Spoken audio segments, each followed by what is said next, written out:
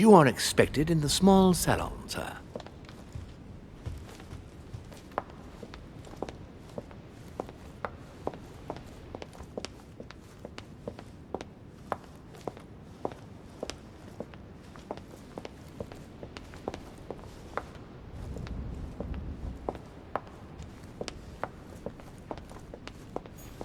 Monsieur Jacques Perru, Monsieur Napoléon Bonaparte.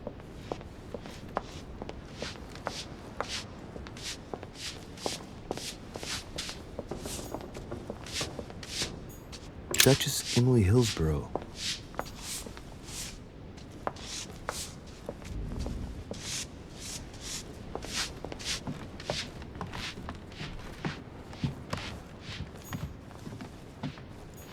Duke Manuel Godoy.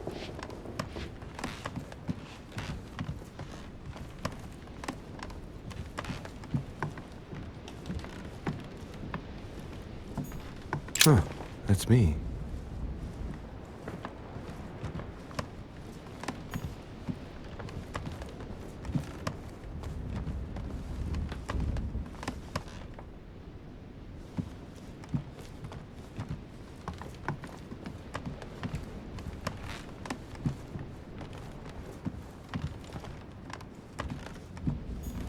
President George Washington.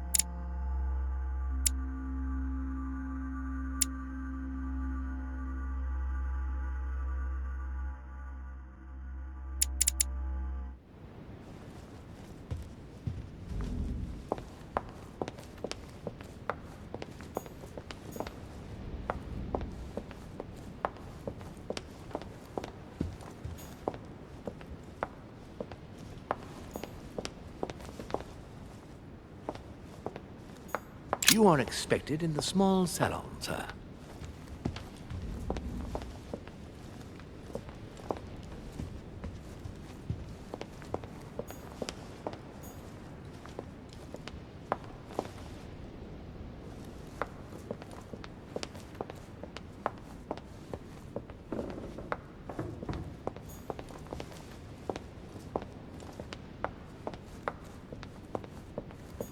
Monsieur Johann van Woolner.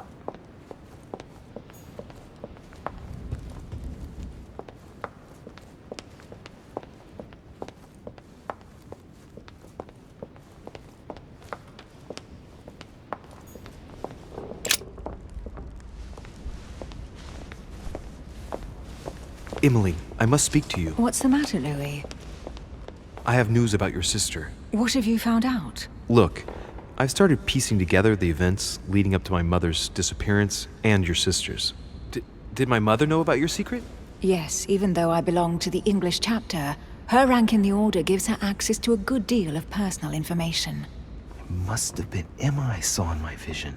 I was given to understand that my mother and your sister bonded during their stay.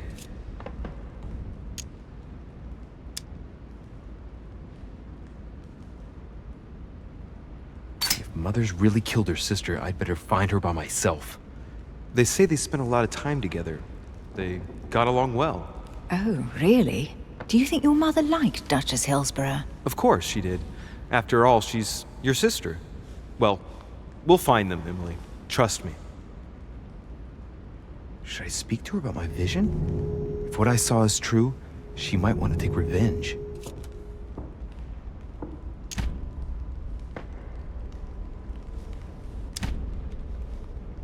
Emily, there's something else. Go on then. It's about your sister. I don't know what happened exactly, but it's possible that my mother had a go at her. I know, Louis. I found out that same evening. Well, thanks for not trying to hide it. What? Why didn't you tell me? I didn't know if I could trust you. Now I know I can. It seems that your mother tricked Emma. She apparently asked her to hide an important book so that even she wouldn't know where it was. And then she shot her like a dog to make sure no one would ever find it again.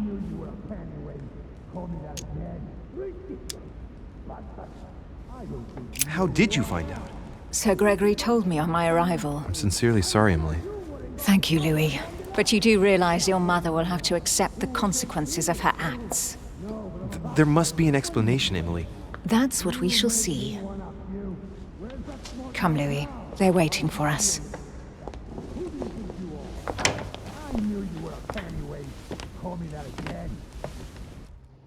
You will pay dearly, Peru. I'm sure you were involved somewhere along the line. That's right. Pretend you don't know.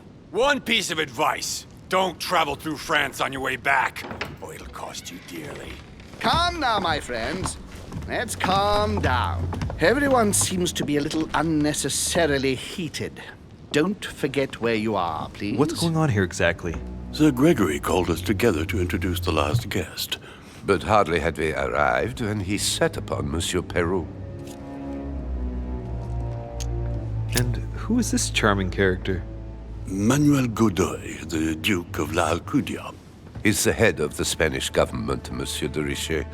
He's the one who, in practice, controls Spain. How could you dare do such a thing? Dios mío, you are all out of your minds! Really, Duke Manuel? What made you kick up such a fuss? What? Have you not heard? Well, let me inform you that yesterday morning at 10:22 a.m. precisely, in the middle of the Place de la Révolution in Paris, by decree of the National Convention which Monsieur Peru works for, King Louis was guillotined. What? Oh, no. The King of France is dead, gentlemen. Our monarchies are in danger. I have said it before. How dare they? Oh, dear. Oh, as if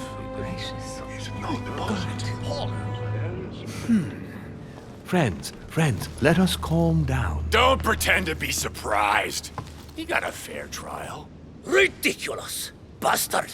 He was sentenced to death by 361 votes to 360. You beheaded a king for one vote! Is that your democracy? What an obnoxious act. Until this, anything was possible. This political coup will have grave consequences. France is lost. Gentlemen, please. Let us take a step back a moment. In the name of holiness. He was the highest representative of God in France, Emily.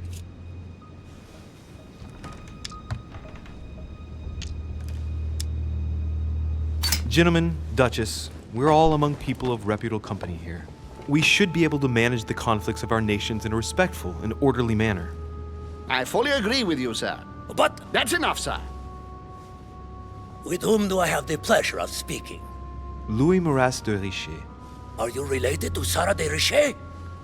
Sarah is his mother, Duke. Gentlemen, this news affects us all, but I must ask you to remain calm. It's not the first time history has taken us by surprise. Let's ensure that our respective countries are allowed to respond appropriately to this news. Oh, rest assured. The response will not fall short, my friend. Good for you. Well, Your Grace, here I was preparing to introduce you as is proper, and you've beaten me to it. I'm delighted that we are all together at last. Our meeting will therefore be able to kick off shortly. I have just a few more little preparations to take care of before you all find out the reason for your presence here. In the meantime, I shall leave you to get to know one another. When you hear the bell, please proceed to the conclave room on my left, behind that door. I'll see you later.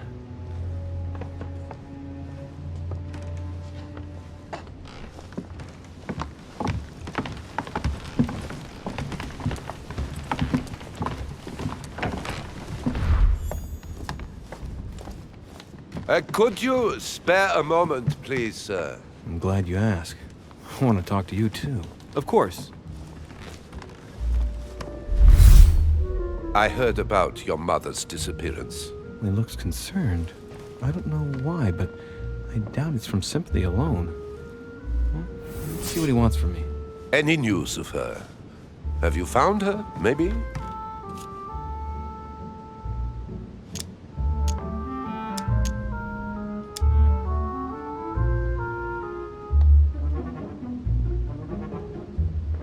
Hear you speak, it sounds like you and my mother were close.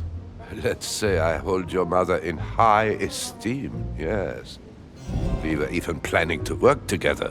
That's what he was getting at. Did she tell you about our arrangement?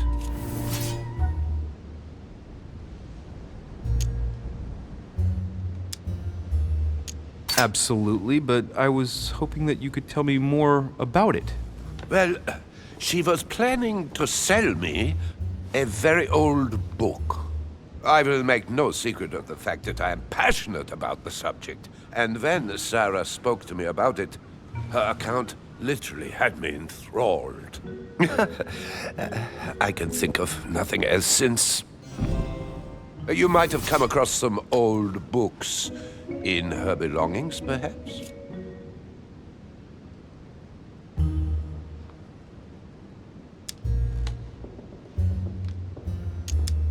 As my mother's got so many old books, I'm afraid I won't be able to... Oh, it's easy. You can't mistake this one. It's an ancient grimoire, composed of 7 parts. Each one is closed under lock and key. It was made in such a way that if someone tried to tamper with it, the sheets would be permanently tarnished. If you find it, you mustn't tamper with it. You see? That's unusual. Unfortunately, that doesn't ring a bell.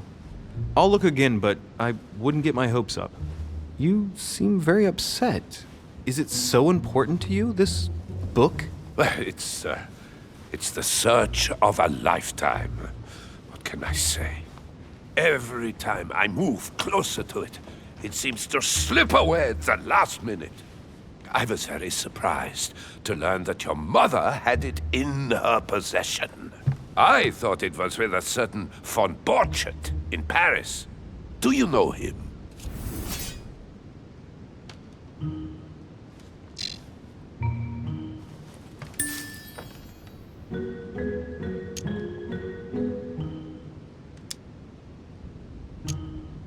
Indeed. My mother and I had a brush with this individual just a few months ago. What about? About an object stolen from the Order a few years ago, which my mother wanted to recover. This situation comes as a great surprise to me. I got him now. I hope I've been able to satisfy your curiosity, Mr. von Wollner, and that you succeed in finding what you're looking for. Oh, and so do I. And now, what if you told me who you really are working for, instead of keeping up this pretense? I beg your pardon? We both know what you're looking for, von Wollner. You're the one who von Borchardt was planning to sell it to. For centuries, all those who have come into contact with the Al-Azif have bitterly regretted it, Monsieur de Richet. You are playing a dangerous game. Please know that I am working for someone who does not appreciate anyone poking around in his business. Let me guess.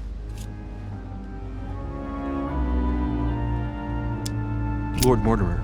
Oh, you are way off the mark. There's nothing more for us to say. Goodbye.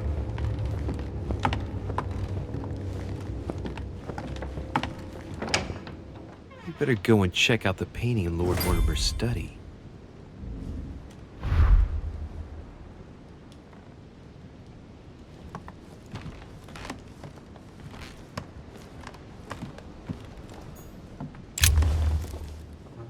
Monsieur Bonaparte, may I speak with you a moment? May we?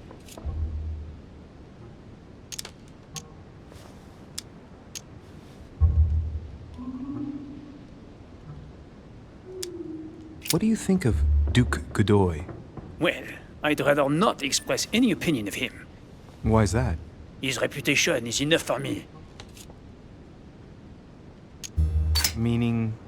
This gentleman enjoys people talking about him for too many reasons.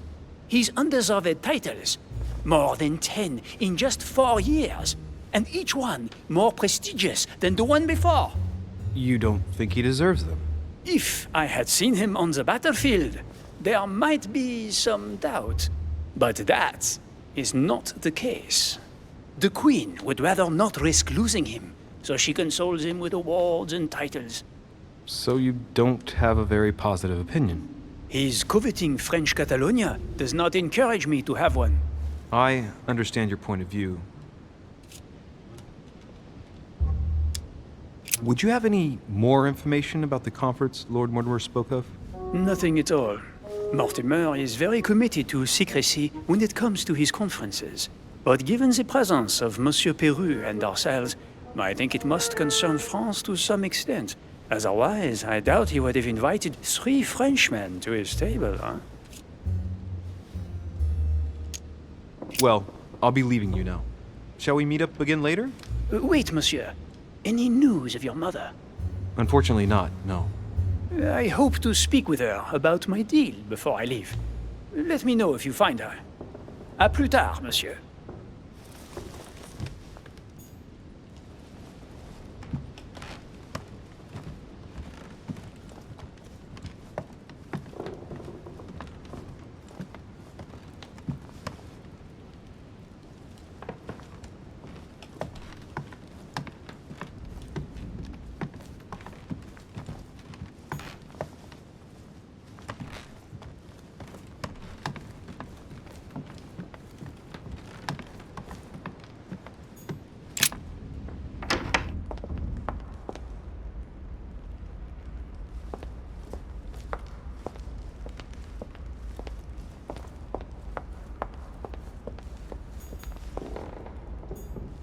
Lord Mortimer certainly has a taste for staging rooms.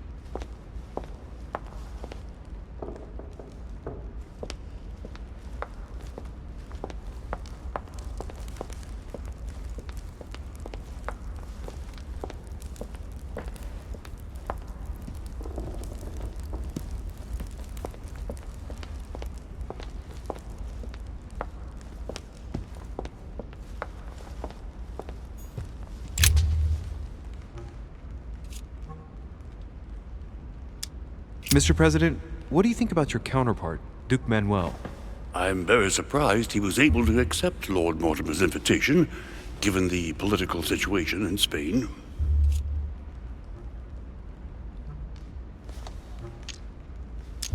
I wonder what promise Lord Mortimer could have made to make him agree to come here, given the circumstances. Who knows?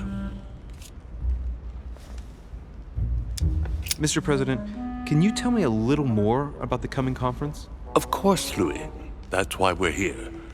Lord Mortimer or Sir Gregory regularly organize meetings like this to put forward major projects. What do you mean by major projects? I'd prefer to let Lord Mortimer explain that to you, Louis. Let's say he brings together influential people in order to consider possible actions to undertake to guarantee the future of nations. Do you know the theme of the conference? Not in the slightest. None of the guests know the theme before arriving. But you'll see, everything will turn out fine. Don't worry.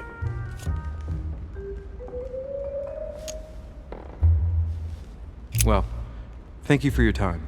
Don't mention it, my young friend.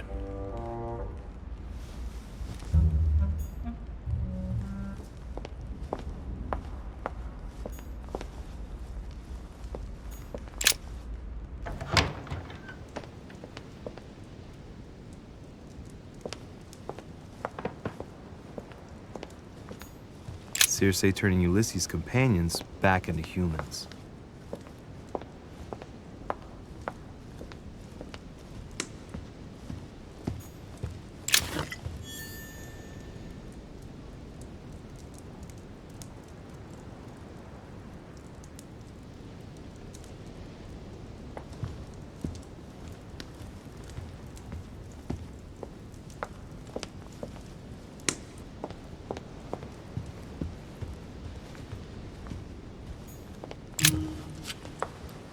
Ah, Louis.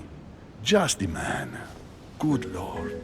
How did the king come to be executed? I would think that the order would have intervened.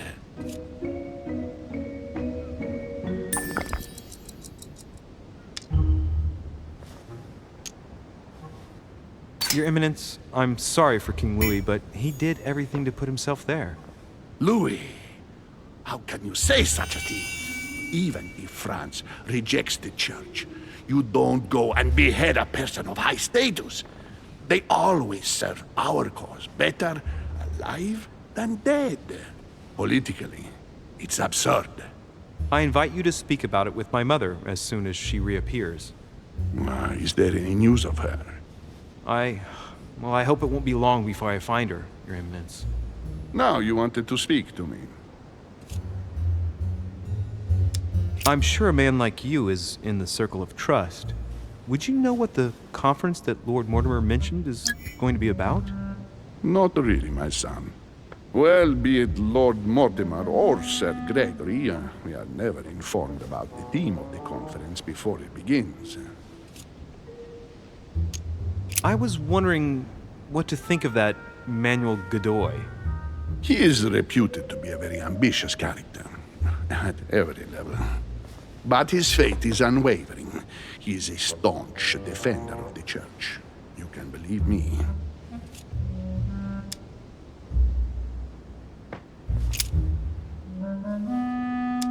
Thank you for everything, Your Eminence. I shan't take up any more of your time. You are welcome, my son. I will be seeing you, Louis.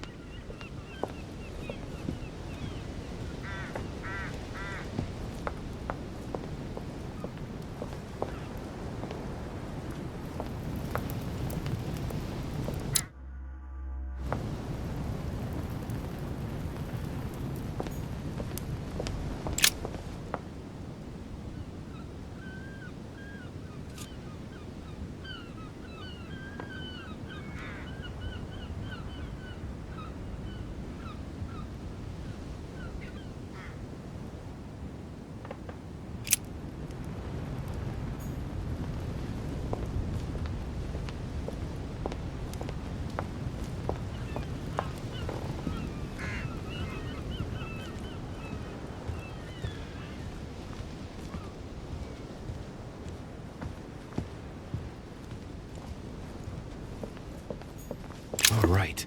I've retrieved everything.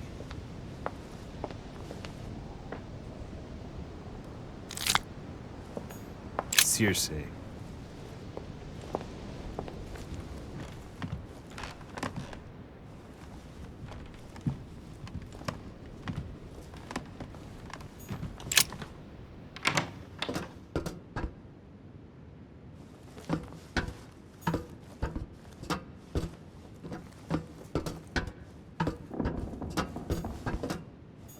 Great. Honey.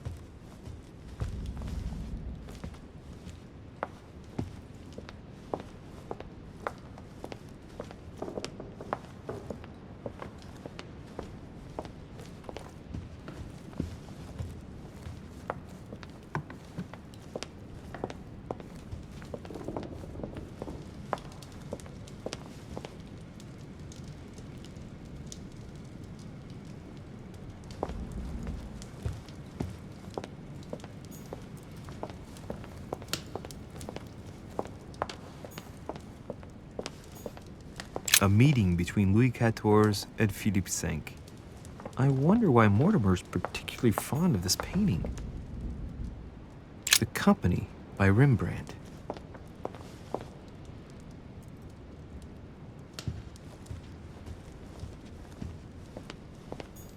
The Fall of Phaeton, another painting by Rubens. Poor Phaeton, struck by lightning for borrowing his father's chariot and losing control of it. Moral, don't steal Dad's chariot.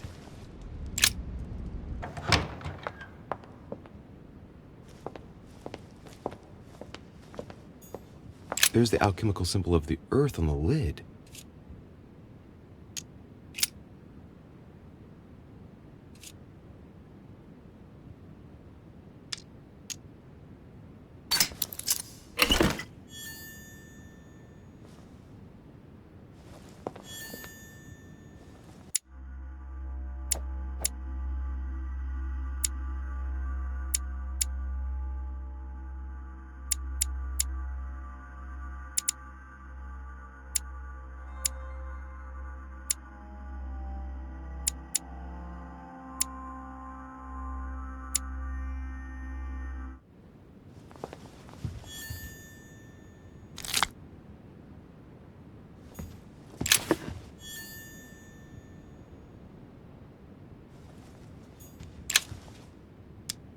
Fragment of amber.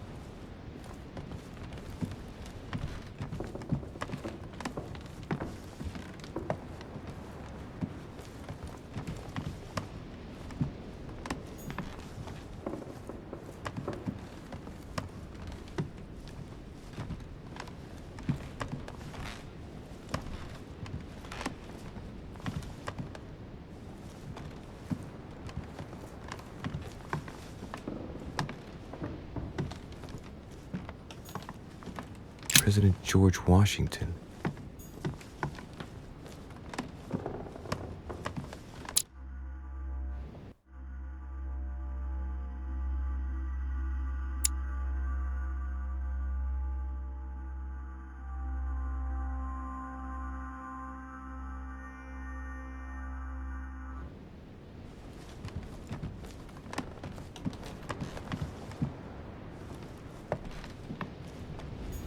An old sesterce from Roman Gaul.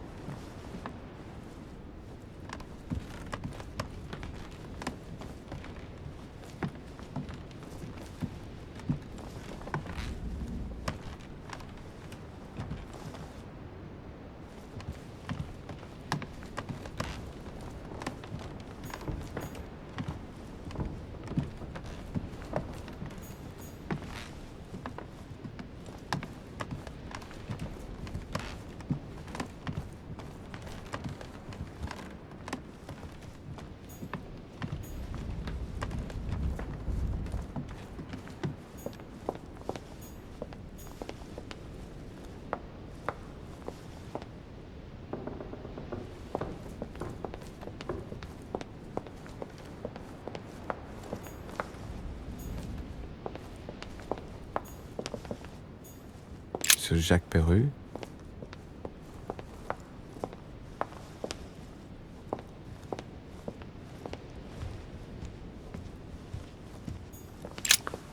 What do you want, Louis? What do you think of our last guest? Well, I never thought I would get the chance to meet that Hispanic Casanova in the flesh. His reputation is well known. The gentleman collects lovers, including, would you believe it, the Queen of Spain.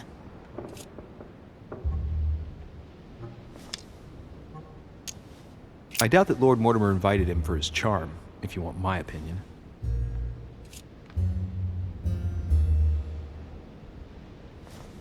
Emily, what can you tell me about the coming conference?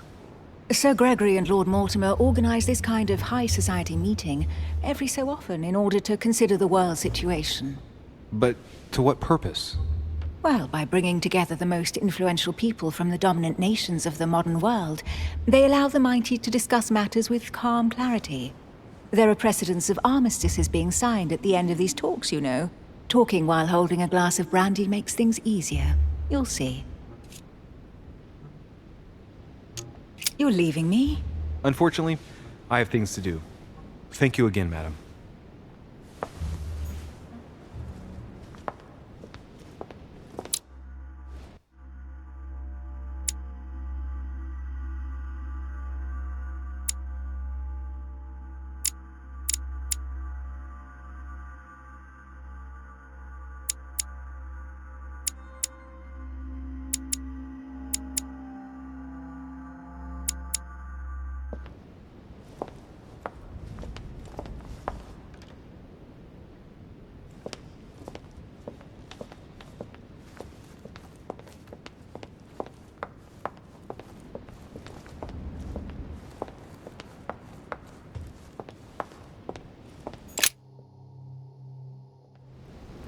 So, what did my mother mean by going beyond the nightmare?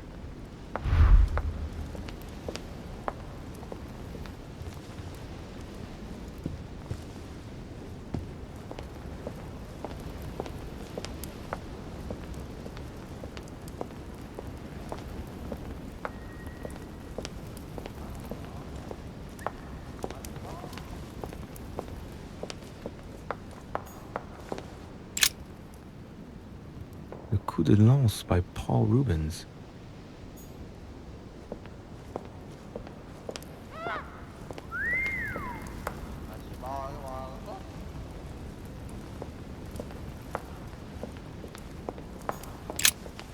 A mynah bird.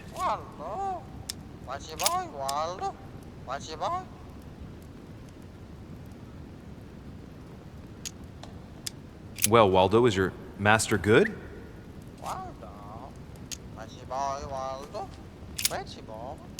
Sarah de Riche? Waldo, you know Sarah?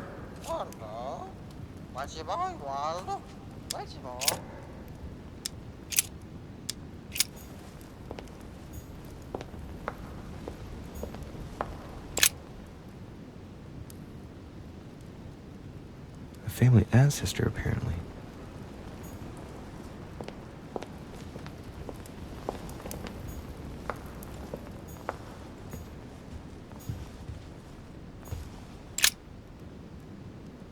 Let's take a closer look.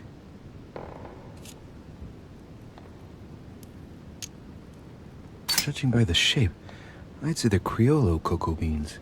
The chocolate of the Mayas, the rarest of the beans. Some even say they're an aphrodisiac. When a product is in fashion, people attribute all sorts of virtues to it, not to be given to animals. Dark chocolate beans, very bitter. They're greatly prized in high society.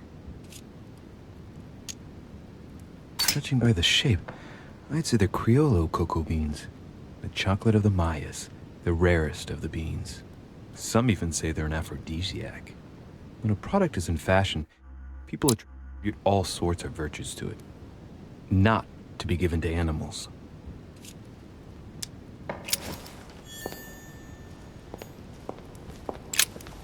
A mynah bird.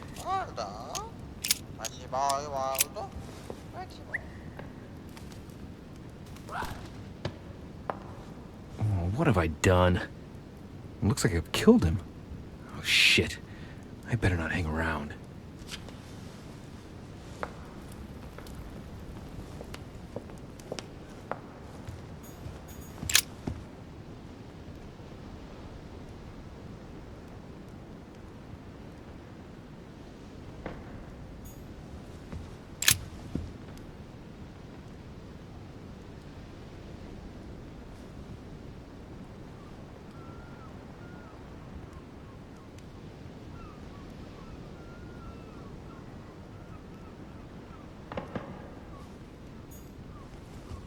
No, what have we got here?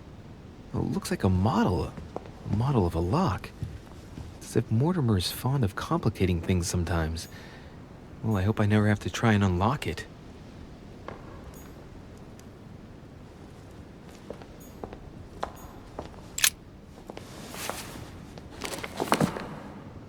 It's a book on the history of the Crusades. I don't think it has any connection with my research.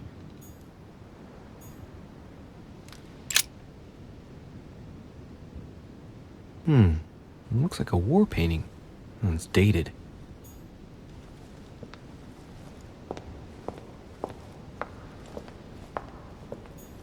The Nightmare painted by Fuseli in 1781. Ah, this must be what my mother was talking about. Now just need to find out what she meant by go beyond. Hey, looks like it's mounted on rails on each side. It should lift up, I think. There must be a mechanism somewhere.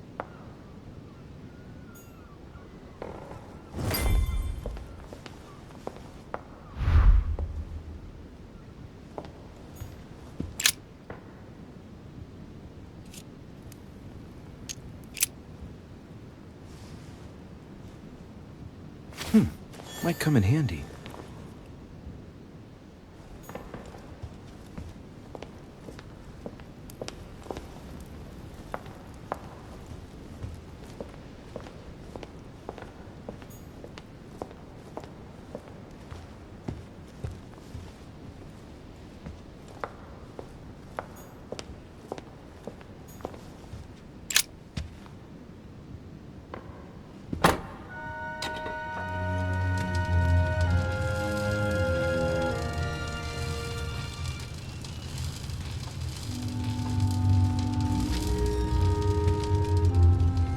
Aha! I found it. Oh, what on earth is this? A ring lock now? Great. That's all I needed.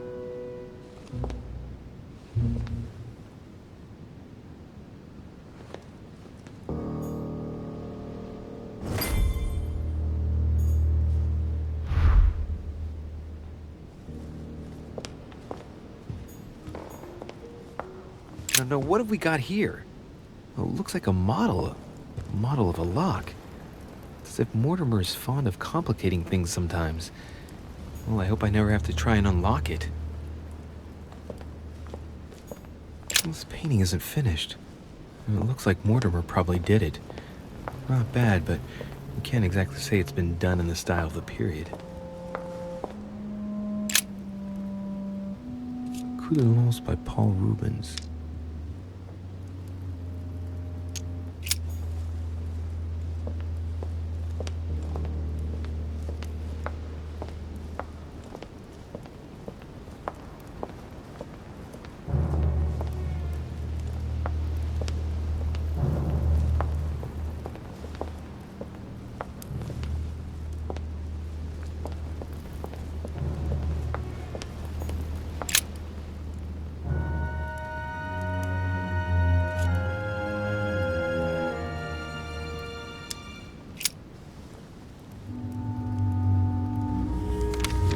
Well, history of the Mortimer lineage. Looks like his ancestors have always sought to improve society and have had an open attitude towards the arts.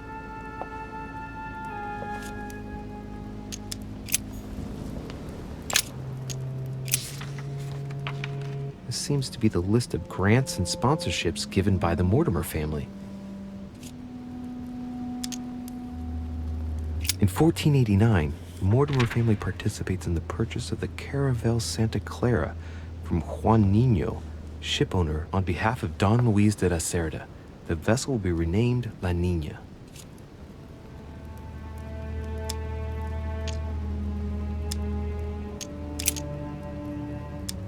In 1645, the Mortimer family allocated a pension to be passed down the generations to the Nérac family from Bordeaux, shipowners and refiners from father to son, a family known for their expeditions to Africa and America.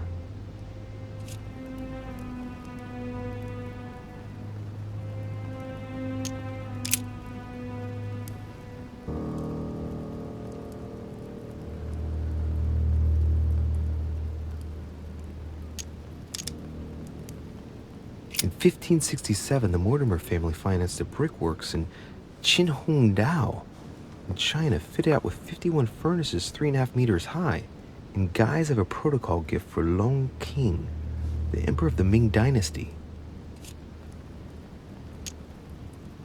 I'll bet that brickworks helped maintain the Great Wall. From 1235 to 1280, the Mortimer family granted an annual pension to Albert the Great, Archbishop of Regensburg, in order to fund his research in the writing of De Mirabilibus Munci, books about the wonders of the world. Let's not forget it recorded the recipe for gunpowder in the form of an anagram. They democratized firearms in Europe, no less.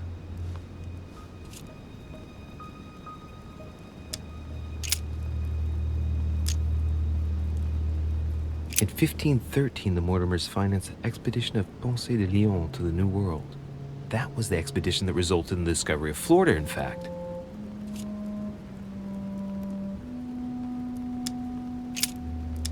In 1635, the Mortimer family sponsored the Academy of Mersenne for 30 years in Paris for works in the sciences and in philosophy.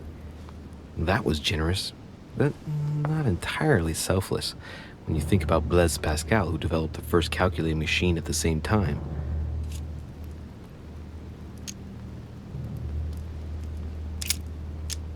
In 1550, the Mortimer family financed half of the construction of St. Basil's Cathedral in Moscow, by way of protocol gift for Ivan IV Vasilievich, one of the most beautiful religious buildings ever built.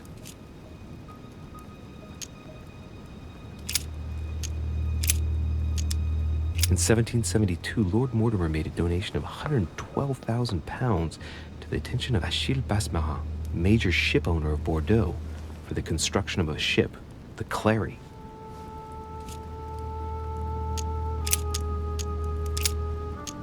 From 1685 to 1720, the Mortimer family allocated an annual pension to Denis Papin for his brilliant works in pneumatics and hydraulics. That reminds me of spectacular experiments such as his first submarine, which didn't end all that well if I remember correctly.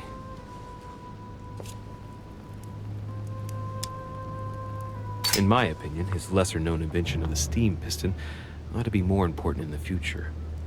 Well, that's strange. I thought he died in 1712.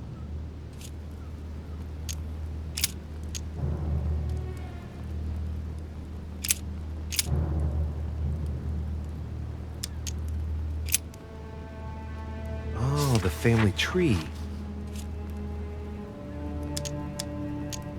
The first William Alexander Mortimer.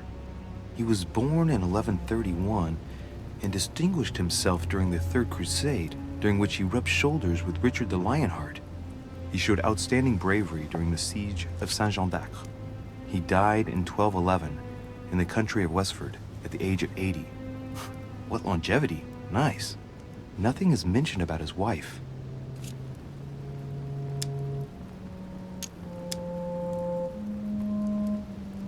Lord William Alexander Mortimer, lover of the arts and the sciences, he took up politics at an early age.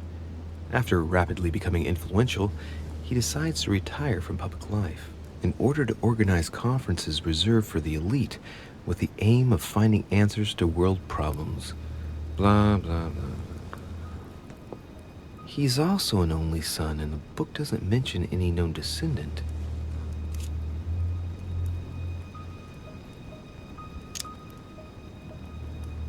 The direct descendant of William Alexander Mortimer I was born in 1195 on his father's return from the crusade. Only son, more discreet than his father, it states that he was widely traveled. He produced only one descendant, named William Michael Mortimer. He died in 1275. There's no chapter dedicated to his mother.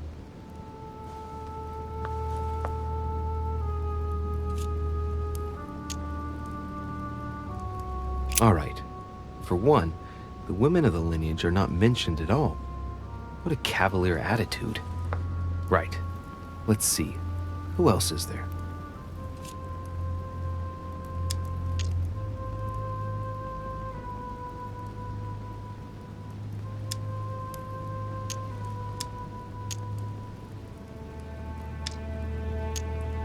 Only son, a descendant with a singular name.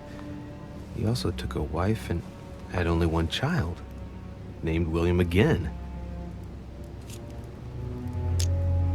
Another at random. William Mortimer again. Only son, him too. Born in 1573 and died in 1665. The Mortimers lived to a ripe old age, that's for sure. Discreet again. The summary states that he was an excellent merchant, and that towards the end of his life, he entered politics?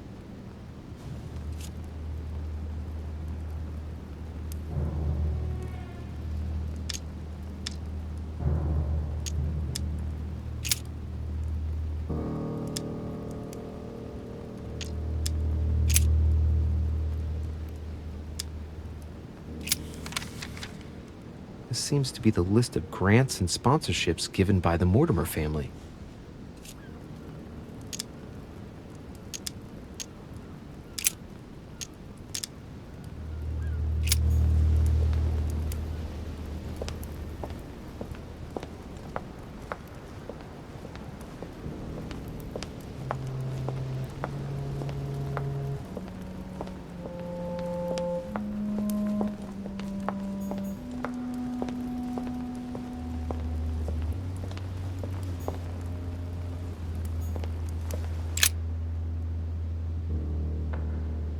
Painting depicting the Third Crusade. It's titled Winter Before the Fall of Saint-Jean d'Acre.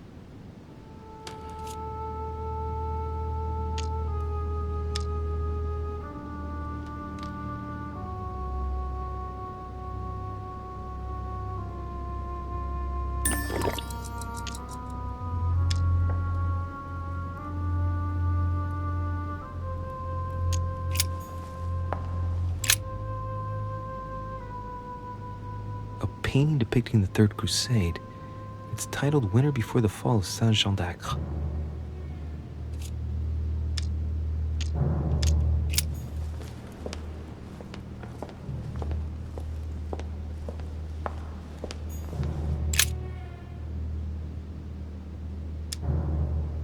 It's a complex mechanism. Looks like the third ring is a bit seized up. Gets stuck on number 9. Looks like there's a marker on number 1 on the second roller.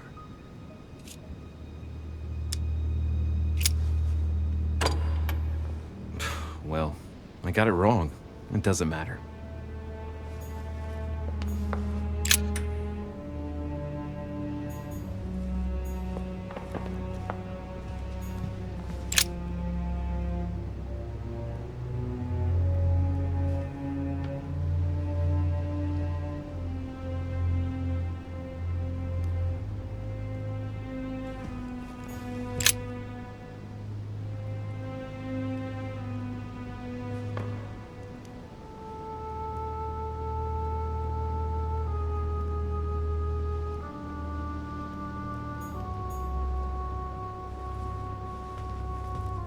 No, what have we got here? Well, it looks like a model of a lock. It's as if Mortimer is fond of complicating things sometimes. Well, I hope I never have to try and unlock it.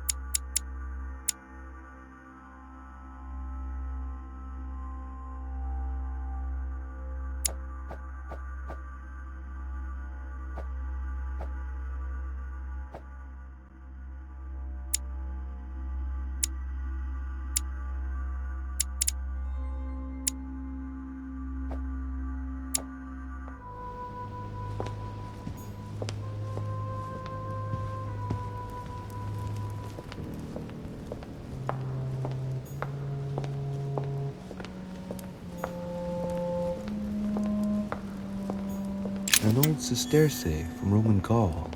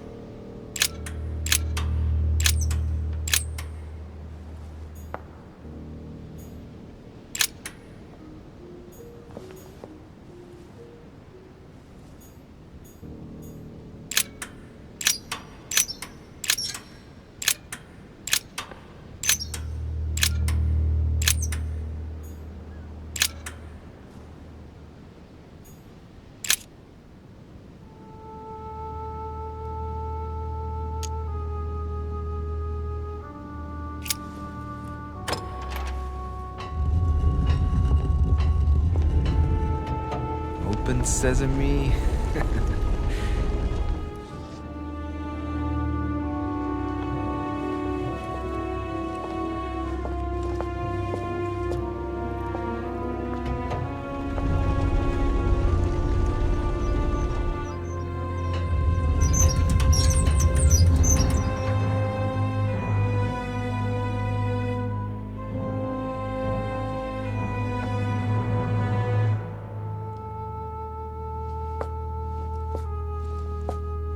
Let's see what you've been hiding, Lord Mortimer.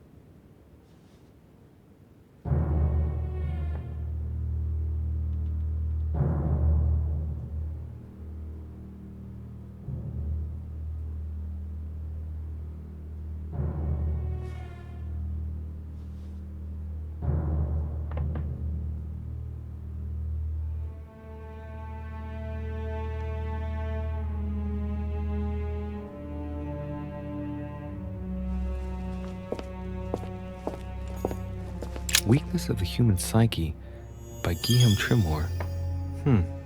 He says, it is possible to drill an idea into someone by constant daily repetition until the mind gives in. And goes on, there are hundreds of good ways to live life, but you only need one to convince the masses that it's the only one possible. The author isn't letting any ethical principles get in his way, is he?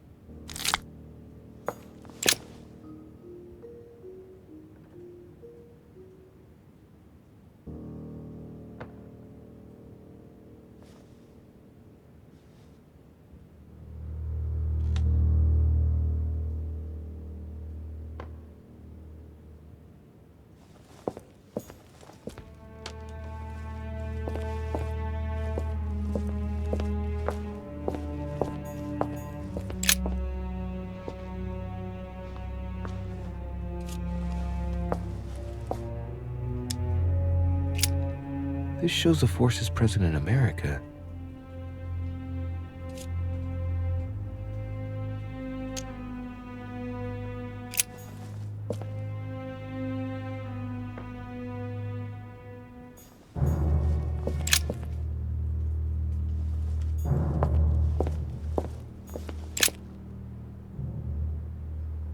This is my mother's writing. I've picked up her trail.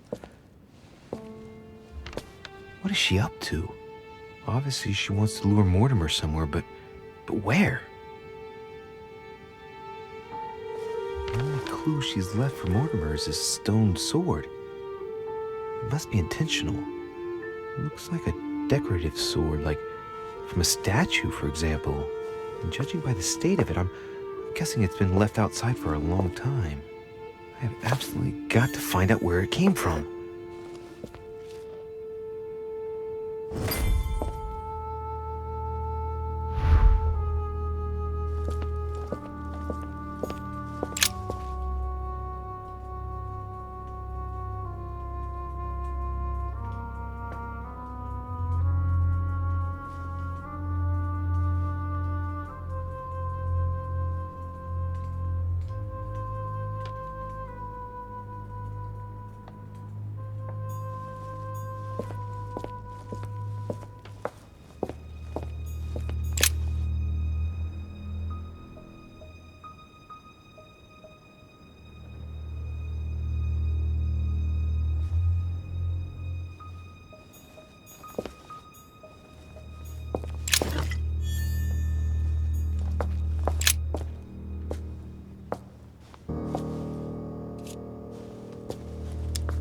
Shows the forces present in Europe.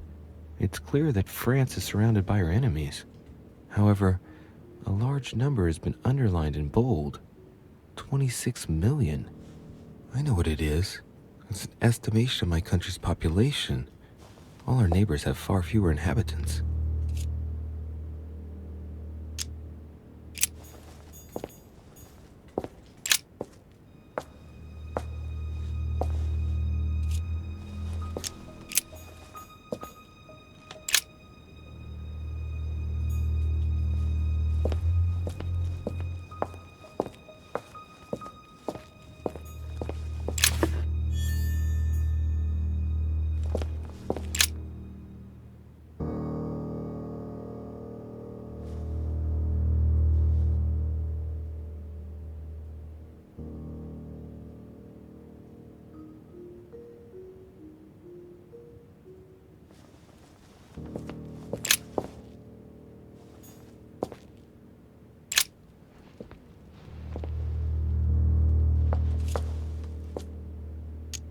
Fine-looking map of the Orient, indeed.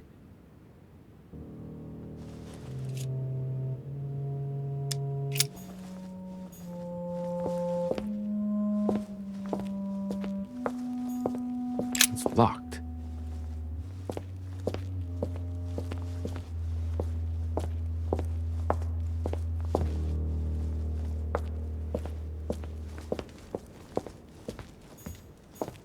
Preservation using formaldehyde.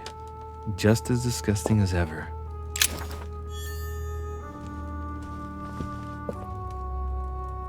Something strange about this table. What kind of experiments does Mortimer carry out here? It's a dissection table. So Mortimer does autopsies here on his desert island. But who is he doing autopsies on then?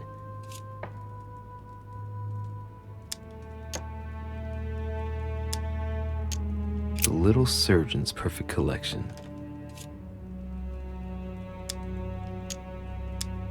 What kind of experiments does Mortimer carry out here? It's a dissection table. So Mortimer does autopsies here on his desert island. But who is he doing autopsies on then?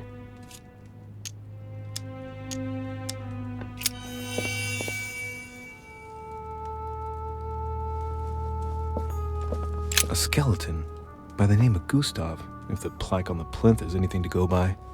Mortimer's given a name to his anatomy skeleton. That's morbid. Oh, his right hand is missing.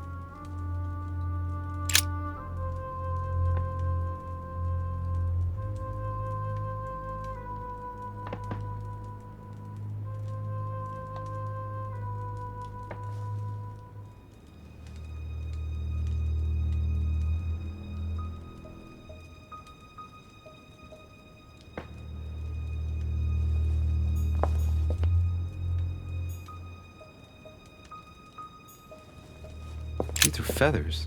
Pigeon, probably. Looks like obsidian or onyx. Must weigh a ton.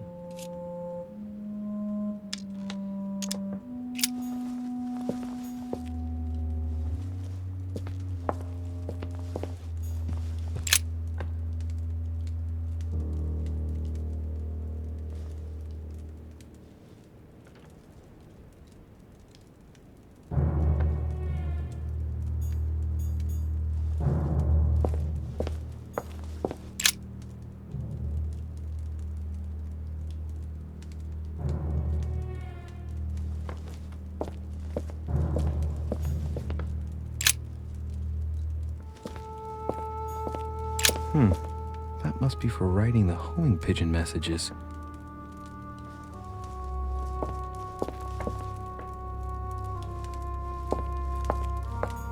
Carmelite water. They say that if you drink this, it gives you a real boost.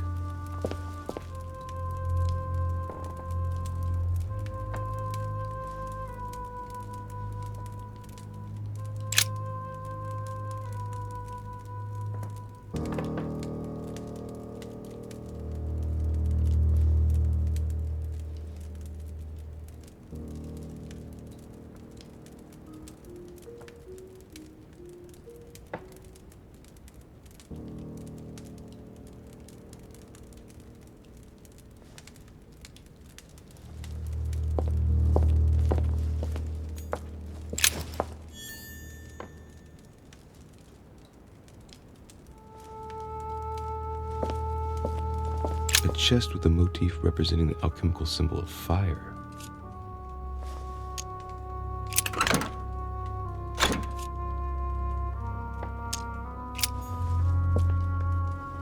A chest with a motif representing the alchemical symbol of fire.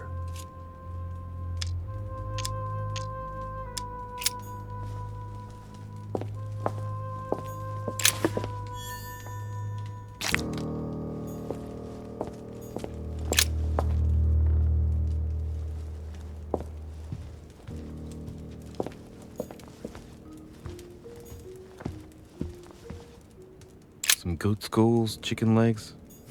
Now we all know what that's for. I'm a little surprised at Mortimer. I didn't seem as the type to be organizing little pagan parties, invoking occult powers, and dancing naked under the full moon. I'm more used to seeing cheap charms like this sold by charlatans in Pré Saint-Gervais. 3 rusty old nails. They're about 20 centimeters long.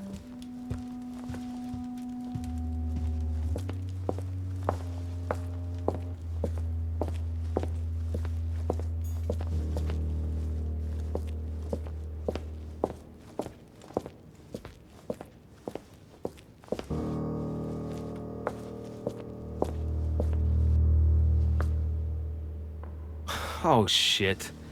How am I gonna get out of here now?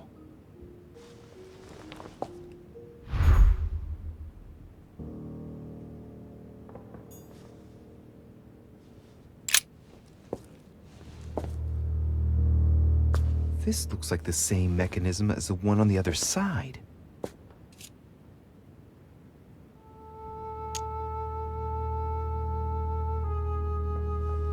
These cylinders rotate on the same central axis, so when I enter a number on one side, it corresponds to another one on the other side.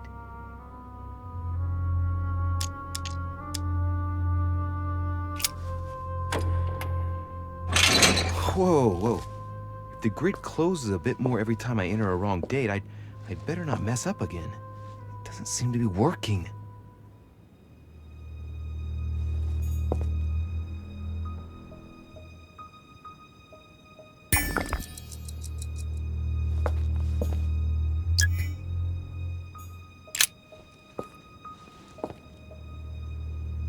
This looks like the same mechanism as the one on the other side.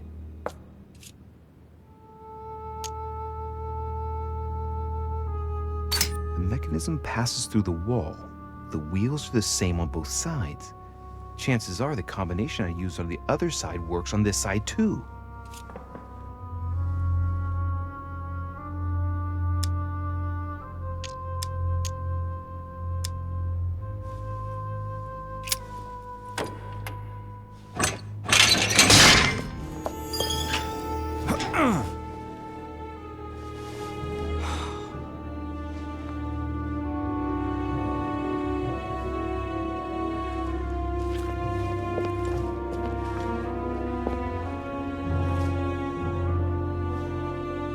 Are stuck. Shit! I'm cornered like a rat.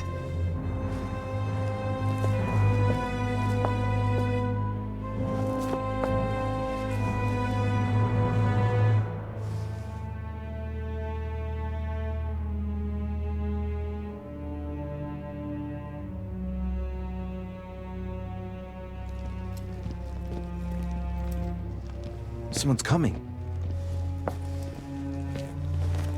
Please don't let it be Mortimer. Who is it? Deliberately avoiding me. 4 years ago, I was his favorite, but nowadays, I have to ask for an audience with his lordship. Damn it! It's Peru.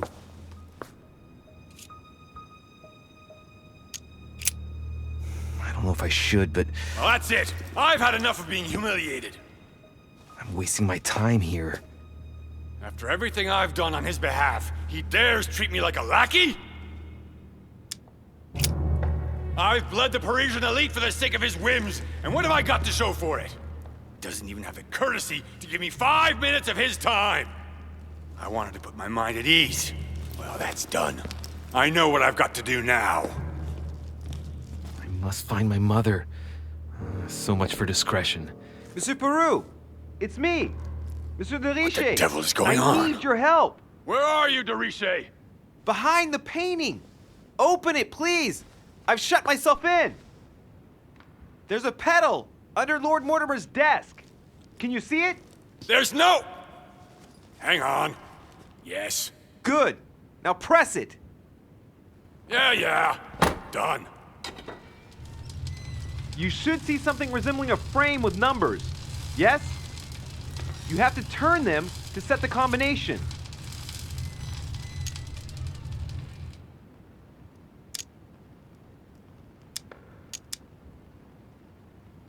$1119.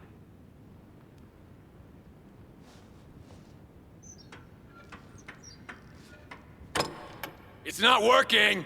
You sure about this? I don't understand. I was certain. Right. Leave it to me. I'll try and find a solution.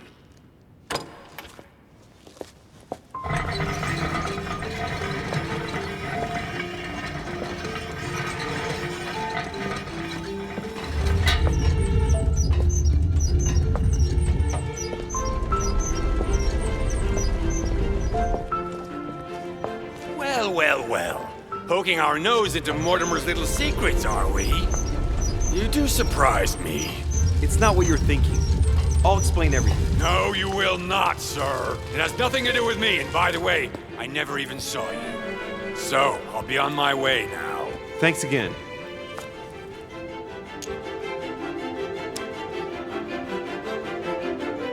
I'm indebted to you. I won't forget this. Yeah, Goodbye.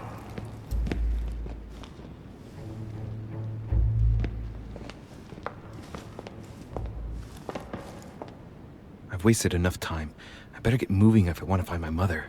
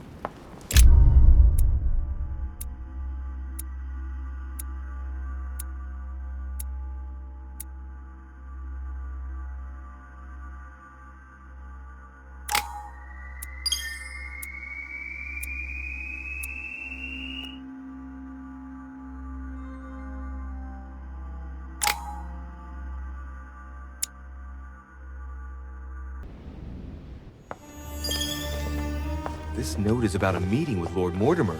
There's no doubt about it. All right, I need to find out where the sword that came with it's from in order to find Mother.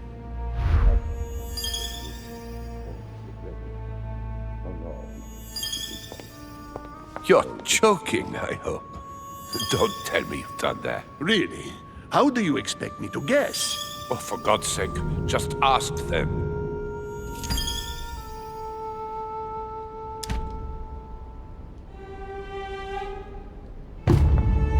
Well,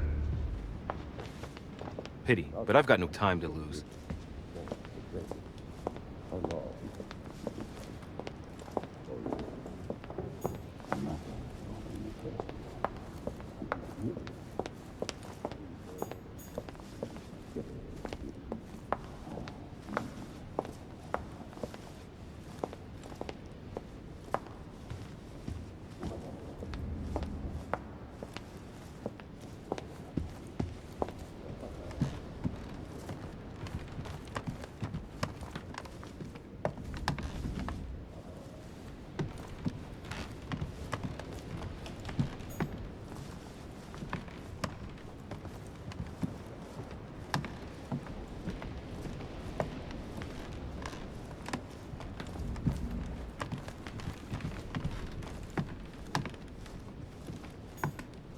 President George Washington.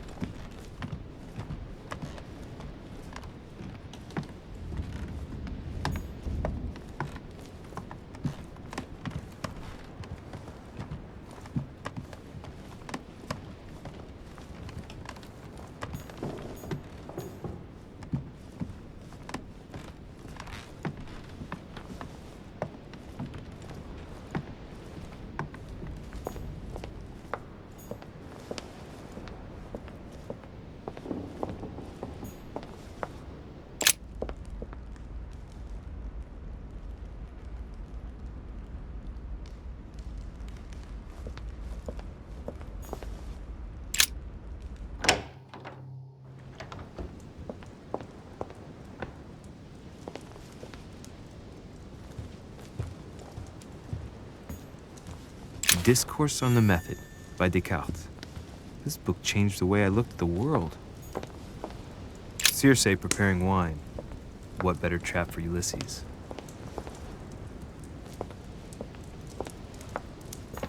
Romney painted Lady Hamilton as Circe.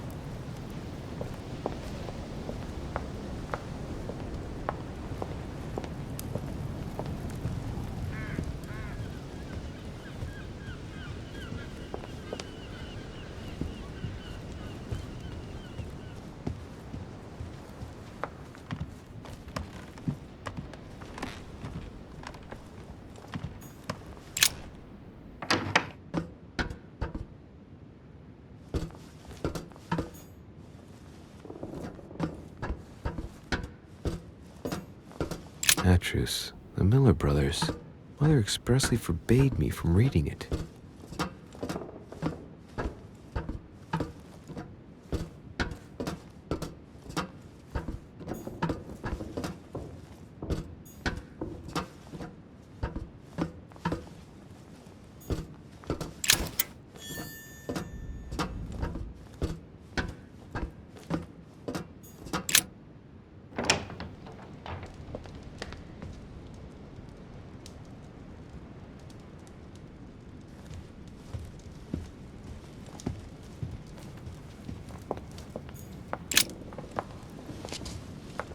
Is everything all right, my young friend? Mr. President, you might be able to help me. I'd like to know where that sword comes from. Any idea? It reminds me of the statues in the garden. I can't guarantee it, but you ought to go and see. You never know, do you? Thank you, Mr. President. You're quite welcome. See you soon.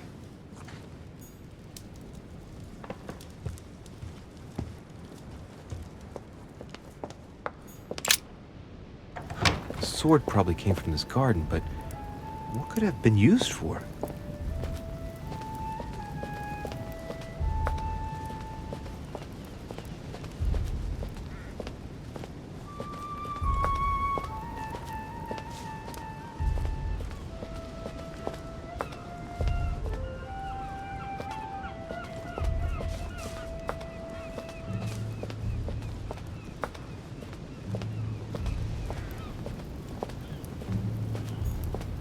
Pasiphae, daughter of Perseus and sister of Circe.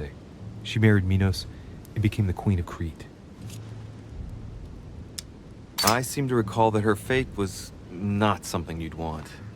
She was punished for the sins of her husband. She had to mate with the sacred bull of Poseidon. 9 months later, she gave birth to Asterion, better known as the Minotaur. It's crazy to see to what extent women have always been mistreated. When they're not harpies, gorgons, and other witches, they become victims. All right, well, let's continue anyways. I wonder what this kiosk is doing in the middle of the garden. Too cramped to be able to do much. Well, there must be something going on there. What is that? Looks like a sort of opening mechanism.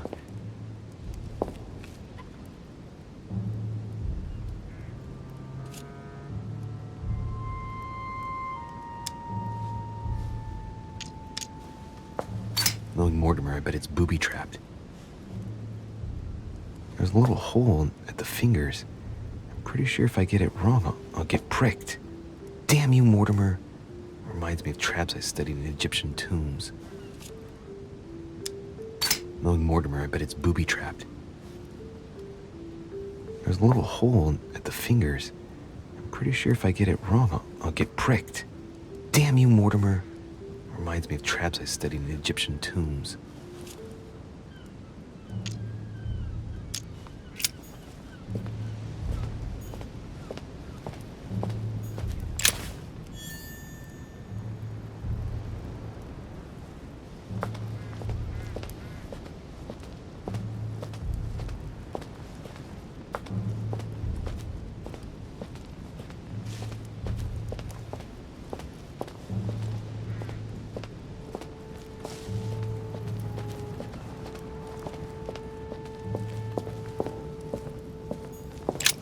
Asterion. It is rare to see him like this. In general, he's represented with the head of a bull, with the features of the Minotaur. The famous son of Minos and Pasiphae.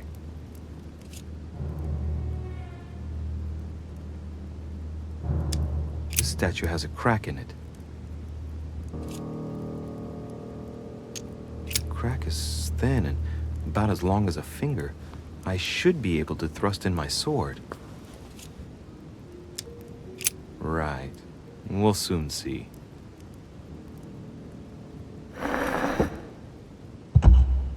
Sorry, Asti. Yet again, your story does not end well.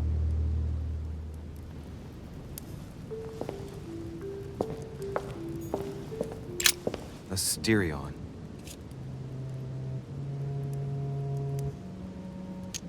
Let's go.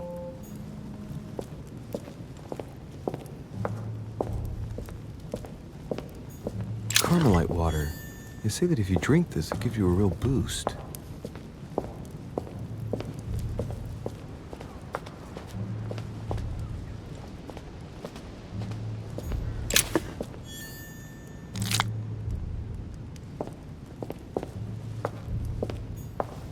Minos, son of Zeus and Europa. If I remember correctly, he was the king of Crete. Married to Pasiphae, he had many children, including the famous Ariadne, whom history remembers for her thread. Hey, there's a crack in that statue. The crack is in the region of the heart. It's a thin crack as long as a finger. A blade could easily enter.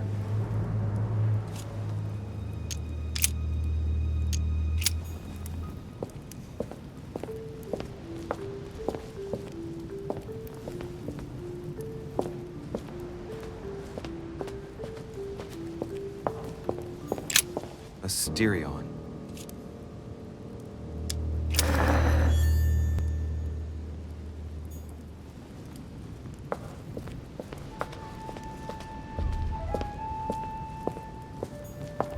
Minos.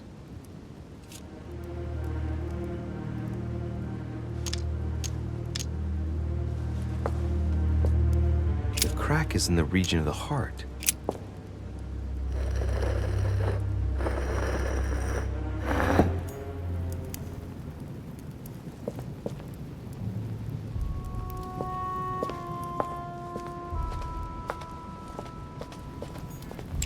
Theseus, son of Aegeus. He's the one who slayed the Minotaur.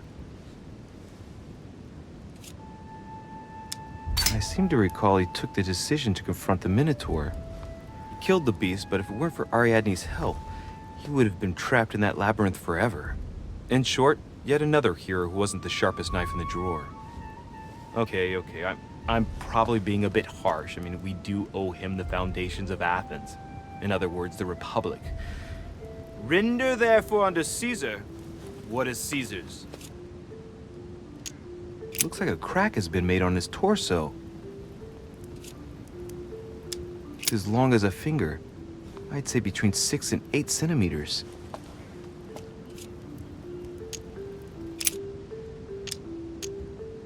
I wonder if Mother managed to solve this enigma.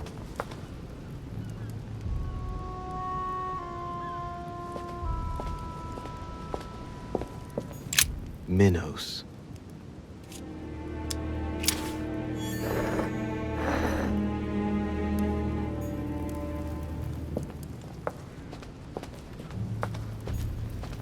Theseus.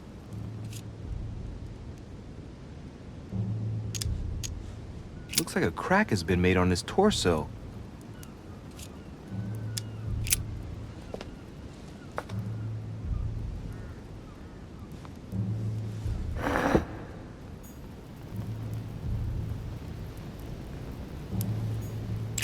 Theseus. Let's try something else instead.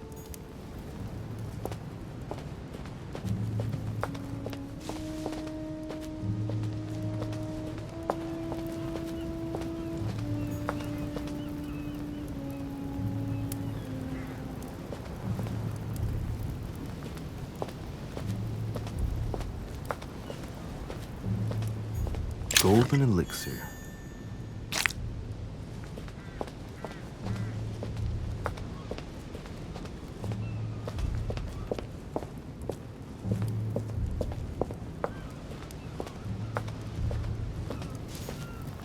Daedalus.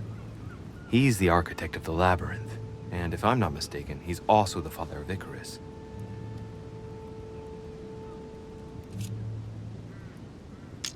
Hey, there's a crack in this statue too.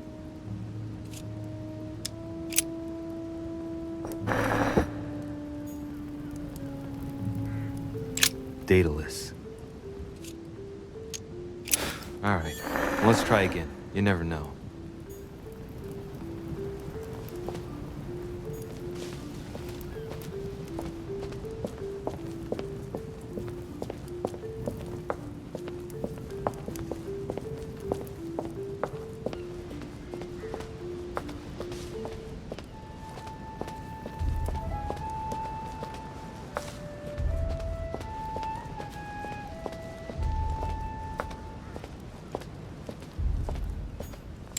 Icarus.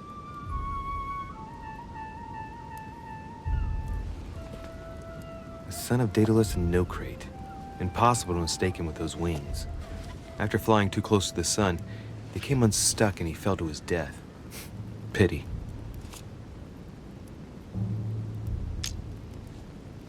Hey, there's no crack here.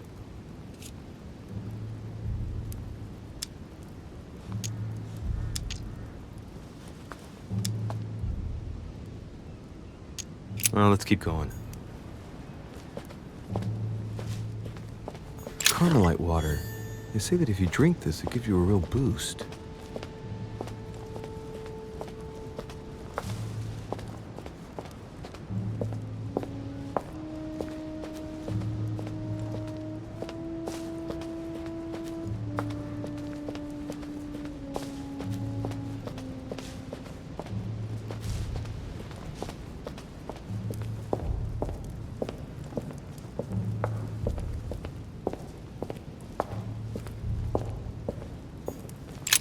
Asterion.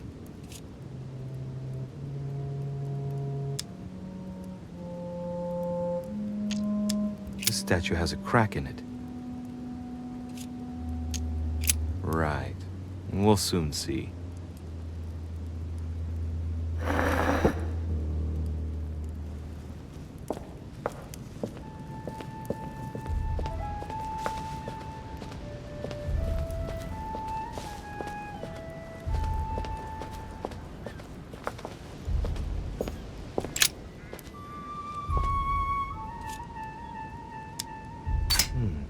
Looks like this slab moves. Well, I wouldn't be surprised if there was a passageway underneath it. It's up to the just to deliver judgment. Truth unlocks all possibilities.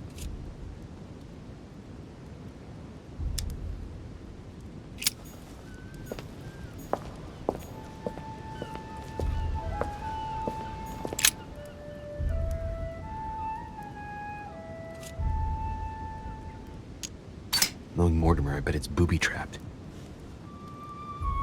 There's a little hole at the fingers. I'm pretty sure if I get it wrong, I'll get pricked. Damn you, Mortimer. Reminds me of traps I studied in Egyptian tombs. Knowing Mortimer, I bet it's booby-trapped. There's a little hole at the fingers. I'm pretty sure if I get it wrong, I'll get pricked. Damn you, Mortimer. Reminds me of traps I studied in Egyptian tombs.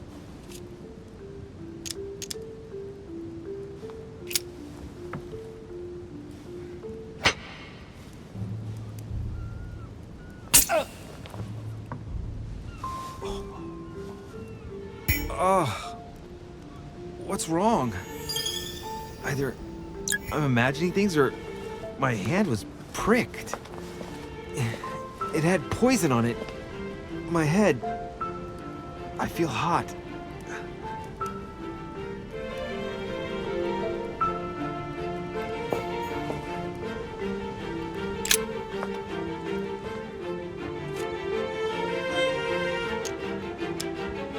It's up to the just to deliver judgment.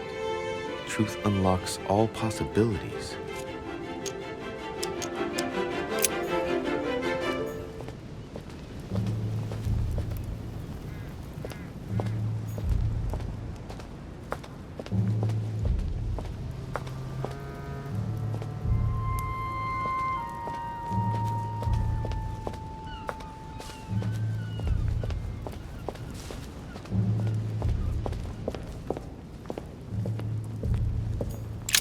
Asterion.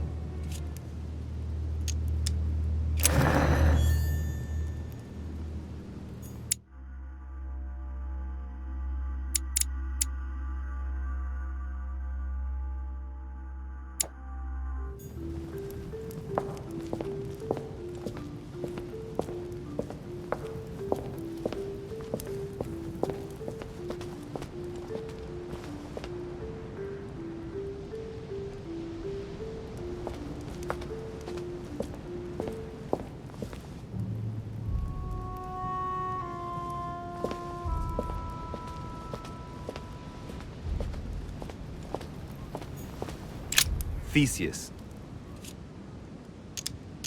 I seem to recall he took the decision to confront the Minotaur. He killed the beast, but if it weren't for Ariadne's help, he would have been trapped in that labyrinth forever.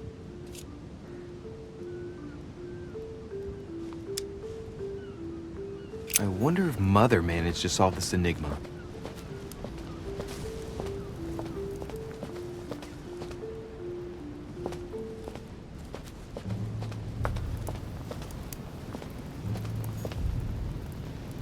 Pasiphae, daughter of Perseus and sister of Circe. She married Minos and became the queen of Crete. She has no cracks. For once, justice is done. She won't pay for the errors of the others. Icarus didn't have any cracks either. Maybe the innocent are protected here. Let's hope it brings me good luck. All right, let's continue anyways.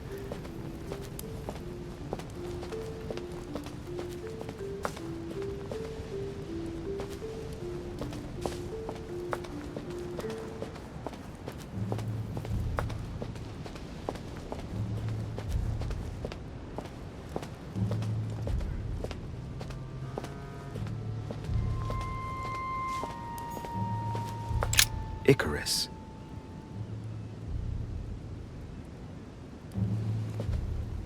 The son of Daedalus and Nocrate. Impossible to mistake him with those wings.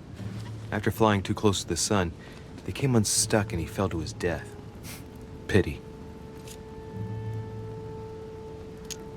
Hey, there's no crack here.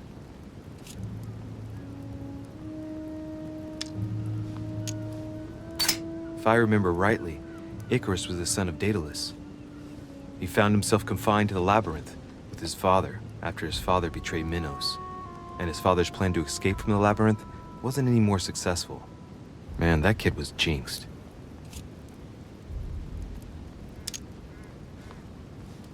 Well, let's keep going.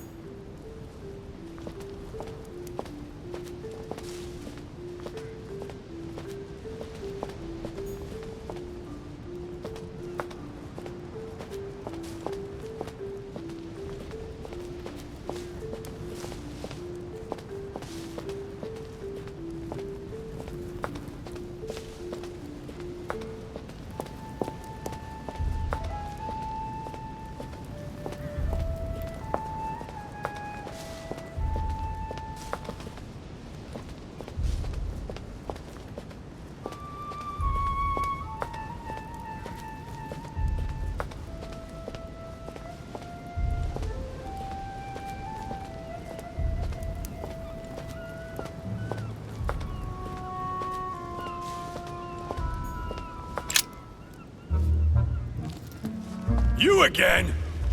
God damn it, are you following me? Wouldn't dream of it, sir. What brings you here?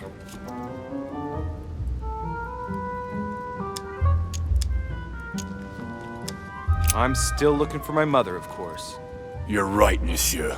Keep looking. Good luck to you.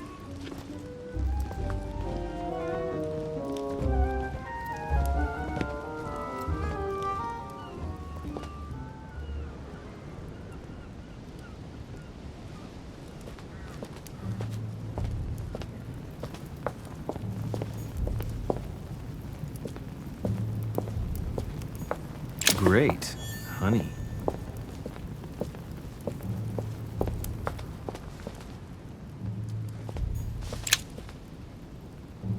Golden elixir.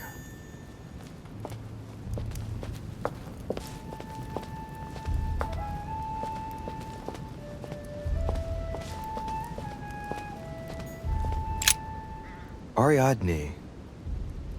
In Greek mythology, she helped Theseus get through the labyrinth. Looks like there's a crack in the region of the heart. If I recall the Iliad, Ariadne is none other than the daughter of Minos and Pasiphae. She was in love with Theseus and helped him in his quest to kill the Minotaur in return for a promise of marriage if he defeated the monster. She gave him a reel of thread so that he could find his way back through the labyrinth, which was famous for being unsolvable. But once the beast was slain, the gallant was quick to abandon her on an island. Turns out heroes are not what they once were. Let's see.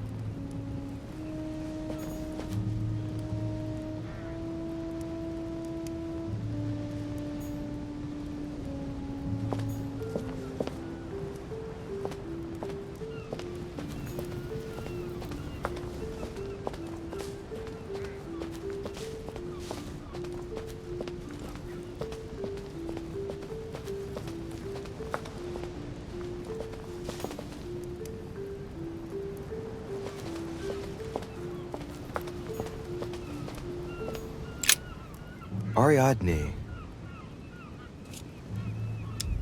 Try something else.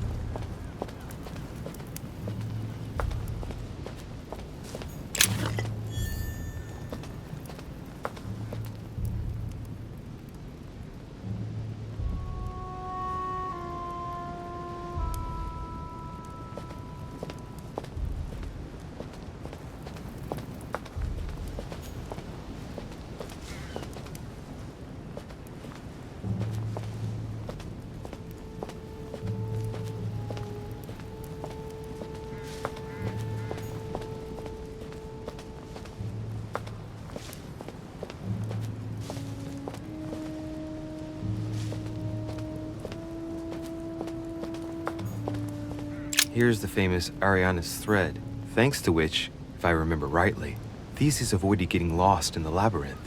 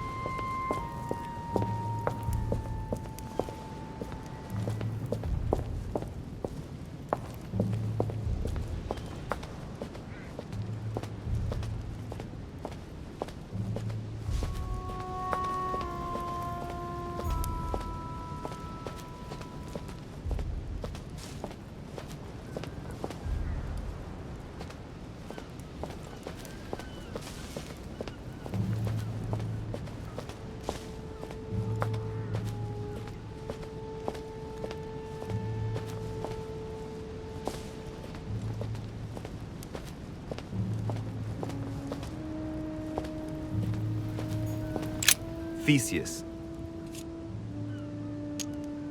Looks like a crack has been made on his torso.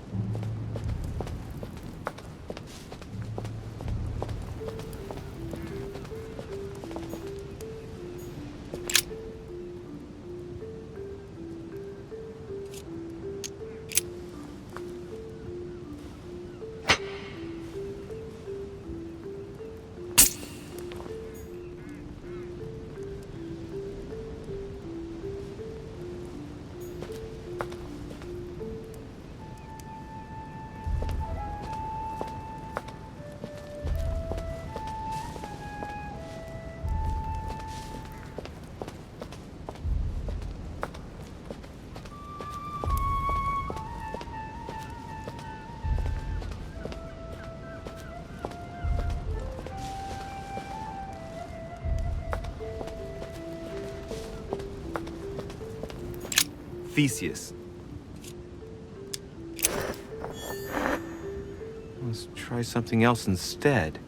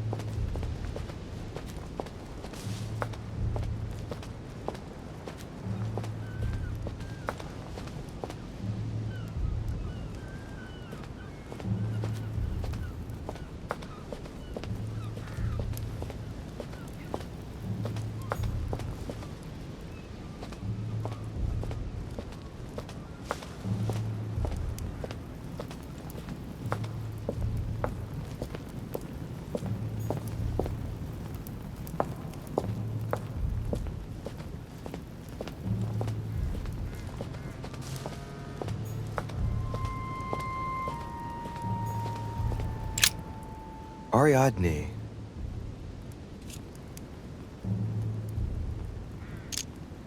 Let's see.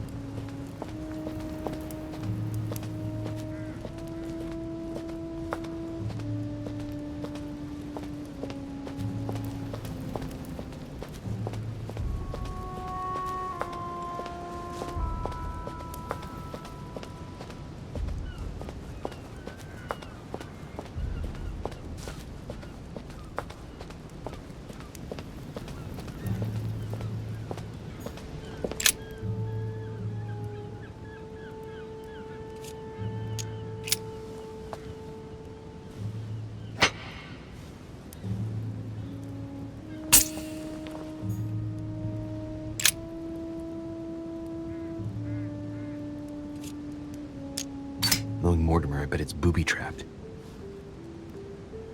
There's a little hole at the fingers. I'm pretty sure if I get it wrong, I'll get pricked. Damn you, Mortimer. Reminds me of traps I studied in Egyptian tombs.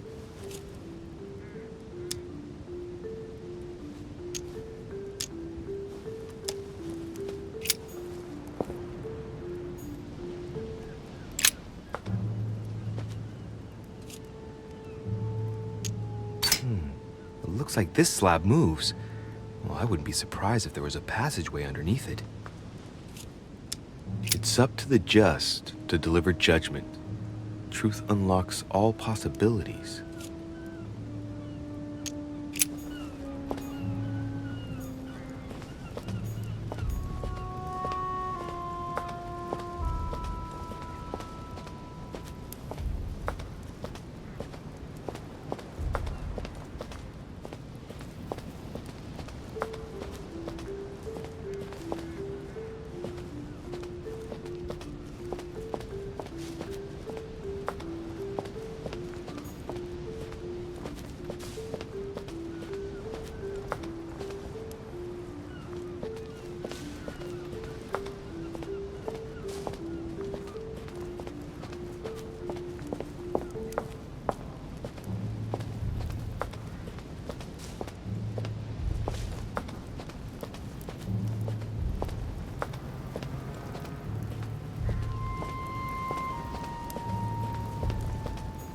Here's the famous Ariana's thread, thanks to which, if I remember rightly, Theseus avoided getting lost in the labyrinth.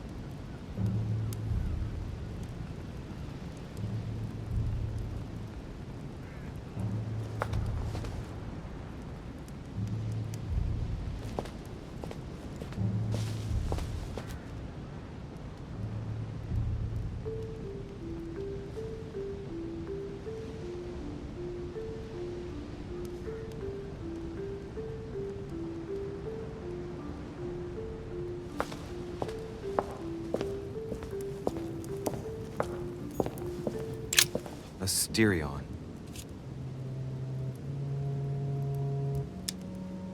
Asterion was a son of Pasiphae and Minos, or rather the result of a curse put on Minos. Minos was punished for betraying Poseidon. Of course, as strangely it often happens, it wasn't he who was punished, it was his wife. She had to mate with a bull, no less. From that union, Asterion was born, who everyone knows as the famous Minotaur.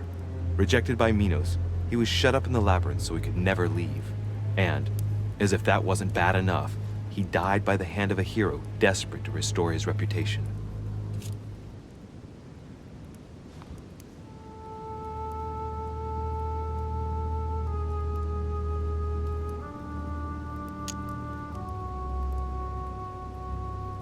Technically, Asterion is the victim of the story because he's described as a child cast out from birth. Born from an extramarital union because of the errors of his father, he was treated as an outcast all his life. And he died as innocently as he was born. A tragic story, as the Greeks knew how to do so well.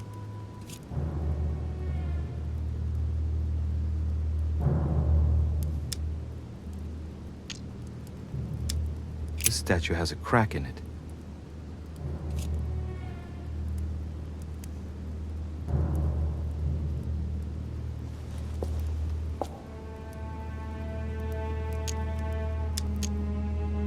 Crack is thin and about as long as a finger.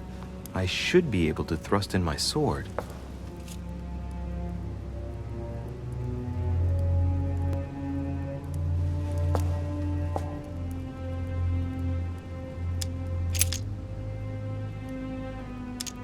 Asterion, son of Minos and Pasiphae.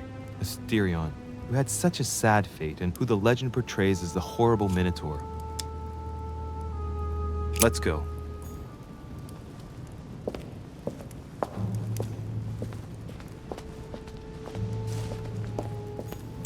Minos.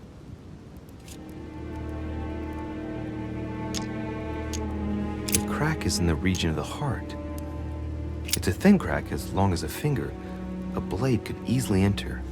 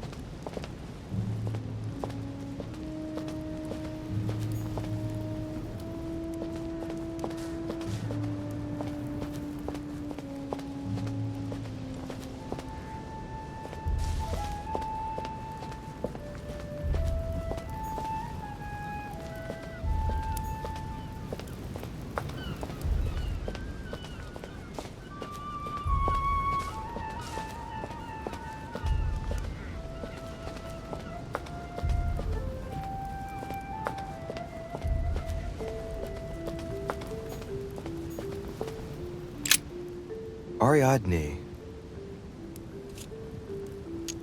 Try something else.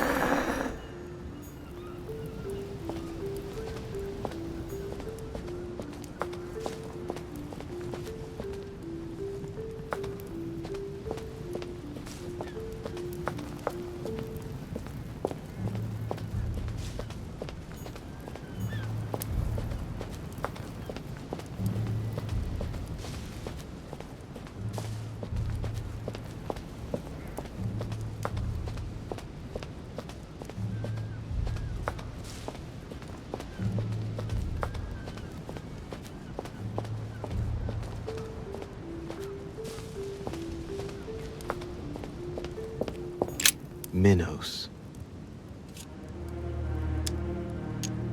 The crack is in the region of the heart.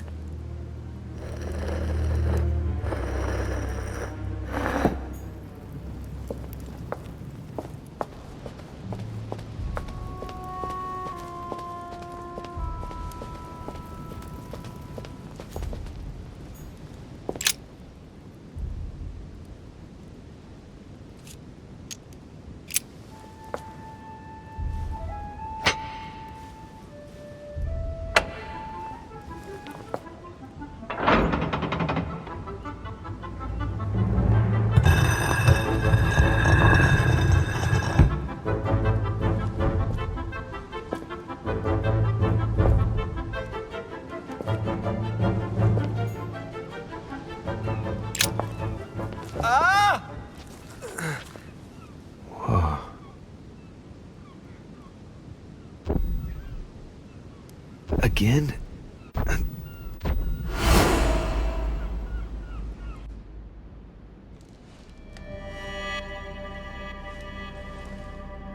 You can't be serious, Manuel. You know that's not going to happen. You must leave me alone now. I have agreed to everything. Even to... Agreed?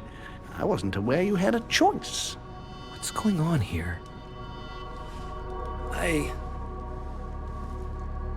What now? What else must I do to win back my freedom? Obey me. Now get out!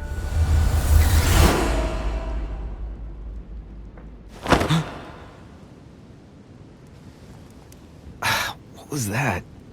That's the third time in 3 days.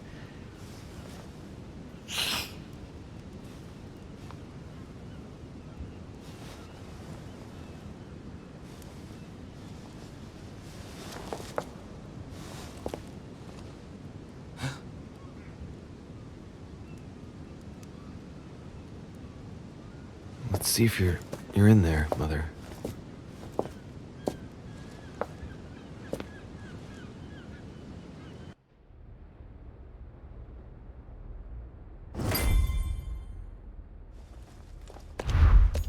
Amber crystals.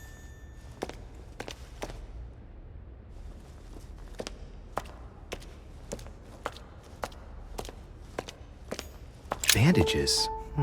Someone's been patching themselves up. Looks like my mother took advantage of being in hiding to change her bandages, huh? This is silk. She must have used her own clothes. These bandages are pretty basic. She'll be lucky if she doesn't get an infection. There are patches where the blood isn't totally clotted. That's a good sign, right? She changed them recently, which proves she's still looking after herself and still believes in her chances. Well, I'd love to tell her to keep hanging in there.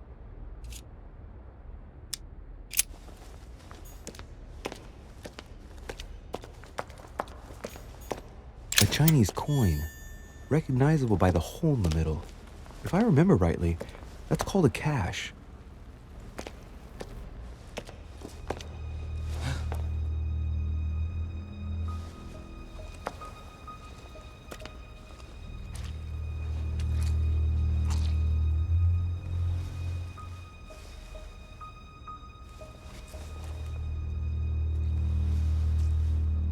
Damn it, Mother. Now what's happened?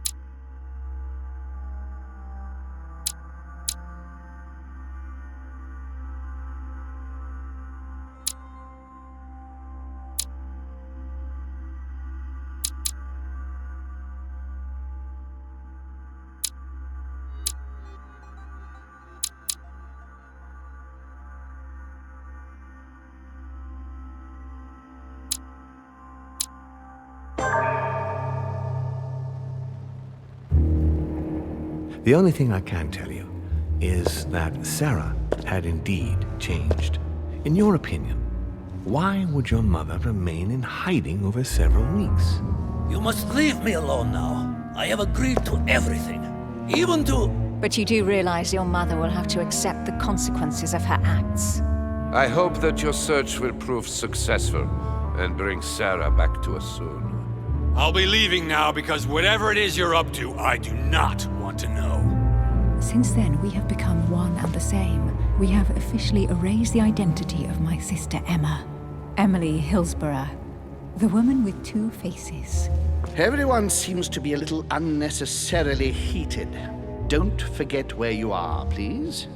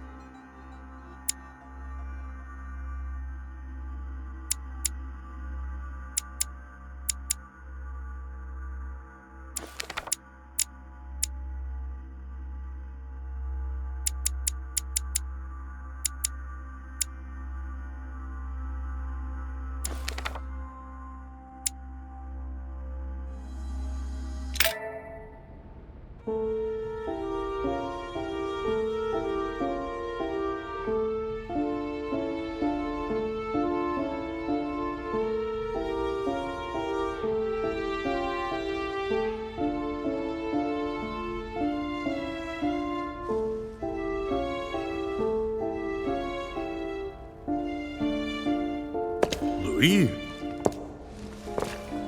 Louis, the conference is about to start any minute. This is not the time to be... Damn it. What's going on? I don't know exactly, Mr. President. I was looking for my mother and I came upon this body. My God. You don't think Sarah did it, do you?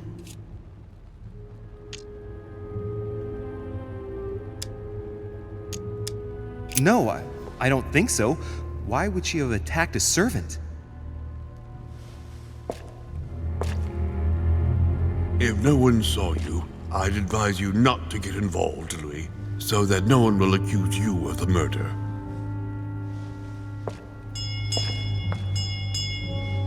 Darn, the conference is starting. Time is of the essence. Sort this out and join us as quickly as you can in the conference room. Everyone will be expecting you. Mr. President, this is not really the right time, and I didn't come for that. Your mother's seat cannot remain vacant. You must replace her while she's still missing. Your mother and I were to support Mortimer on this project. I don't know what the subject is, but the future of our countries depends on it.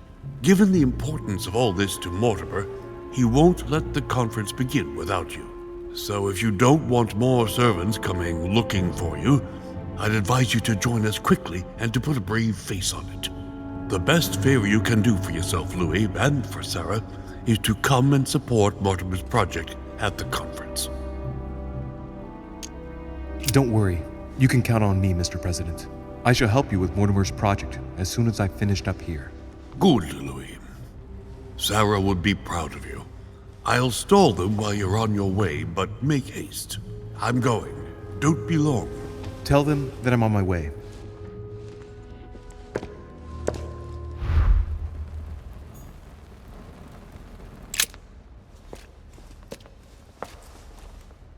Oh, he's dead.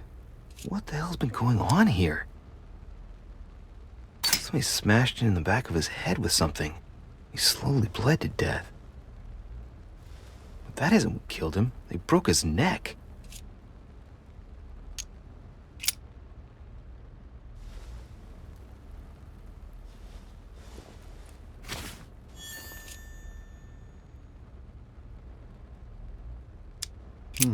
Let's see what secret's hidden under these masks. His face doesn't ring a bell. I'm a bit disappointed. Might have expected more from Lord Mortimer. Mother, if this is your doing, the situation is getting worse and worse.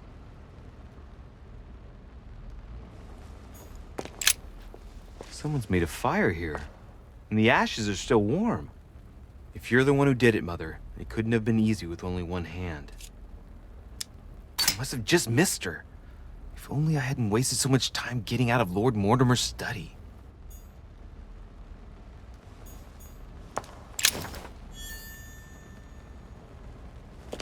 Leftover food. Ugh, not exactly fresh. Must have been here for a while. An old blanket. From the looks of it, it couldn't have kept her very warm.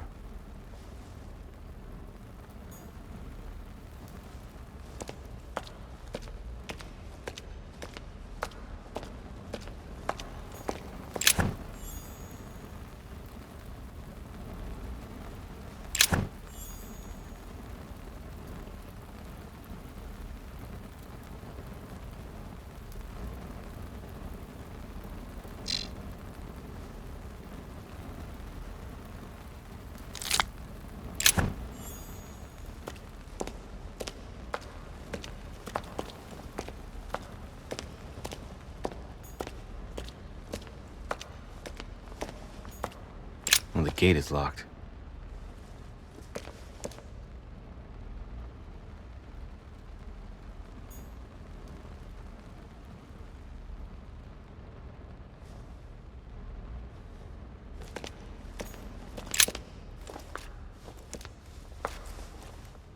Oh, he's dead. What the hell's been going on here? Somebody smashed him in the back of his head with something. He slowly bled to death. But that isn't what killed him. They broke his neck. Mother, if this is your doing, the situation is getting worse and worse.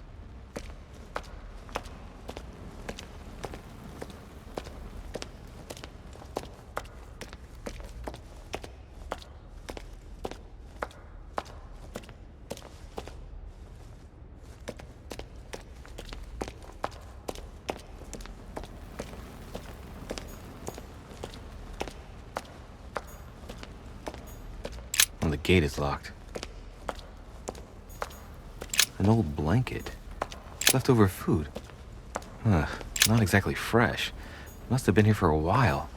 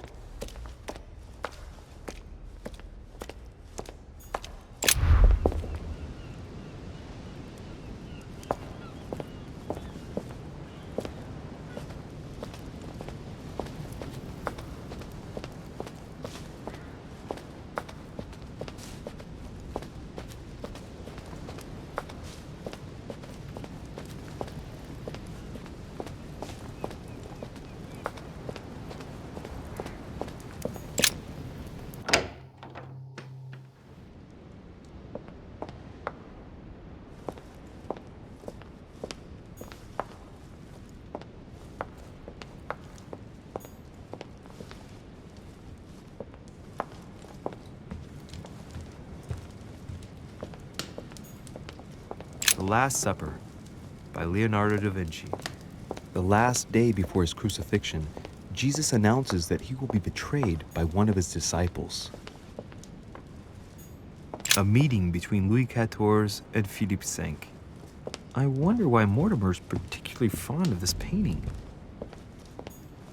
The Fall of Phaeton, another painting by Rubens.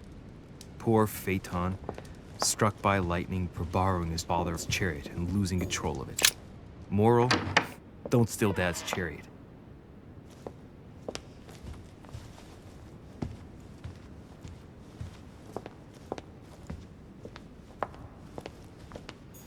Monsieur de Richet, you are expected at the conference.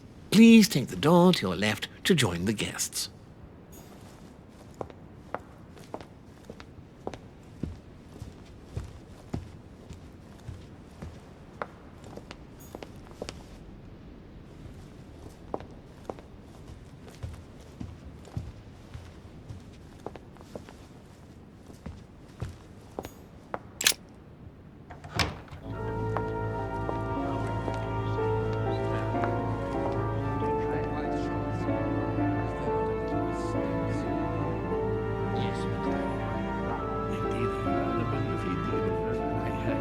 Respect to any other characters. have suspected it. That does seem reasonable.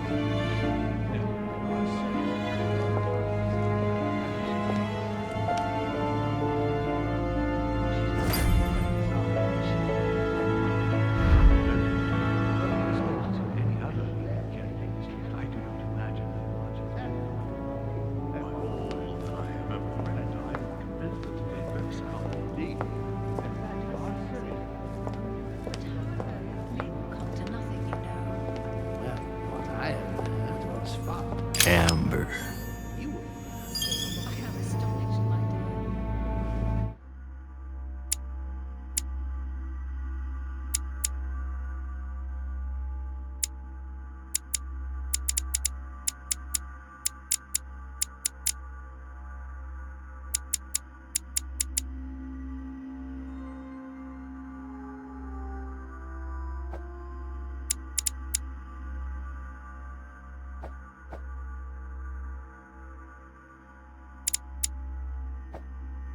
I must hope to always be sensitive to it.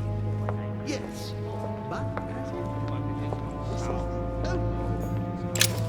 Your conjecture is totally wrong, I assure you. I have suspected it for some time, but now I am convinced. I have already told her so once. A chest by your with a desire. motif Are you representing the quite alchemical sure, symbol of sir? water. Is there not a little mistake somewhere? Yes, because she asked him at last, and he could not help answering her, but she said he seemed quite angry at being spoken to. But it is not sound. You know it is not sound. Your conjecture is totally wrong, I assure you. I have suspected it for some time, but now I am convinced. I have already told her so once, by your desire. Are you quite sure, sir? Is there not a little mistake somewhere? Yes, because she asked him at last, and he could not help answering her, but she said he seemed quite angry at being spoken to. But it is not sound. Come, though. She's not acting by design, is she? But with respect to any other leading characteristic, I do not imagine that much has been unfolded. By all that I have ever read, I'm convinced that it is very common indeed. Now, if you are serious, my friend, I shall consider that absolutely settled. Certainly, sir. Allowing the case, however. Ah, Louis, I've been expecting you. Thank you for joining us. We are about to begin our conference. Let me explain what is at stake. Thank you kindly, but what do you expect of me exactly? My mother's the one who's supposed to attend, not me. That is indeed what was initially intended. Unfortunately, she still hasn't been found, and my guests can't stay here indefinitely. The conference must begin, and it would be truly beneficial to the Order to join in the project. Consequently, I would like you to replace her during her absence. What is at stake here is of the utmost importance. It's important that the French Order gets their say. And should you need any advice, don't worry. You are not alone, Louis. Very well.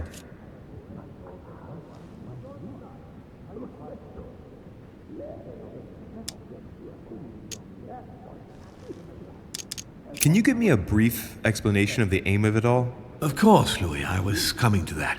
The aim of these meetings is to bring together the most influential people in order to think together about the future. But the future of who? Of the world, Louis.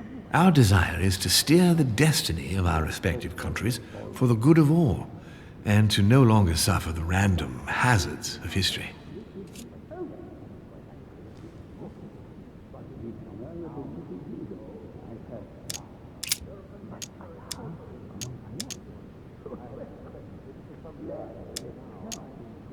Can you give me an example of an event that was decided here before being implemented in the outside world? Well, take the French Revolution. It was decided right here 2 years before its implementation in France. Concerning the case of the French Revolution, I wasn't invited. But as far as the American Revolution is concerned, Louis, I can testify that we planned it 5 years before implementing it, for example.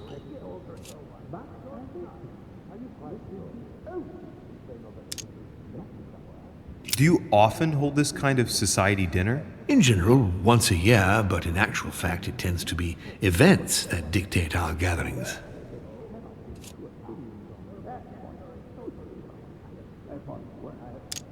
How long have you been active? Oh, this tradition has more or less always existed, Louis. It has continued from generation to generation.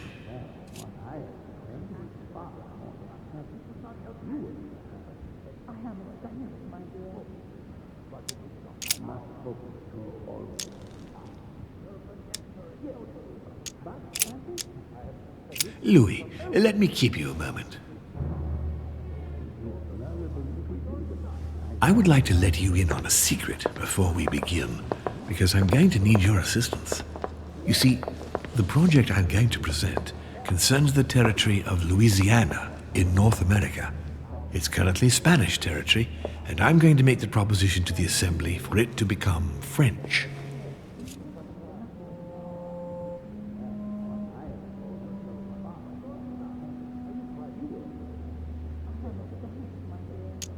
My idea is to increase the territory of the United States.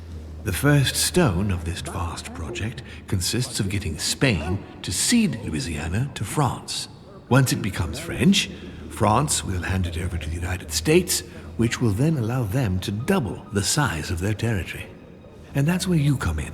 France and the United States, hand in hand, two democracies illuminating the world.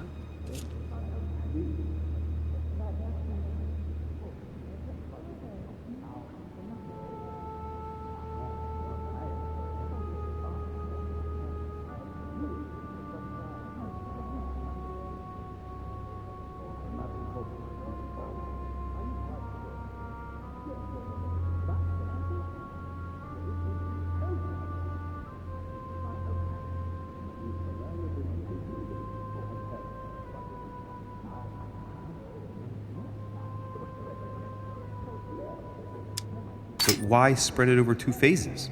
Why not announce the overall project immediately? Unfortunately, if Spain were to hear that the intention of all this is to allow the United States to grow, they would never sign. Manuel Godoy is perfectly aware of President Washington's appetite. If the United States took Louisiana, Godoy would know full well that he will have lost the entire North American continent. Things must take place in several stages. Otherwise, the change will be too brutal, and he will have no choice but to reject the project. Take a look at them. Apart from President Washington, they all belong to monarchies. Do you really think they won't resist? Of course they'll fight, fearful as they are of losing their precious privileges. But the world needs visionaries, like you, like your mother. It's a pity Sarah isn't here to see it. She only knew about a tiny part of the project. I hope I can count on you, Louis. It's time to start now. I must ask you to keep it to yourself for the time being. Take a seat, follow the discussions. We'll have an opportunity to catch up later, and you'll be able to let me know your thoughts.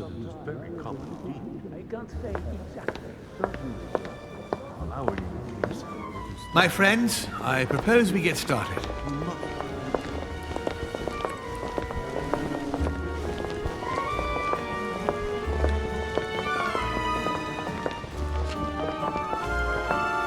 First of all, I would like to thank you for taking the time to come. The honor is ours, my lord.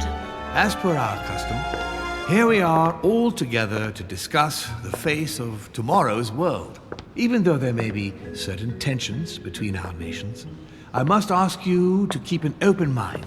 As Sarah de Richet is unable to be among us, please welcome Louis de Richet, who will represent the Golden Order and will vote on its behalf when the time comes. Welcome among us, Louis. Welcome, Monsieur. I hope he'll be more effective than his mother regarding the protection of the King of France. The Order has proved particularly inefficient. Come, Manuel, you're not going to spoil our visit. The Order's mission was not to protect King Louis XVI, as far as I am aware. We are talking about a king of divine blood, for goodness sake. It seemed obvious to me he needed protecting. If the Golden Order wants to pride itself on being an influential organization, it should have kept him alive.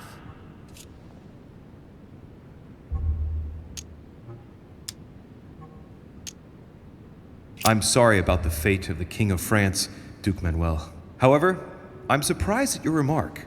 How can a man like me have changed the course of things where a man like you, powerful, capable of influencing international politics, was unable to do any better?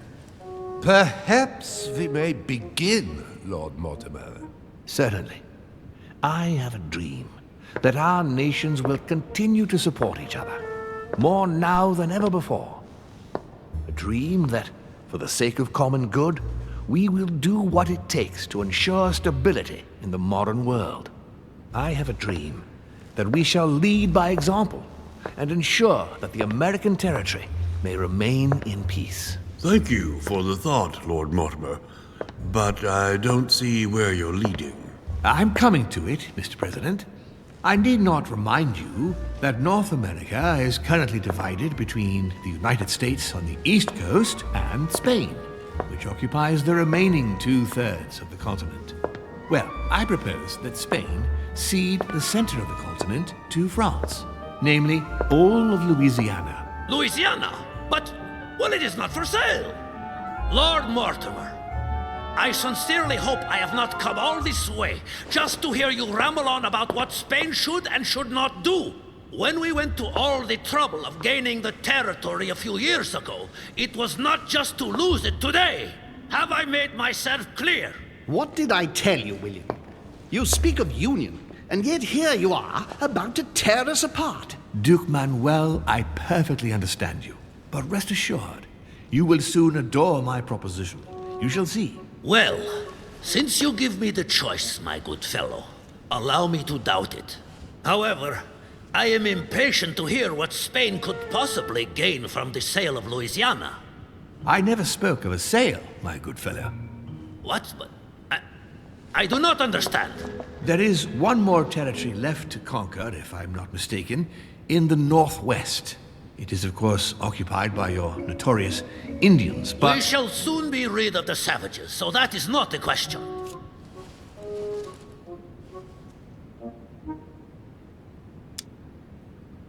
Duke Manuel, I believe that Spain should cede Louisiana to France, free of charge. This is utterly grotesque, Lord Mortimer. What a strange example you set for your young protégé. Isn't that so, Monsieur de Richet? Do you understand anything of this proposition?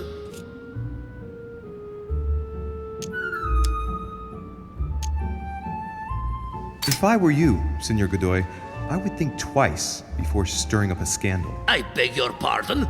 Given the size of your colonies, you won't be able to keep them for long. A number of countries are eyeing them as we speak. The United States would have no trouble taking them. For all intents and purposes, you have no army in place. By wanting to keep everything, you risk losing it all, especially your colonies in South America, which are far more valuable to you. That is indeed the danger, Duke Manuel. If it comes to war over Louisiana, you will lose. And probably a good deal more than you now imagine. Young man, you are indeed a dark horse, aren't you? I must say, William, I find your project mostly disfavors me. I thought you were my friend. And I am, Mr. President. That is why I'm doing everything in my power to calm your expansionist fervor. France, in Louisiana, should persuade you not to attempt anything to take the territory by force. Louisiana is a vast wetland where you would needlessly lose most of your troops. It would weaken you and offer certain nations the perfect opportunity to take back your famous United States. I am protecting you from yourself, George. Trust me. I understand. But with friends like you, sir, I certainly don't need any more enemies. I hope you know what you're doing. Not to put too fine a point on it, Lord Mortimer, but I doubt the Holy See would be in favor of Catholic Louisiana being handed over to secular revolutionaries and king killers. I should think Monsieur de Richet has an opinion on this subject, does he not?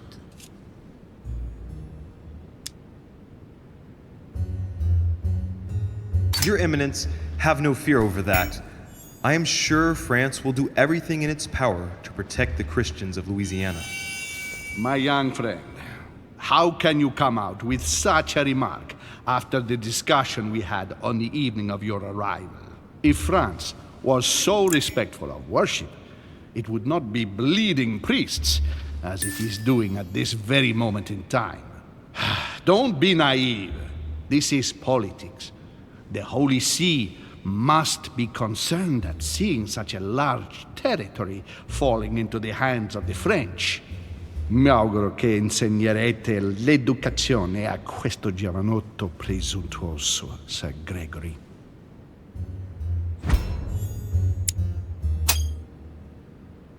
I hope that you will teach this pretentious young man some manners, Sir Gregory. It looks like I won't be just making friends here.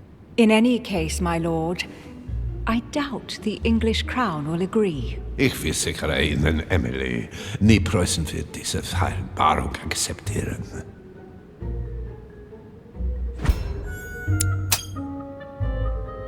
I assure you, Emily, the Prussian will never accept this agreement.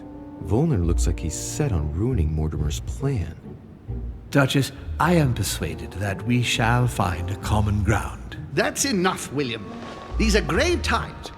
We don't care about the fate of Louisiana. That worthless expanse of putrid swamps interests no one but yourself. Speak for yourself, my friend. Hold on there, Mr. Royal Gigolo. Lower the volume, and let Sir Gregory finish.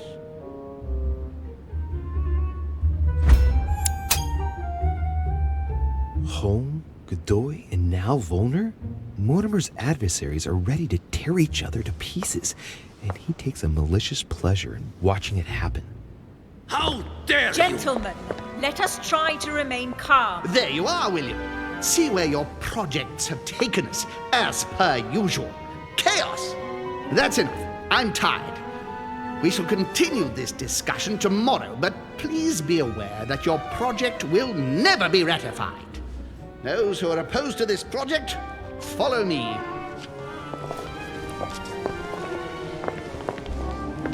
Are you coming with us, Monsieur de Richet? Come, Gregory, I think Louis would rather stay. Wouldn't you, Louis?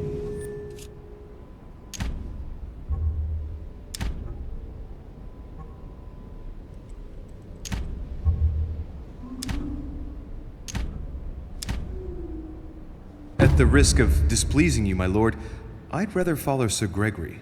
I don't think this is a place for the Order. Louis?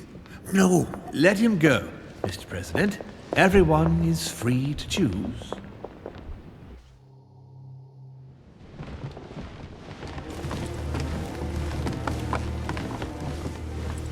How can he be so blind? If he keeps this up, he'll lead our countries to their destruction. Don't worry, we shall counter him, Sir Gregory. We have to act immediately. Calm down, Gregory. We only have to vote against his project, and that's it. They haven't got a chance. Just one vote will suffice. True. There is no chance of a unanimous vote. And he knows it. He must be preparing something else. What is he plotting?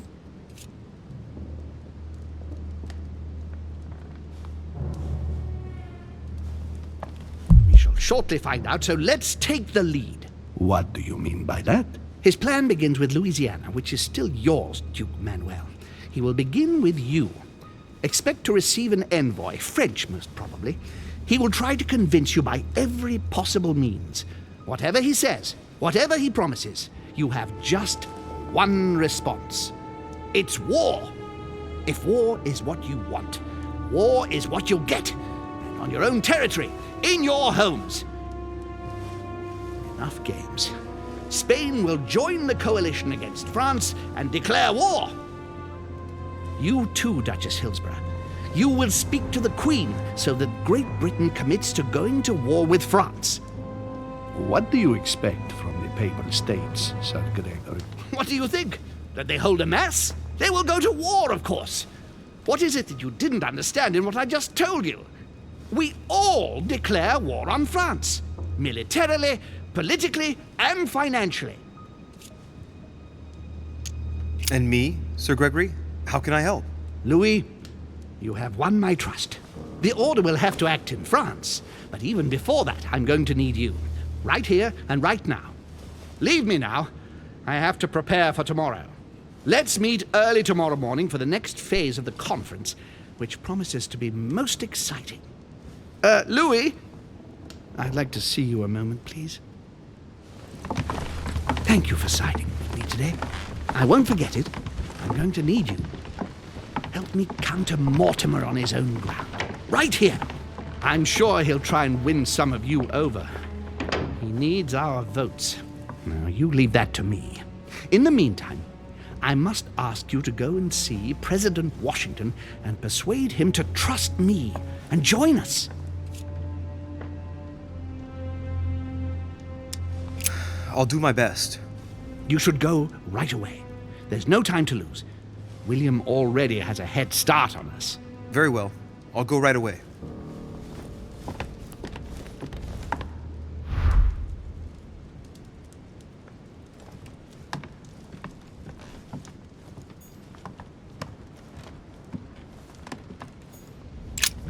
There's a pattern with 5 circles on this chest.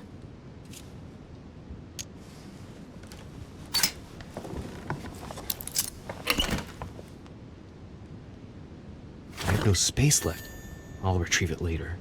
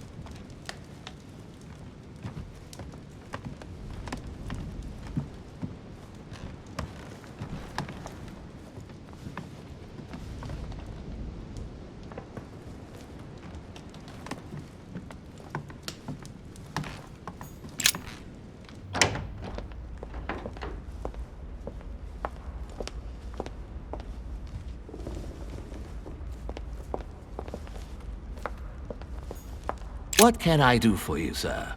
I am at your service day and night, sir. Would you happen to know where I could find Monsieur Washington? Sorry, sir, I haven't the foggiest. Perhaps, sir, ought to try in President Washington's room?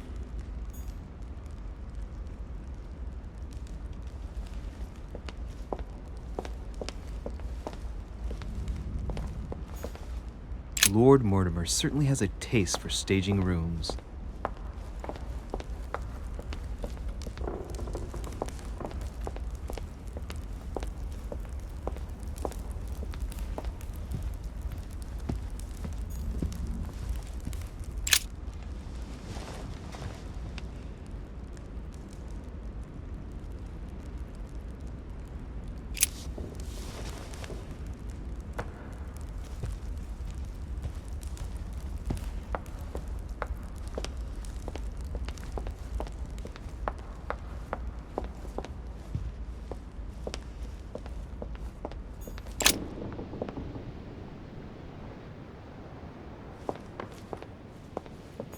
Duchess Emily Hillsborough. Duke Manuel Godoy.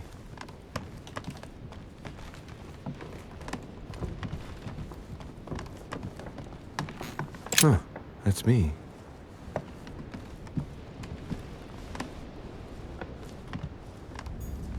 Monseigneur His Eminence Cardinal Piaggi.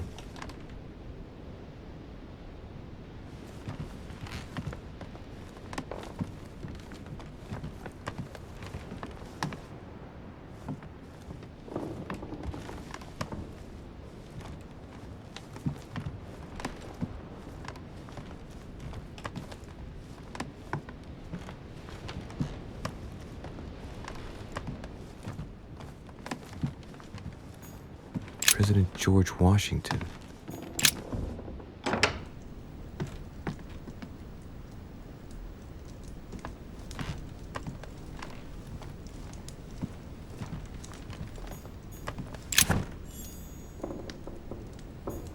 A map of Vermont.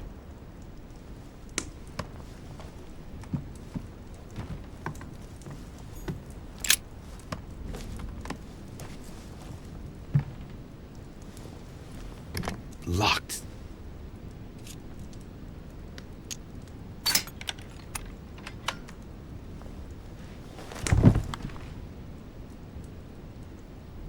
The president's personal reserve of laudanum, and judging by the quantity, he can't go without it. Ah, there's also a letter.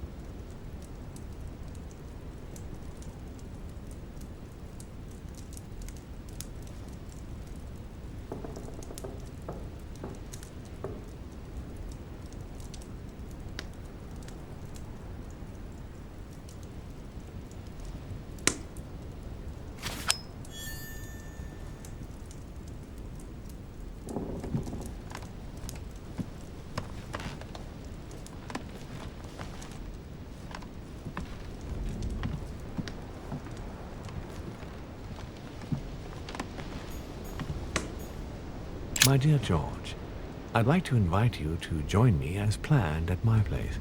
I have a project to show you. It is time that the United States played a more important role on the world stage. I understand your reluctance of playing with fire.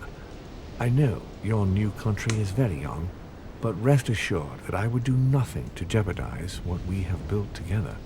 I look forward to seeing you soon. Your friend, William.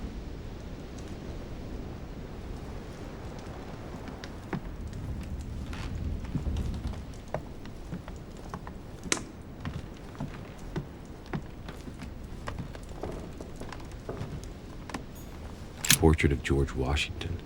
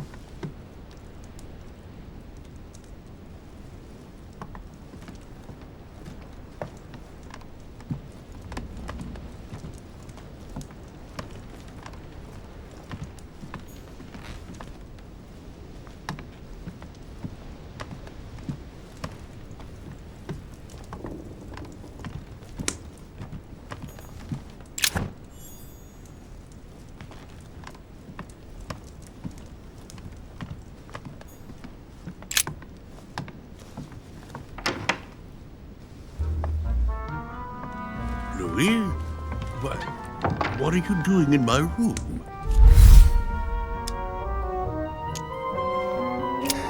Mr. President, I won't beat around the bush. I came to persuade you not to follow Lord Mortimer on this one. I appreciate your forthrightness, Louis. That will save us some time. Well, since you're here, can I get you something to drink? No, thank you, Mr. President. As you wish. Well, Louis, it's getting late, and this is not my first conference, so let's get straight to the point. You are here to motivate me to change sides. I hope you're not angry at me. I know that you... Louis, we are not children. You have your reasons. You will understand that your word no longer holds any value for me, but these things do happen. I only hope you know what you're doing. This is your first conference, and not following the Master of Ceremony who backed you seems somewhat perilous. But you are young, after all. So what can I do for you?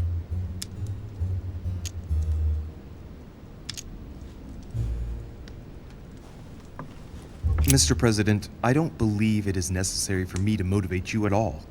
It's simply in your best interest. I was there at the conference, remember? Now, to put it bluntly, Mortimer announced a project that offers absolutely no interest for you. You said so yourself. My young friend, I must admit that Lord Mortimer did somewhat surprise me earlier. Anyway, you haven't really said what you wanted to say. Tell me, Louis, what have you come here to sell me? You should join home. And why would I do that?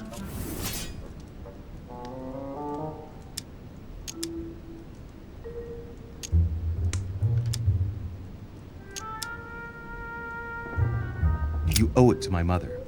She helped you in your early days. She supported you when you needed it. I'm certain she'd be against this plan. Do you know who introduced me to Sarah all those years ago? Lord Mortimer. Do you know who advised Sarah to start up a chapter of the Golden Order with me in the United States? Lord Mortimer? You see my point, then? I have a lot of respect for your mother, Louis, but my allegiance is to Lord Mortimer. Tell me what Sir Gregory has to offer that I don't already have with Lord Mortimer.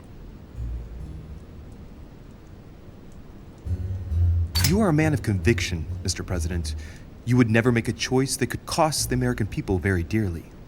If Mortimer falls, he will bring the United States down with him.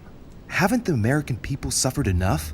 I would never do anything that would put my people in danger. Exactly. Therefore, choose your allies wisely, sir. I must admit, your arguments do make sense, Louis. Louis, you convinced me. I congratulate you for your performance, because I didn't think it could happen. I merely exposed the facts to you. Don't spoil everything with your false modesty now. You really were very good, and that's that. In any case, I shall follow you on this one. This may well arouse Lord Mortimer's wrath, but I must put the United States before anything else. Have we finished, Louis? Absolutely, Mr. President. I shan't keep you any longer. Allow me to take my leave. Good night, Louis. Get some rest. Tomorrow will be a very big day. Well, that's one thing out of the way. Only thing left to do is wait for the conference to resume tomorrow morning.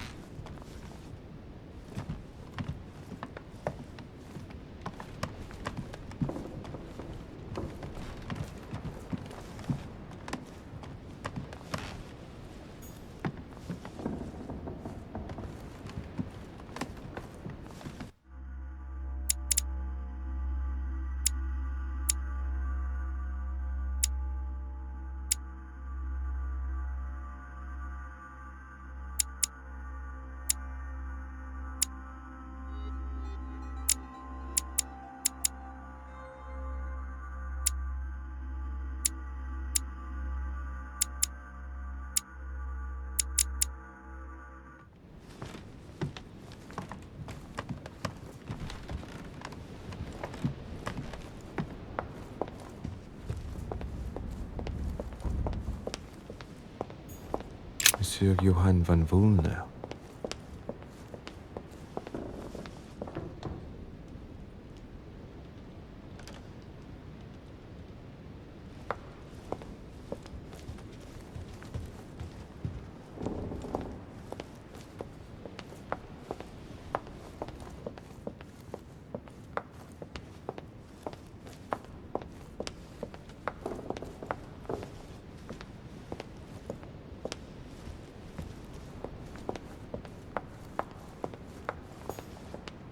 Hey, Peru's name tag's fallen off, and his door's ajar.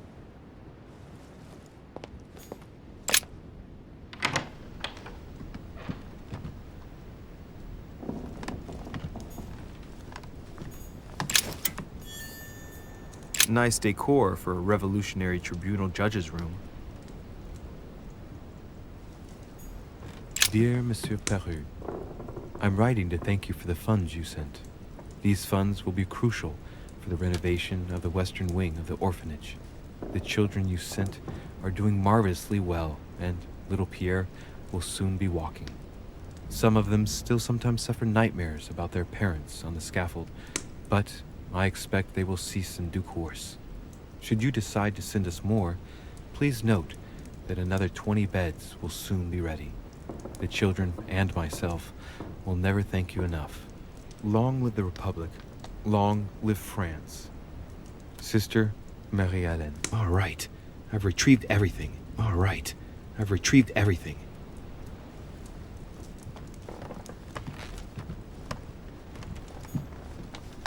The Massacre of the Innocents by Rubens. A bit gloomy. Guess my room is not that bad.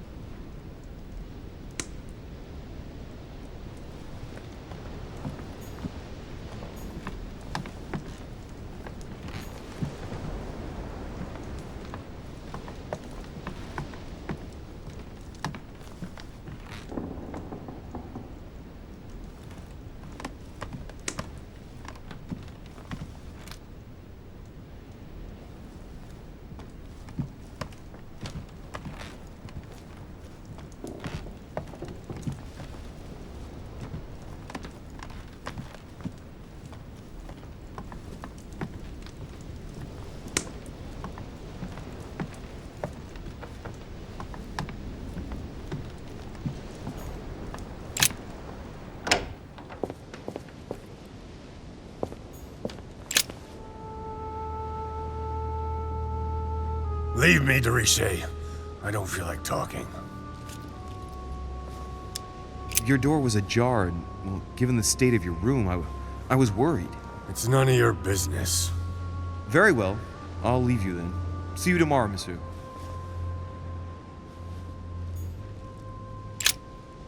I asked you to leave me alone. I asked you to leave me alone. I asked you to leave me alone.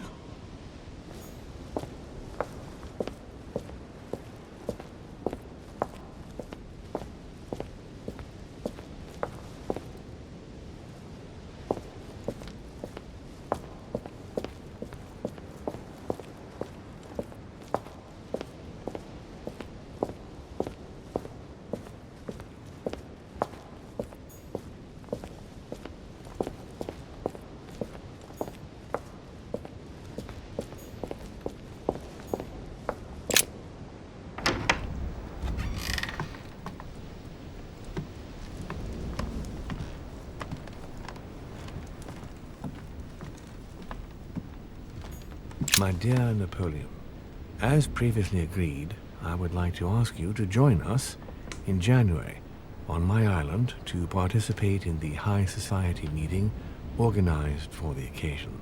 We shall be able to continue our discussion about our project for a new order for France. I have a proposition to make to you concerning your wish to put a strong leader at the head of France. I trust you to be discreet as to your coming. See you soon. Lord William Mortimer. Vercingetorix throws down his arms at the feet of Julius Caesar by Royer, two great army chiefs.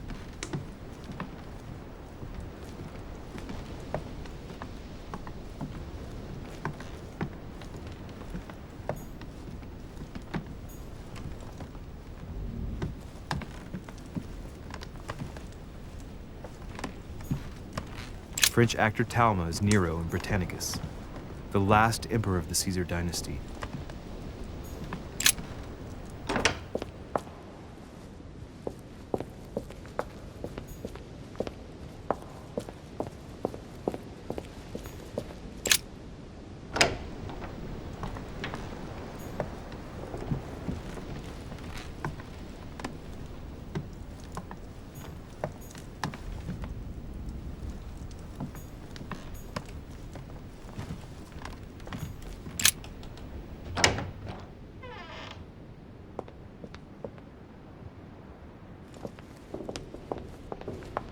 Monsieur Napoleon Bonaparte.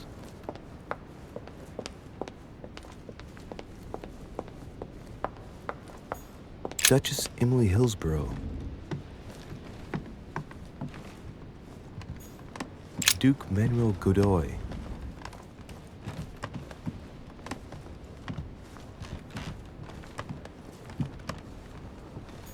Huh, that's me.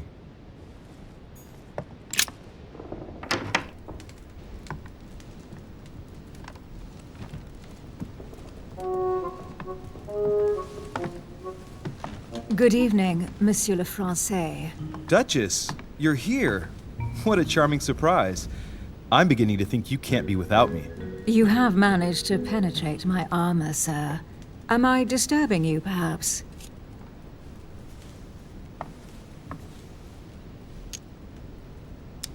That's not what I said. Ah, by the way, congratulations on choosing Sir Gregory this evening. You surprised me.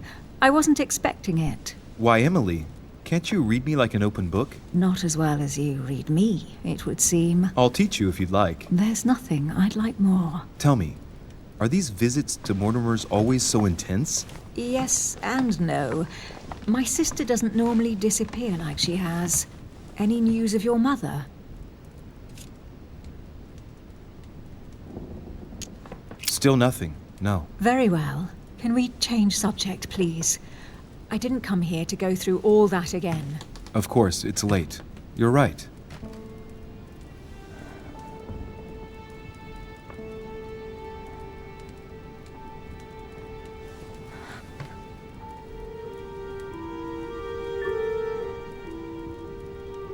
Come, Louis.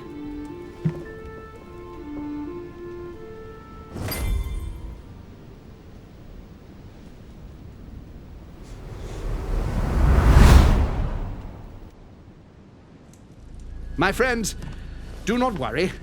I assure you that Lord Mortimer's plan will never see the light of day. I shall deal with informing our allies, but for the time being, I need you to make a stand. What do you think about Monsieur de Richet? I don't know yet. I feel there's great potential in him. He looks like he can be trusted. Why isn't he with us? He was opposed to Mortimer. I'll wait and see. I'm still not sure of his position. And Duchess Hillsborough? Why isn't she here? She's busy. Don't worry about her. Oh, isn't it time to replace her? Not so fast, sir. She is an important figure. You ought to have a little more faith in her. What are we going to do about Washington? He will be a hard nut to crack. On our chessboard, he is Mortimer's king. Don't worry.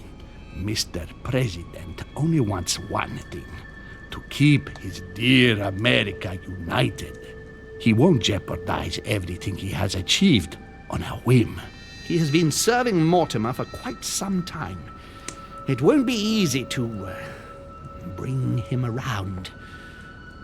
I have asked Monsieur de Richet to approach him. Let us have faith in him. I sense that Mr. Peru is about to surprise us too. Yet he is Mortimer's strong arm in France. He knows his time has come, and I believe he's intelligent enough to realize it means he is no longer any use to Mortimer. Do you feel all right, Mr. Godoy? You haven't said a word. Please excuse me, gentlemen. I feel tired.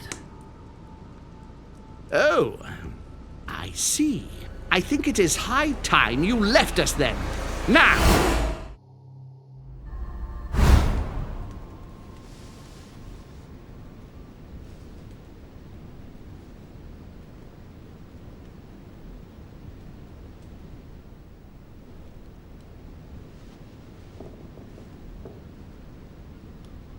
Emily? Emily? Are you there?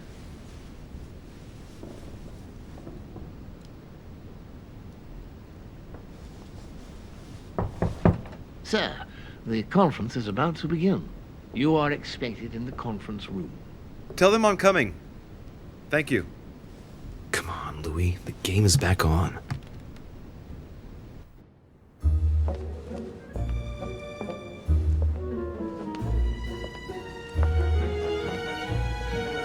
My friends, the conference is about to begin. Please excuse me if I troubled you last night with my project. I understand that you might well have a few questions to ask. As you know, the final vote will be cast in a few days.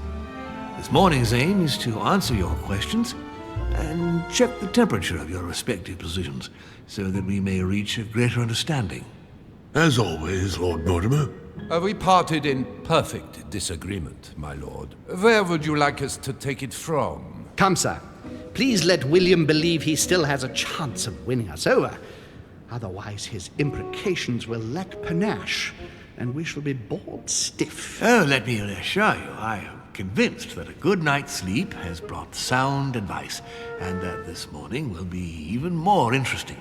Therefore, I would like to go around the table in order to hear everyone's first impressions. Well, I am still firmly against it, even though my choice won't count. Against. Against. Against. And you, Luc Manuel? Against, of course. Well, as for me, I am for Lord Mortimer's project, despite Duchess Hillsborough's overwhelmingly convincing nocturnal attentions. What? So Emily was playing at trying to win over guests last night? It was nothing more than a friendly little chat, of course. How could it be otherwise? And by the way, remember me to your husband when you see him. And you, President Washington, what is your position? Well, you see, Monsieur Bonaparte, I would rather you'd have forgotten me for a minute. William, I am sorry, but I cannot follow you this time. George? What? I am against William. Please excuse me. I cannot commit the United States to such an enterprise. It's just too risky. Well, that leaves just yourself and Monsieur Peru, Louis. You're all making me sick. Look at yourselves. What? You are pathetic! Have you been drinking or what? There you are, quibbling away. My Lord Duke this, and Madame Duchess that. You know very well that we're nothing but puppets on a damn string. Jacques, Ariel. Let's end the charade. It's over! Jacques? My lord, thank you for everything you've done for me over the years. But it didn't come for free. And now I see the price is too high to pay. I'll stop. Come, Jacques, we'll talk it over. No, I'm finished.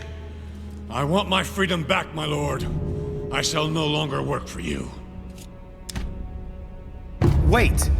De Richet, you just can't help it, can you? Stop trying to play the hero, man! Monsieur, I know I don't really know you, but you seem like a decent person. I have done so many horrible things! You blame yourself, I can see that. Everything's not lost. I don't want to do bad things anymore. You can take control of yourself again. You can fix whatever it is you've done. Do you really believe that? Of course, Jacques. You'll have all the time you need.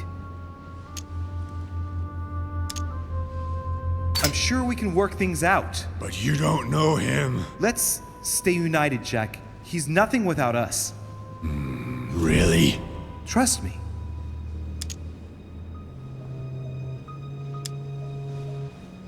Come on, Jacques. Stop now, before it gets any worse. Give me the gun, please. I wasn't gonna fire at anyone, you know. I know. I don't want him to talk to me. Don't worry, you're safe now, Jacques.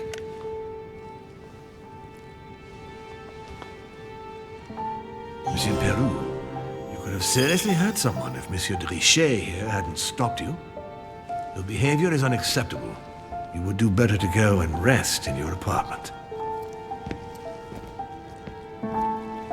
My friends, we shall continue the conference later. I would like to apologize for the inexcusable behavior of my guest.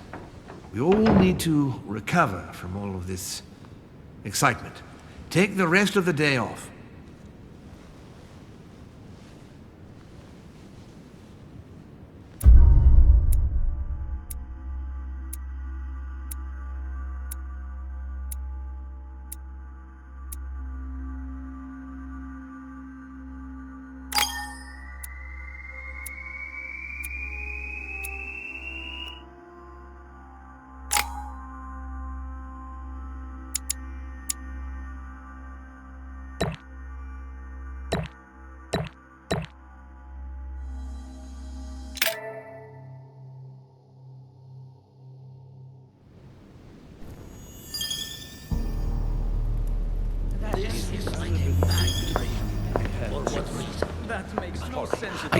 understand.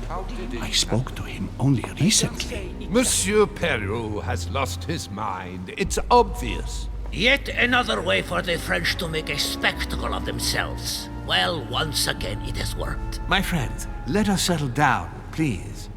We are all in shock, of course. Let us celebrate Louis's courage. He enabled us to avert a tragedy. Yes, that was very noble of you, Louis. You have given us all a fine lesson in courage. Thank you. He owes you his life. That's quite something. That madman deserves to die. We are providing Monsieur Peru with care, but rest assured, he is no longer a danger to himself or anyone else. I think everyone needs a little rest. Can you stay a moment? Of course.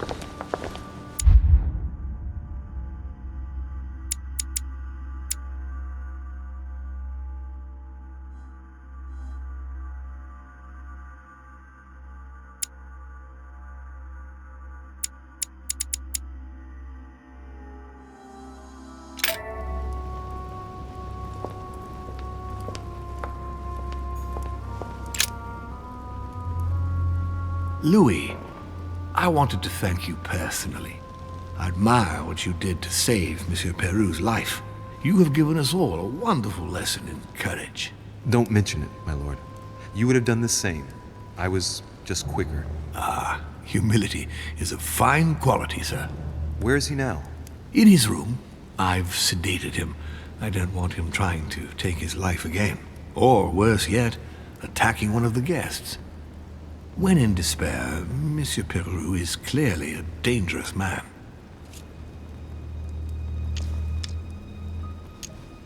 Tell me, my lord, can you think of any reason why he would be so terrified of you? Terrified? Come now, that's a bit harsh. I think he was simply unable to put things into perspective. I see no reason to fear me. Ask President Washington. I don't believe I'm such a difficult friend. Having spoken to him, I can assure you that he feared you even more than death itself. Had he disappointed you in any way recently? Of course, he was on the edge. He was desperate, and it grew noticeable in his work. Our collaboration was probably coming to an end, but I certainly didn't feel the need to threaten him, ever. But without you, no more support, no more money. It was an end to his social status. If you lost, he lost everything, didn't he? No. Not his life. Thanks to me, I guess. On that note, my lord, I'll be leaving you. Have we covered everything? Absolutely. Oh, Louis, one more thing, please. What a pity you didn't support me during the conference. I hope I can count on you on the day of the vote. This major project needs men like you, Louis.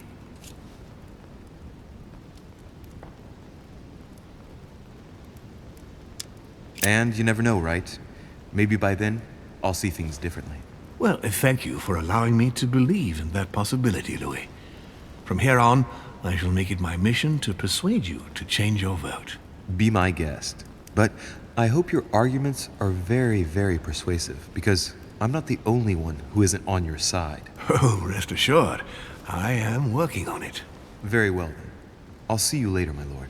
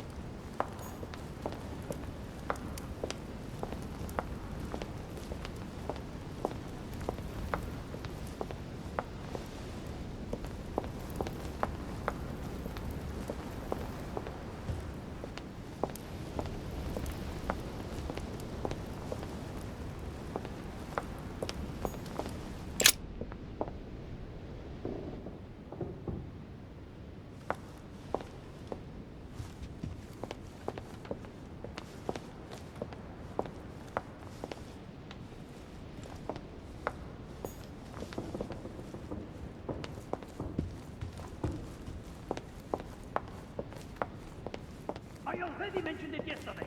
Either to you or to someone else. Impossible to tell with you people. Yes, sir. Your guess is not sufficient. Tell the others, for crying out loud. Remember to close my window once you've done my room. This isn't Corsica, you know. I'm freezing. Of course, sir. I'll see to it straight away. Good. Proceed. Yes, sir.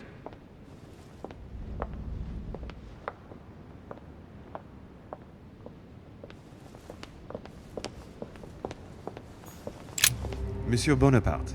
Sorry, Dorishi. I have no time for traitors such as yourself. I beg your pardon? If you are here, it's because Lord Mortimer agreed to include you. And what's the first thing that you do? You betray him by following Sir Gregory and bending over backwards to turn Washington against him. Oh, I'm sorry. I thought I was free to vote as I pleased. I didn't realize I had to vote for Lord Mortimer in order to show my gratitude toward him. Hey, he invited me here to come and look for my missing mother during his high society party. I'm sorry, truly sorry. I don't know all your customs yet. It's just common decency that when invited to a man's castle, you don't go and to pee on his boots. Is it too much to ask? I guess it is.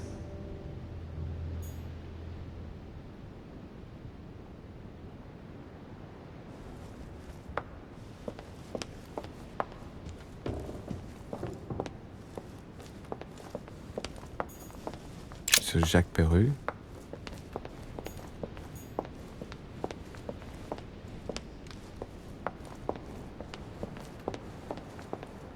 Duchess Emily Hillsborough. Duke Manuel Godoy.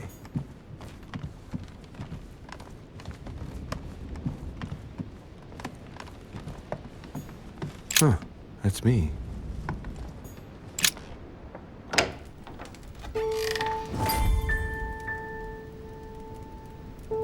Next time, I'll listen to my mother.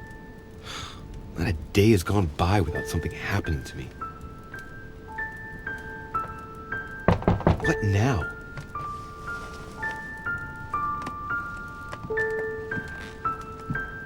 Louis, open up, please. Coming, Mr. President, I'm coming. Louis. Ah, there you are at last. Yes, I just saw your mother. She was accompanied by Emily, and they both went into the Duchess's room. I tried to join them, but I was refused entry. Louis, this does not bode well. Oh, shit. Emily might want to avenge her sister. I must act quickly. You're right, Mr. President. Thank you.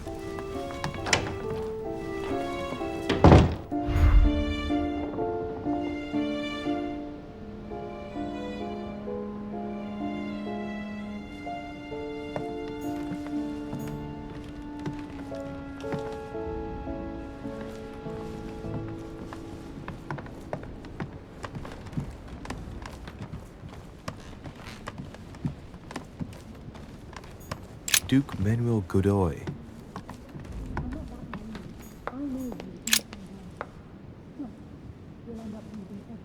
I do believe that's Emily's voice.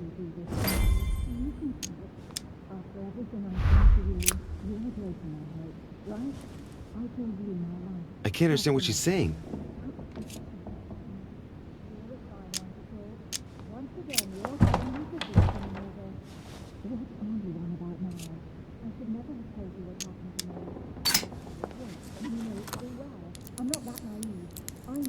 I can't open it. It must be blocked on the other side. I'll have to find another way in, quick.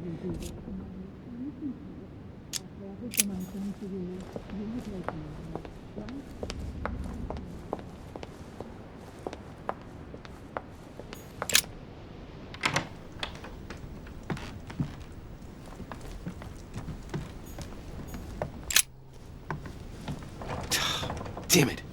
It's closed. Seems like the key is still in the lock on the other side. That means I won't be able to pick it. Or I could do as I did the last time in the tower room.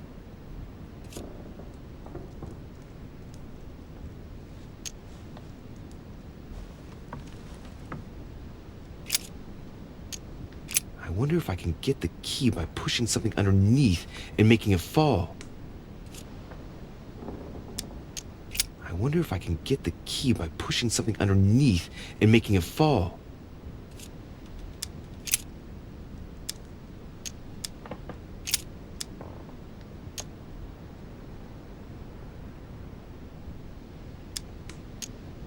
Slowly, Louis.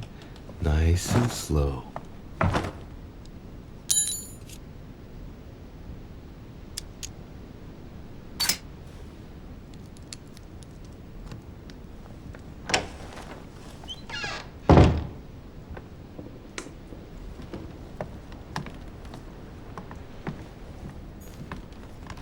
My dear Napoleon, as pre...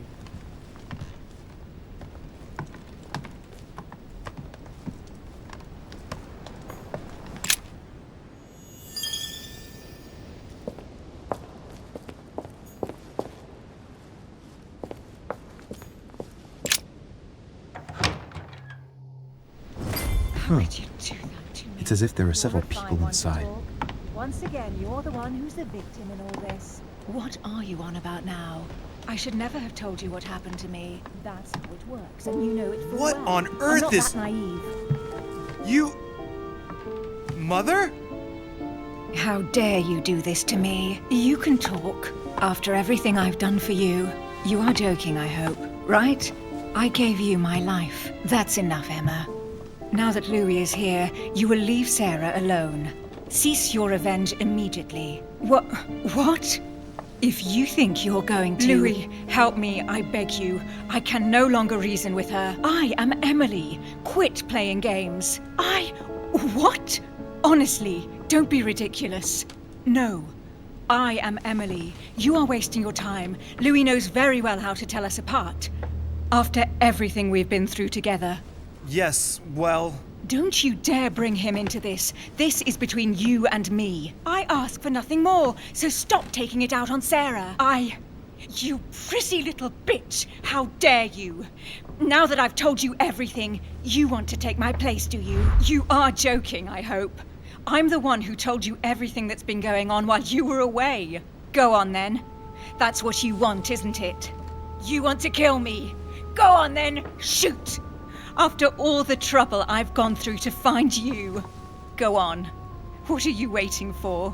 Here, Louis, take this. Wait, what's going... An entire life for this. Go on, shoot! Sorry, Louis, I can't shoot her. She's my sister. That's enough, Emma. Louis, out of the way. She's dangerous. Don't trust her. What are you trying to do? Louis, out of the way! I am not Emma! Come on, Louis, tell her who the real Emily is. Wait, That's right, Louis. I'm fed up with this little game. Tell him who the real Emily is. Why do these things always happen to me? Well, Louis, come on, you know how to tell us apart, right? Yes, but... I'd like to ask you a few questions to make sure there's no doubt. Rational and open, Louis. Let's see. How can I tell them apart? Wait, I've got an idea. On the night of our arrival...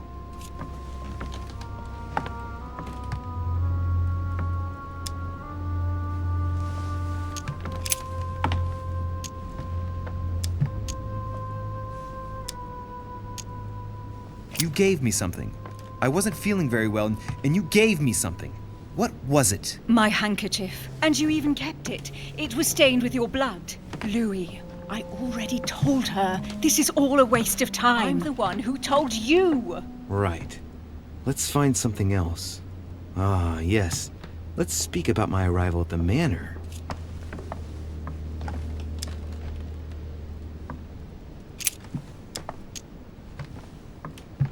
On the night of our arrival, we were warming ourselves in front of the fire. Mortimer welcomed us in a certain way. What happened exactly? Well played, Louis. Unfortunately, I'm not the one you should have asked that question to. Mortimer did not welcome us. It was Sir Gregory who welcomed us that night. Mortimer didn't show up until 2 days later. I know that as well. Very well. Let's try something else. On the first night, we went up to bed, but I wasn't tired. I went for a little stroll.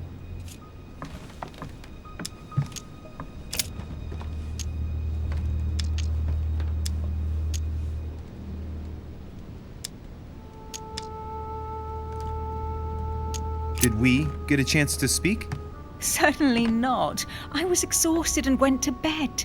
Don't think you're going to get away with this deception so easily. I can assure you, you're going to regret pretending to be me once Louis has exposed you. Right. I don't think I'll get very far like this. I'll have to find something better. Oh, I don't think I'll even wait until he's finished. Take it easy now. Are you mad, Louis? Lower your arm. I better act quickly if I don't want things to get out of hand. Come on, she's putting one over on you.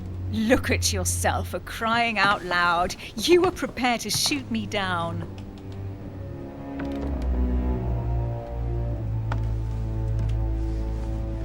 In the secret room behind the study. Talk to them about what you've been doing. Maybe they haven't spoken about it between each other yet. On the night of the disappearance of Elizabeth Adams. What about it? What do you want to know about that night?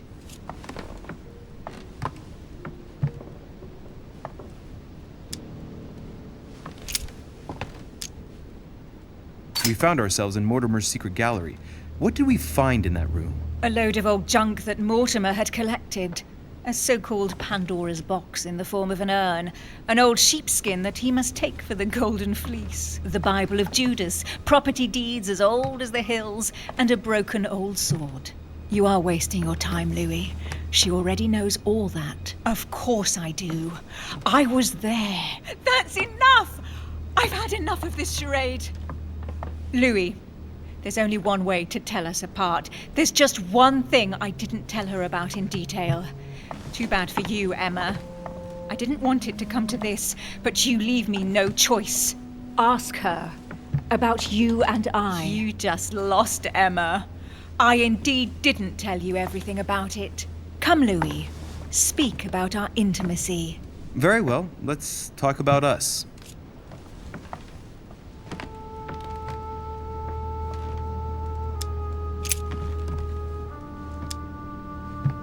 Last night, you came to visit me, and I can't help wondering why. Why did you come to my room? Louis, you must be mistaken. I did not go to your room last night, and that's where your little game ends, Emma. Because I never told you about it. So, there you can't answer. What? No! You didn't do that. I didn't want you to be jealous of Louis. Remember how you always used to react whenever you felt you were competing against a man? You dirty... That's enough. I've had enough of this charade. That's enough, both of you. Now I know who the real Emily is.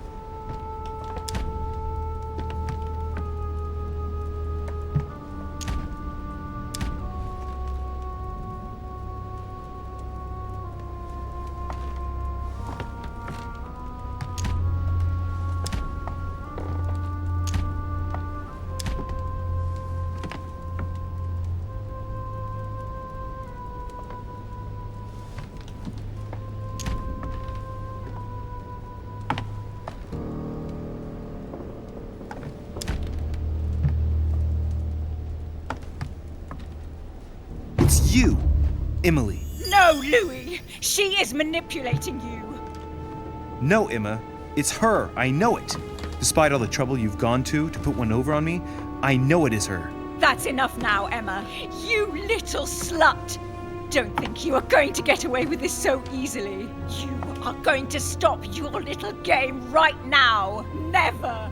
I am Duchess Hill. No!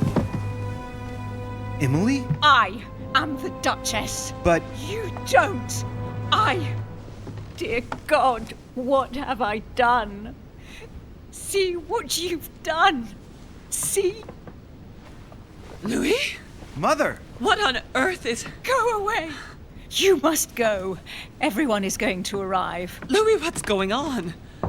Duchess? Is everything all right? Come on, Louis. There's nothing more you can do. But I... Leave us. Emily, what's going on? Mother, go to the crypt. I'll meet you there. I'll be waiting for you. Emily. Madam, I am coming in. It was bound to end like this, Louis. Let me stay with her. Please. Go. I'll cover you. What?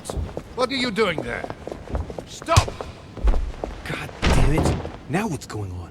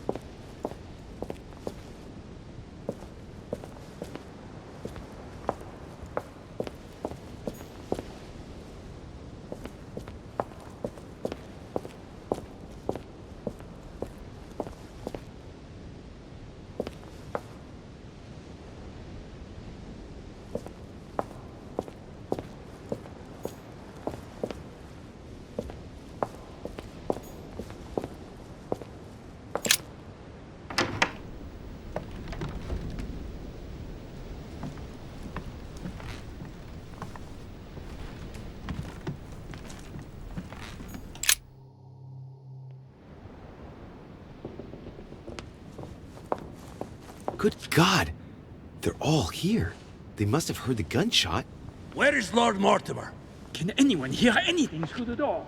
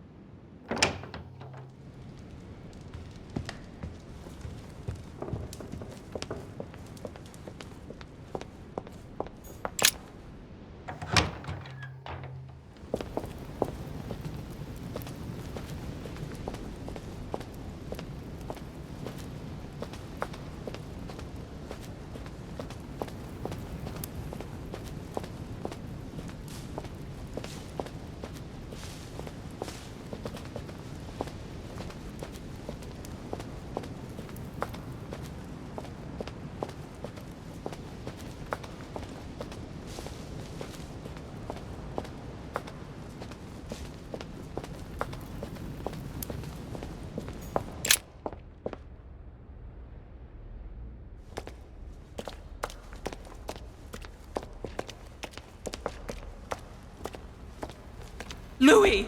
At last, there you are. Mother, wait, Come, we have to be quick. No, wait, Mother, Time is running out, Louis. First, we must... No! That's enough. I won't go a step further unless you explain to me what is going on here. I'm begging you. Talk to me. You must trust me, my son. You are not ready yet. You're the one who should trust me. Tell me what's happening. You would never believe me.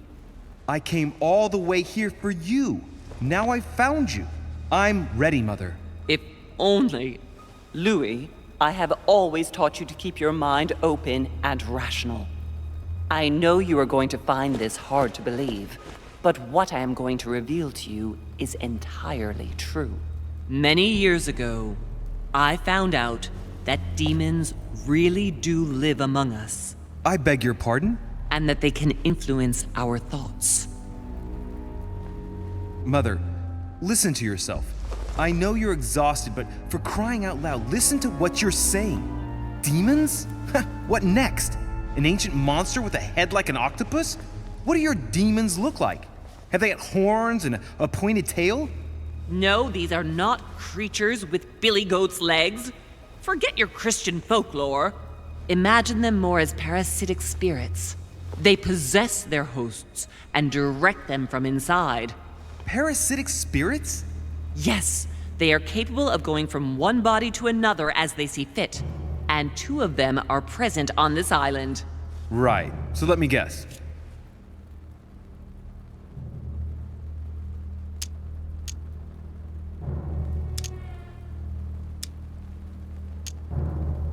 Lord Mortimer and Sir Gregory, right? You felt it too?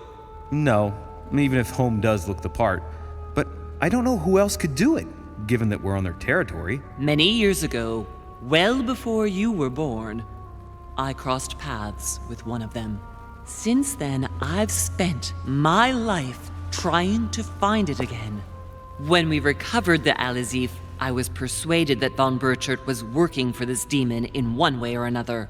But I thought he would hand the book to a middleman during this conference. That's where I made an error that could well turn out to be fatal. The one who Burchard was meant to give the book to was none other than the demon in person, Mortimer. Not to mention that Home had sent Volner to get it for him.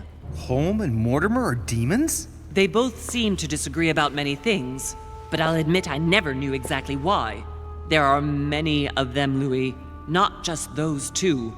Mother, have you any proof to support any of this? Of course, but you do too.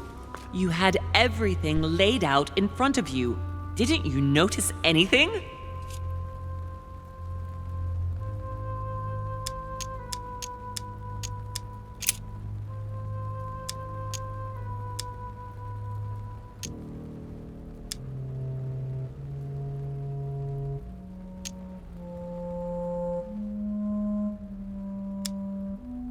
Well, those property deeds across the world, all signed by the same hand and over several centuries. I am proud of you, Louis. I found your notes written in lemon juice. Where all eyes size you up. At one stage, I was so afraid of losing my mind that I noted everything down. Congratulations, Louis. Wait, please tell me you didn't open Pandora's box. The urn? No, I didn't. Why? Good. We'll deal with it later. Louis, I am proud of you. You came all this way. You found me. You have surpassed me. You taught me everything I know. Right. How did it all begin? I saw him. What do you mean you saw him? I was 20 years old. I was young and carefree. I traveled the world in search of adventure. In the Persian Gulf, we came across an ancient grimoire that became unlocked. Composed of 7 parts, each one was a book in itself, set in a sort of metal armor that structured the whole thing. When all the volumes were brought together, they formed a single book. On my return to Paris, I set to studying these pages. I spent all my days and nights studying them. Oh, I can imagine you doing that.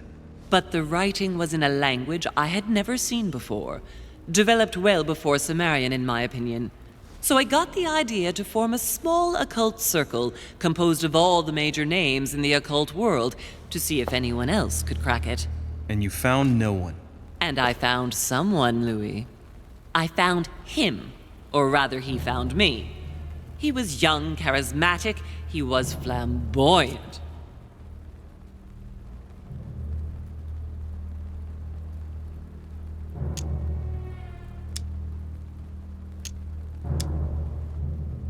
Wait a minute, who are you talking about? Von Burchard? No, Mortimer, of course. He was a veritable mine of knowledge. I showed him the book, and he was able to decipher a few passages. We spent several months together studying the pages. He helped me understand certain passages until I realized that he only translated a few parts for me. But I had aroused his interest. It was too late. How so? I mean to say he manipulated me. He used me, and in the end, he stole the book with all its secrets. Did he ever go to your place? Not once. At least I don't think so. But before disappearing, he proposed a pact between us. He proposed that I follow him and let him teach me, allow him to bring me up.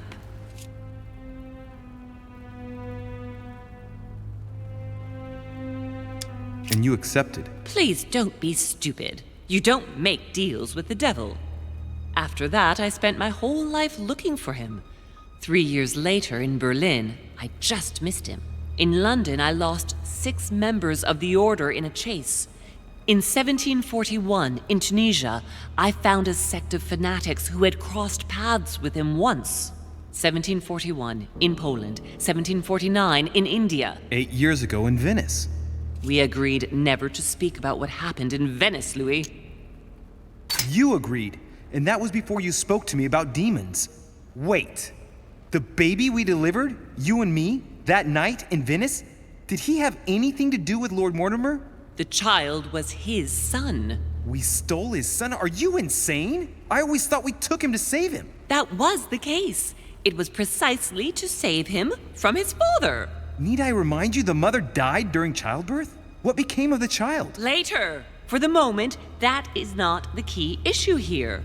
Once we found the Al-Azif in Paris, I followed von Borchart's trail here. I didn't think it would lead me straight to the demon. It was careless of me. He toyed with me for a few days, until I caught on, until I saw him as he was. But he had no intention of letting me leave. We are all his pawns, Louis, and if we don't want to spend the rest of our lives turning round in circles here, we must absolutely get off this island. All right, can we move on? Wait a minute, one last thing.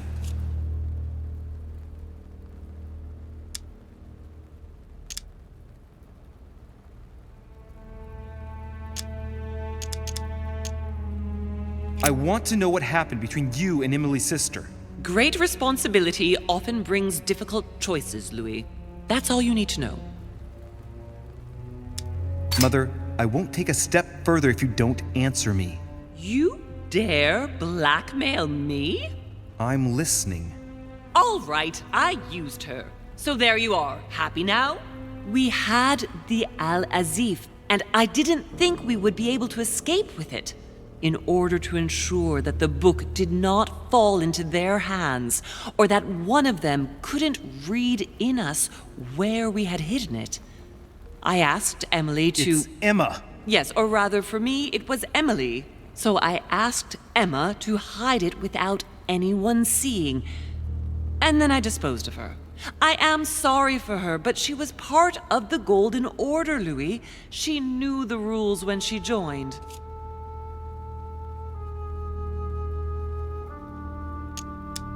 I want to know what happened with Elizabeth Adams. Louis, we haven't time for those details.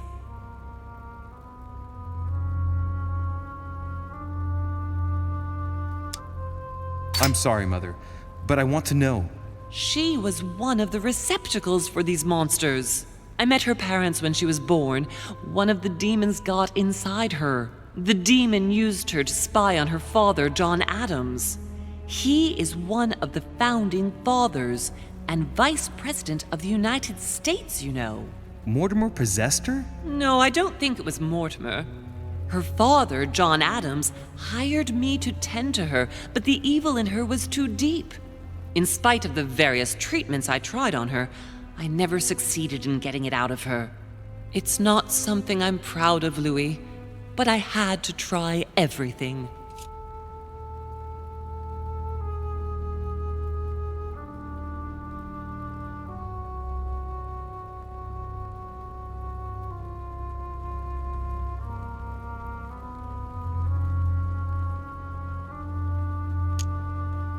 Mother, did you kill her? Of course not. Don't be stupid. I had no interest in getting rid of her.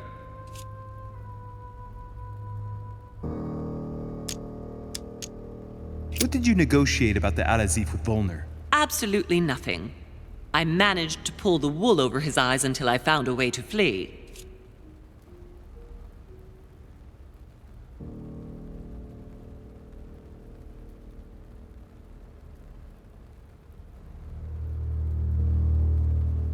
What was going on with the cannons in Tuscany? It was nothing.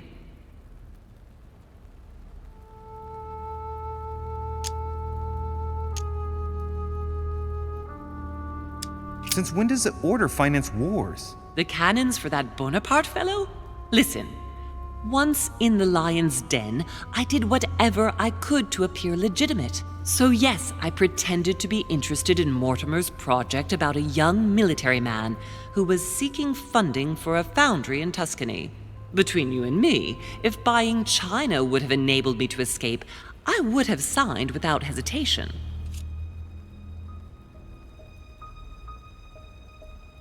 What was going on with the cannons in Tuscany? It was nothing. Good. I think that's about right. We shall speak about it once we get back to France. Great actions for humanity have been decided by demons for centuries, Louis. They are playing with our destiny. We are their slaves. And it's time for it to stop. By the way, what was Mortimer's project at this conference? He demands that the Spanish hand over Louisiana to France. Oh, knowing him, it won't stop there. We should do our utmost to put a stop to Mortimer's plans. But for the time being, there are more pressing matters.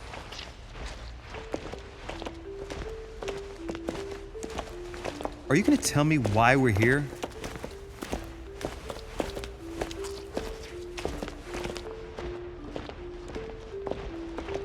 There. That's why we are here.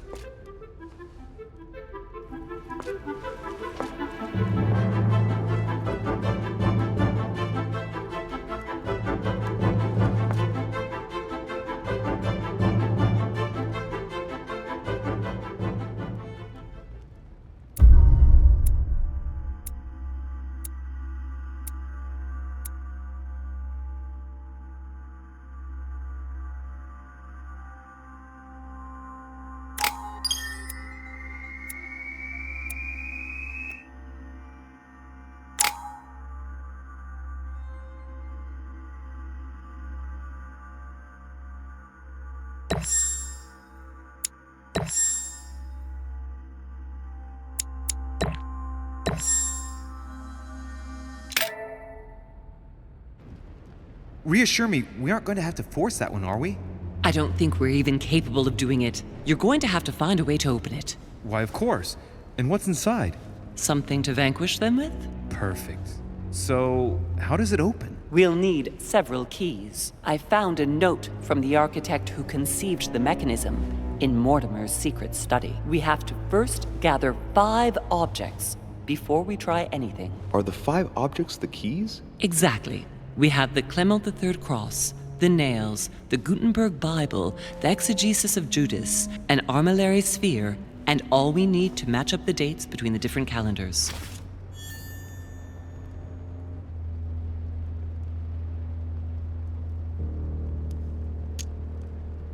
Some nails? Don't ask me. I'm not the one who made the mechanism, you know.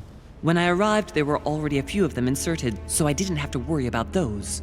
On the other hand, I remember seeing some in Mortimer's secret study, behind his nightmare. In a golden cup? Yes. Yes, I saw them too. Perfect. It will be easy for you to find them then. You need 3 of them. Very well. You remember what to do about the rollers. 1191 to enter, and 6466 to exit. Of course.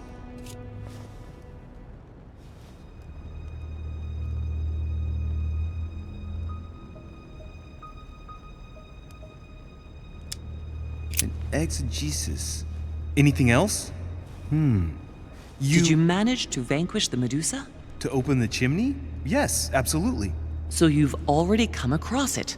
It's the Bible of Judas that is exposed in the secret room behind the chimney. Why do they call it an exegesis? Because that's what it is, and not an apocryphal Bible, strictly speaking.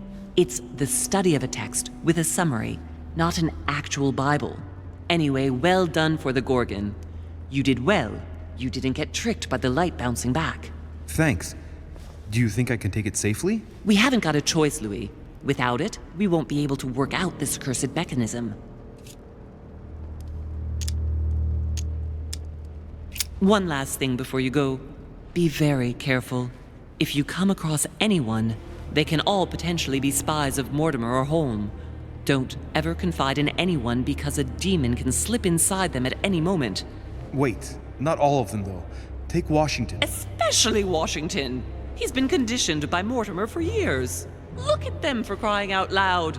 How do you explain their behavior otherwise? The most influential politicians in the Western world gather together without the least protection, without a single aid to assist them, to participate in a conference during which the guests start dropping like flies.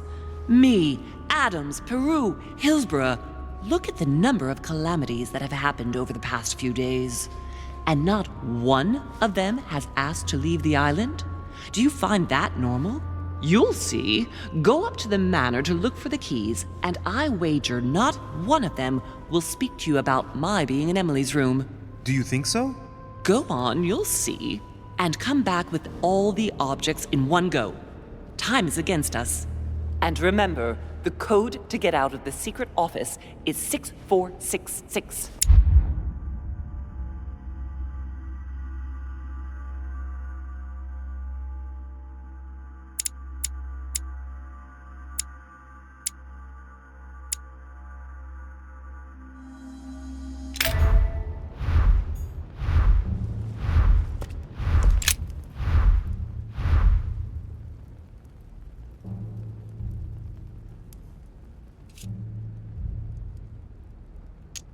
Let's see if I can work it out myself.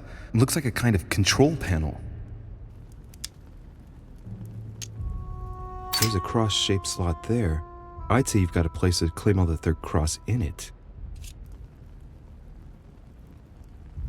It looks like certain mechanisms I've seen before. I wouldn't be surprised if I had to put the claymore the third cross in it. You ought to go, Louis. If someone finds us here, the situation might well become seriously complicated.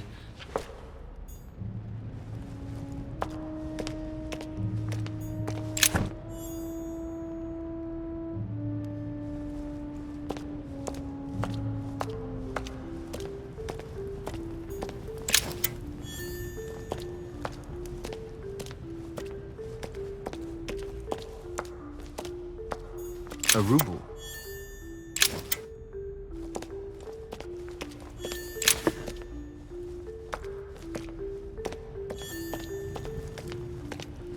Famous cross of Clement III. Perfect. And one key found.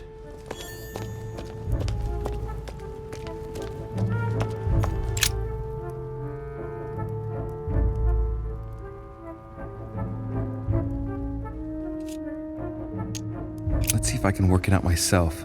It looks like a kind of control panel.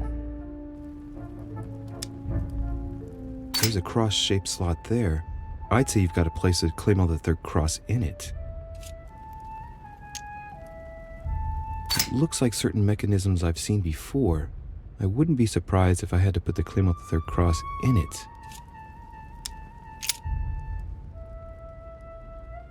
You ought to go, Louis. If someone finds us here, the situation might well become seriously complicated.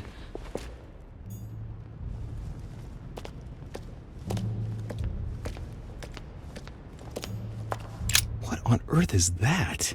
A disc with information engraved in the metal? An iris that should open, I imagine, and blood.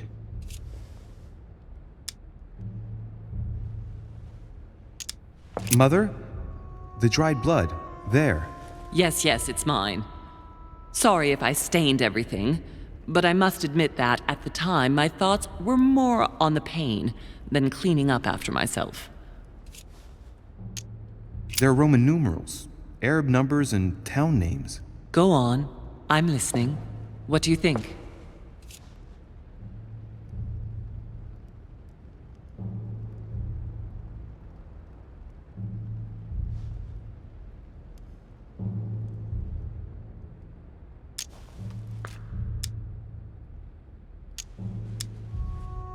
All the town names mentioned have something to do with Christ, haven't they? Golgotha, Bethlehem, Nazareth. Exactly. How many nails are needed again? 3. One nail per type of information, I'm guessing. In other words? Well, a nail must be placed on each Roman numeral. One nail on an Arabic numeral, and one nail on a town. Well done, Louis. Tell me, I imagine that once we've solved this enigma, the iris opens, right? Exactly. On each engraved piece of information, there's a hole. Those are for the nails, right? That's absolutely right.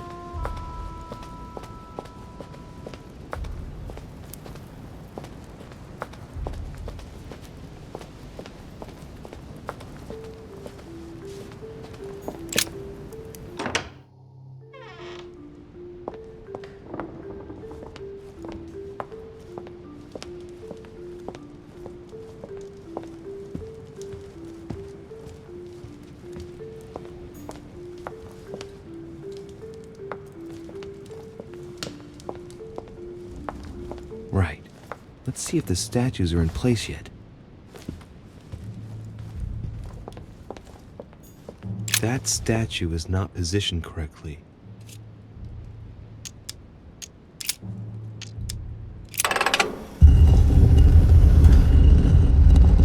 Open sesame.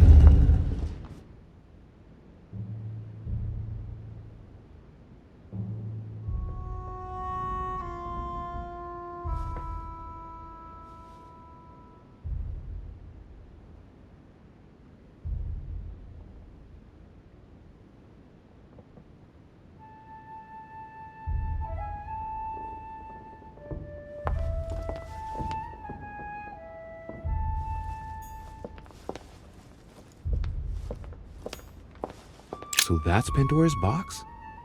An urn? Mother seemed worried that I was able to open it. I wonder why.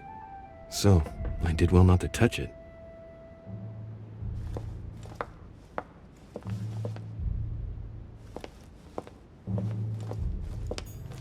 The Ring of the Nibelungs. Even if Mortimer is several centuries old, I don't see what part he has in this legend.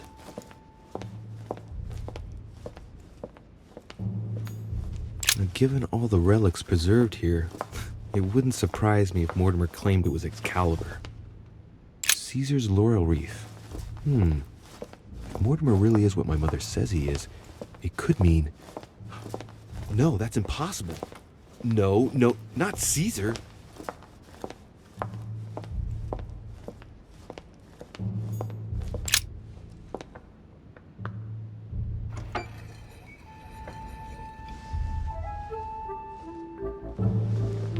So that's the exegesis of Judas. I hope Mortimer doesn't read it very often, otherwise he's going to notice that someone's stolen it. But that's just too bad. I need it.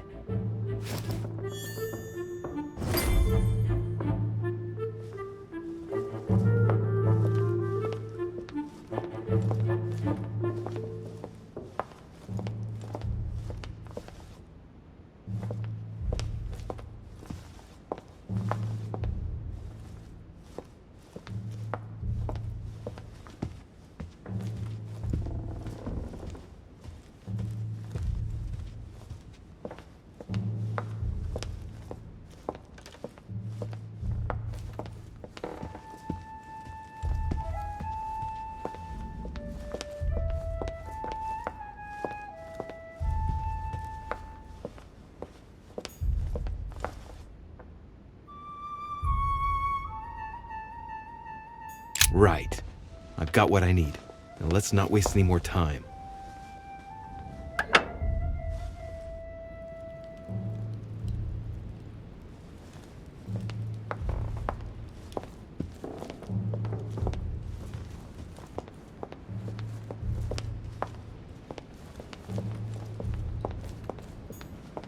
Right. It's definitely an armillary sphere, but I have to find one that I can take with me. Otherwise, I risk drawing too much attention to my comings and goings. Now, where can I find a smaller one?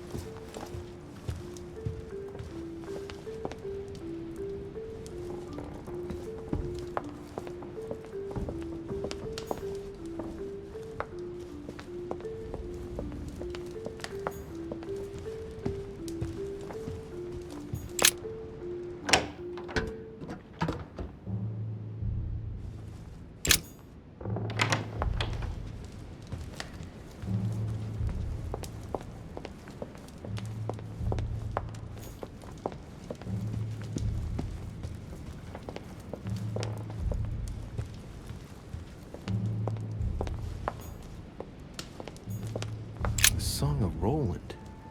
Roland feeleth his death is near, his brain is oozing by either ear. With his brain oozing, it's already remarkable that he can feel anything.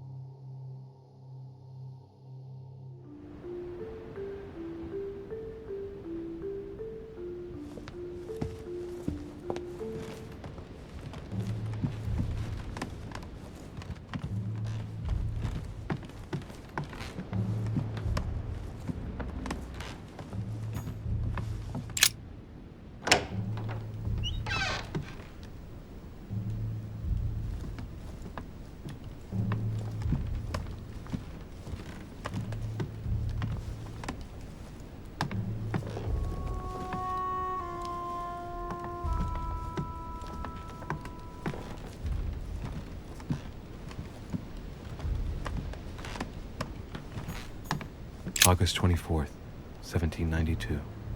Elizabeth, I am driven to despair and doubt there is any point in writing to you. I'm not even sure you'll receive my letters. Father controls my correspondence more and more. I am certain he filters our exchanges.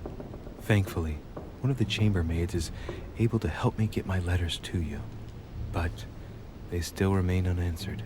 I often think about you and pray every day to be able to hold you tight. We have so much time to make up. I beg you, answer me, please. Your loving sister, Abigail. P.S. That horrible woman came again yesterday. She spent a long time speaking with Father.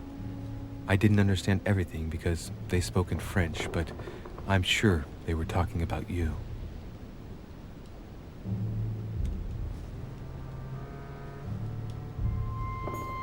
June 11th, 1791. A novel of the initiation of a young woman into polite society.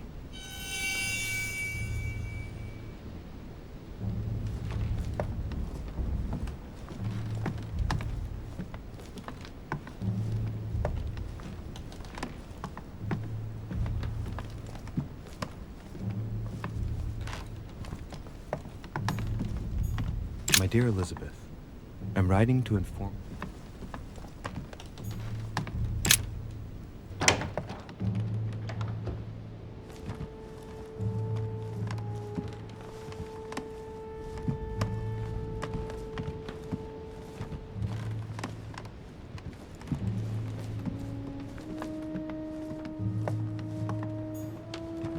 President George Washington.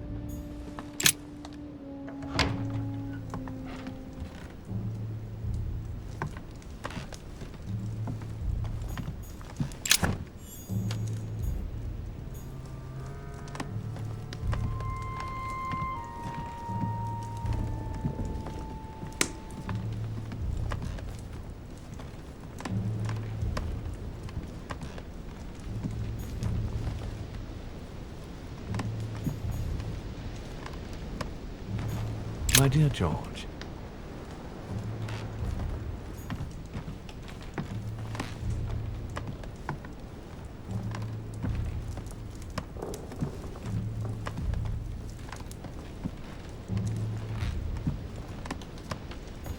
Portrait of George Washington.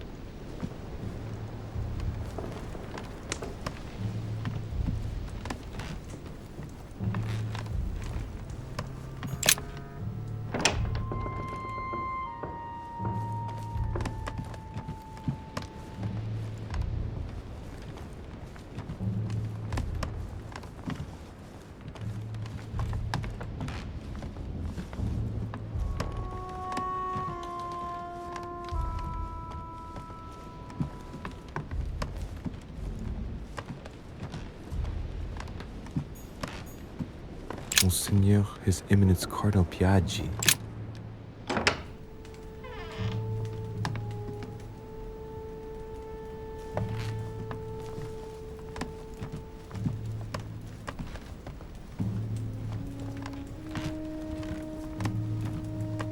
I have no time to lose, so I might as well not bother him.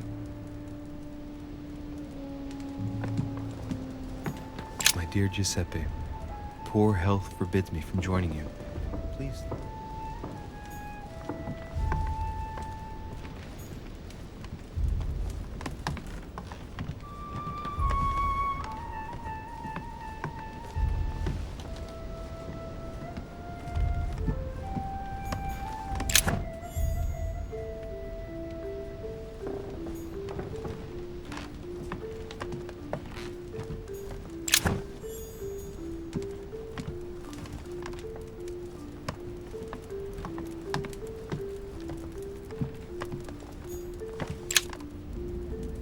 Amber crystals.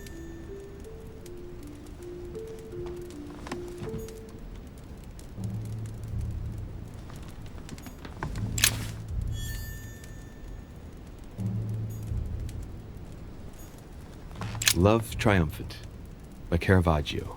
Now there's A Chinese coin.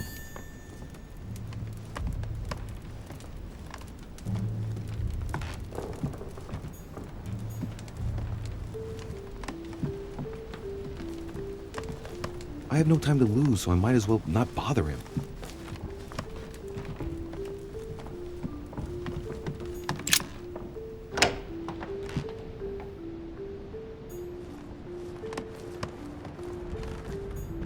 Huh, that's me.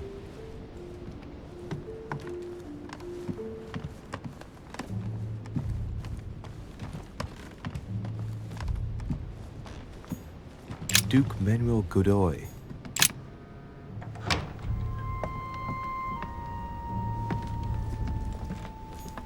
Prometheus, punished for stealing fire from the gods and giving it to man.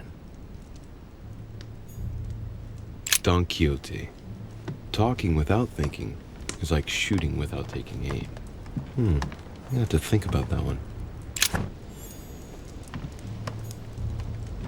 Manuel Godoy, a painting of himself in his room. Now that's not gonna help him develop a sense of modesty.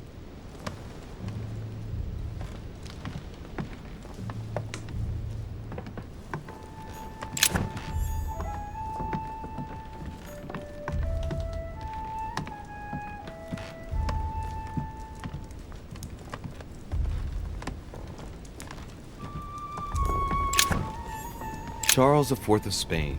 Now there's no chance of Godoy forgetting who he owes everything to.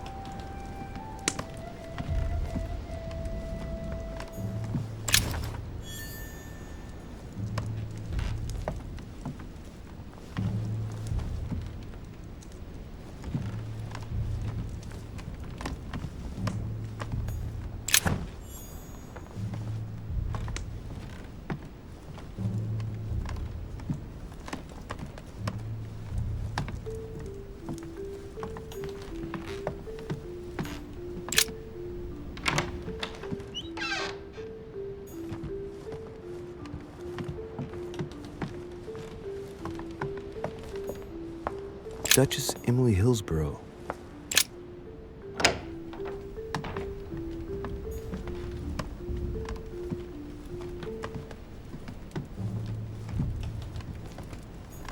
Dear E, I received your last letter. Unfortunately, the Crown informed the Golden Order that our mission should under no circumstances hamper Sir Gregory's plans. Decidedly, they have support from the highest level in Buckingham Palace. So here we both are, hands and feet tied, and little room to maneuver. Keep me abreast of events. Our mission is becoming more complicated. Yours, E. T.S. The French chapter of the Order doesn't appear to...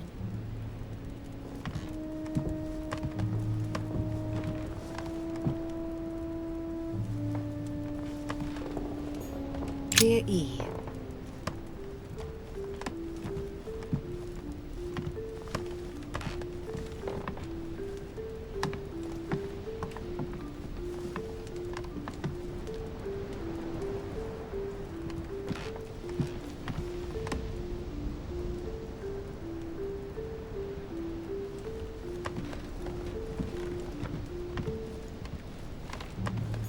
A letter from William Pitt the Younger, addressed to Emily. He's the present Prime Minister of the United Kingdom. Emily has indeed some powerful backers. Madam, thank you for consoling the Queen. The King's situation is worsening, but I wager he'll recover from this.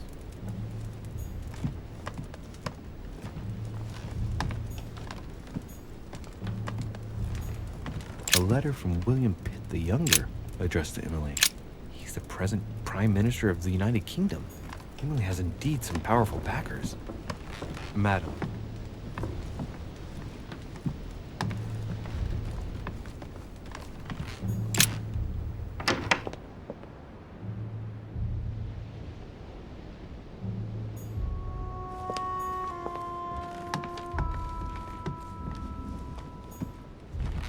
Duke Manuel Godoy.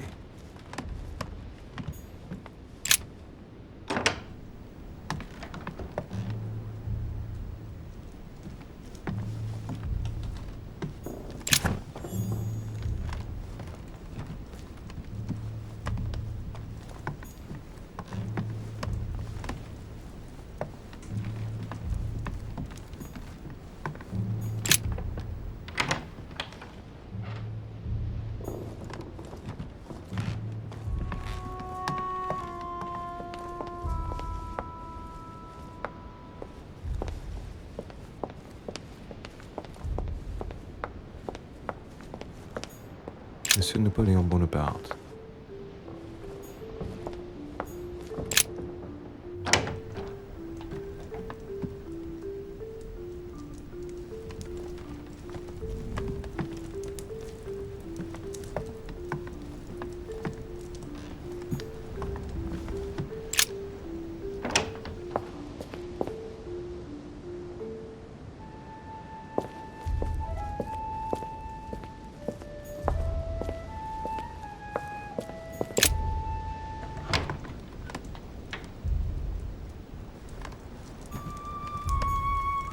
Bicorn decorated with a cockade.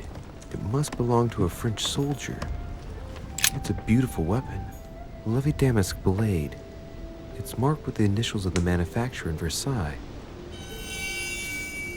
My dearest son, I'm writing to implore you to act quickly. The situation...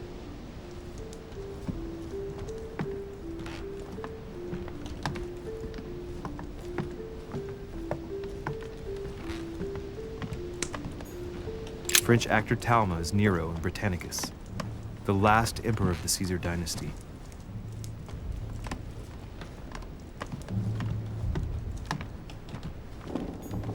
My dear Napoleon, as previously agreed, I would like to ask you to join us in January.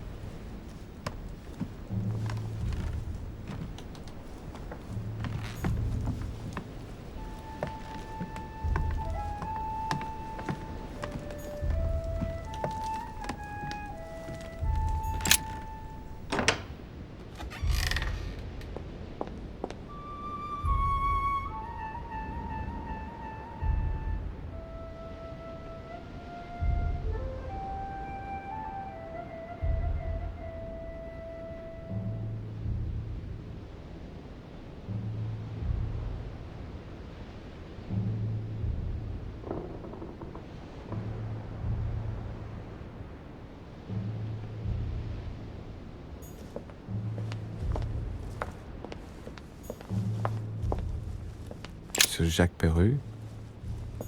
Sorry, sir, but Mr. Peru is not seeing visitors at the moment. He's resting, and is to see no one. Good luck.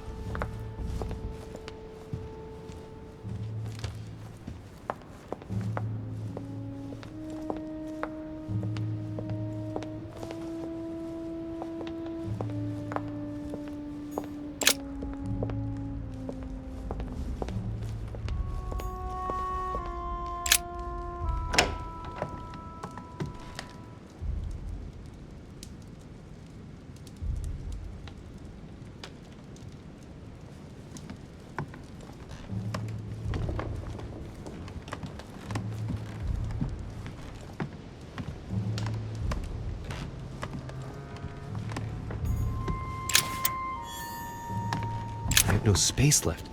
I'll retrieve it later. I have no space left. I'll retrieve it later.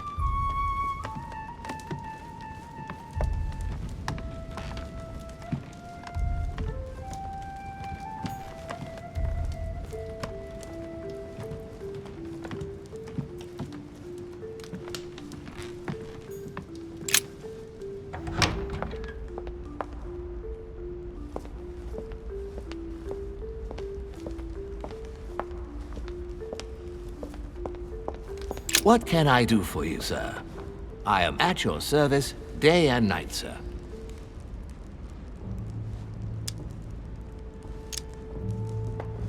As I was unable to bring my personal effects with me, I was wondering if you could find me a few items. Of course, sir.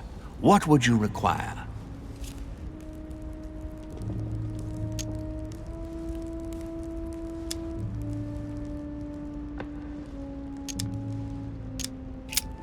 What's that book you're hiding in your jacket?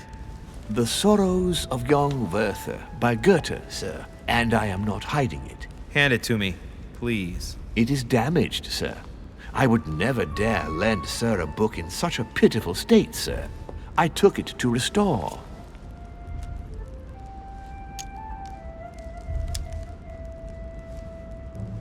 Hang on, but it's mine. Beg pardon, sir? It's my book. I'm telling you, it's my book. With all due respect, sir, I hope sir will understand that I have doubts. You see, I found it in Lord Mortimer's library. Huh, there you are then. That's exactly where I left it. I am quite put out, sir. I don't know what to say. In that case, I suggest you say nothing and hand it over. But I... Now! But sir, I... Very well, sir. Here you are. May sir take good care of it. It is damaged. And you've damaged it as well? Well, bravo.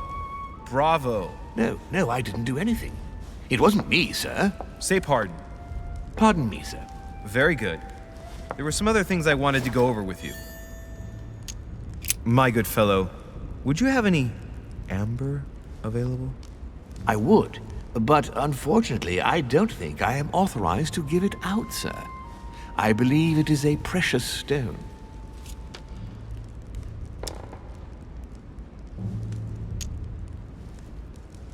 Well, no point in lying, you know. I know full well you haven't got any.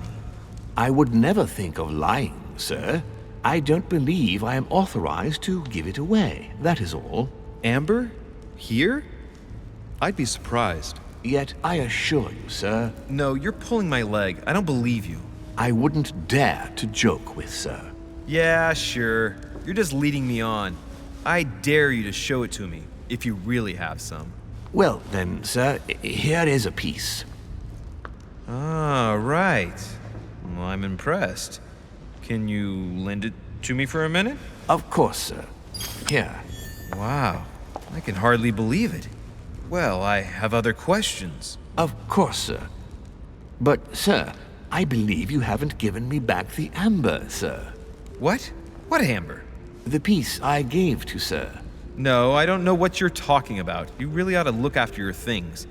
It can't be easy to come across amber in these parts. Well, does sir desire anything else?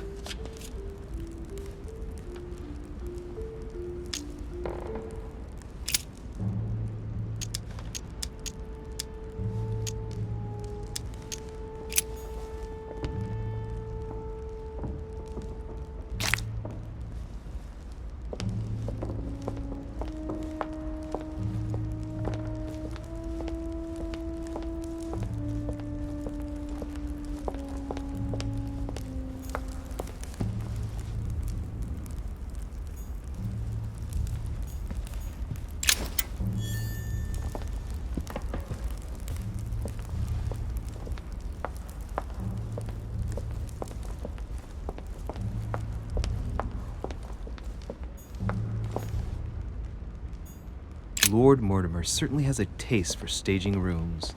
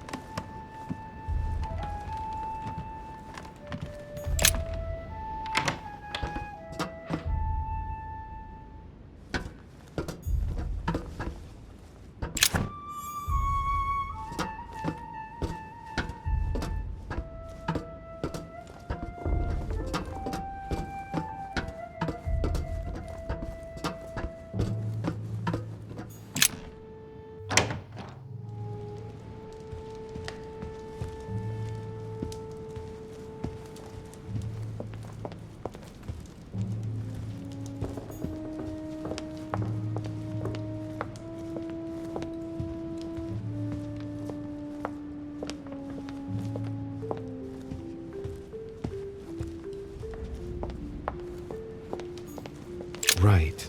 It's definitely an armillary sphere, but I have to find one that I can take with me. Otherwise, I risk drawing too much attention to my comings and goings. Now, where can I find a smaller one? The Song of Roland. Roland feeleth his death is near, his brain is oozing by either ear. With his brain oozing, it's already remarkable that he can feel anything.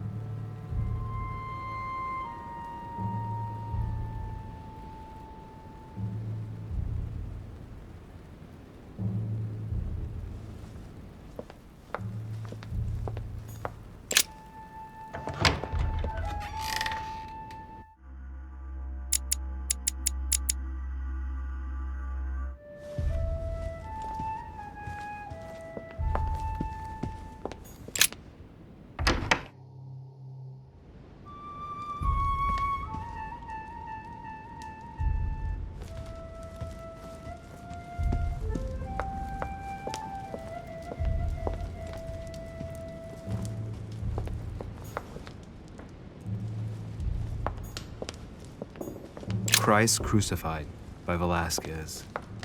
Look, someone's left a note there. Reserved for the Duke of Alcudia.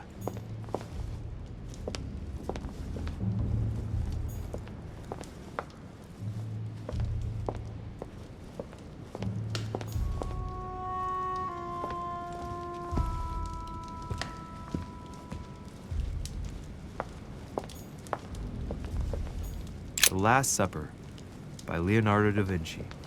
The last day before his crucifixion, Jesus announces that he will be betrayed by one of his disciples.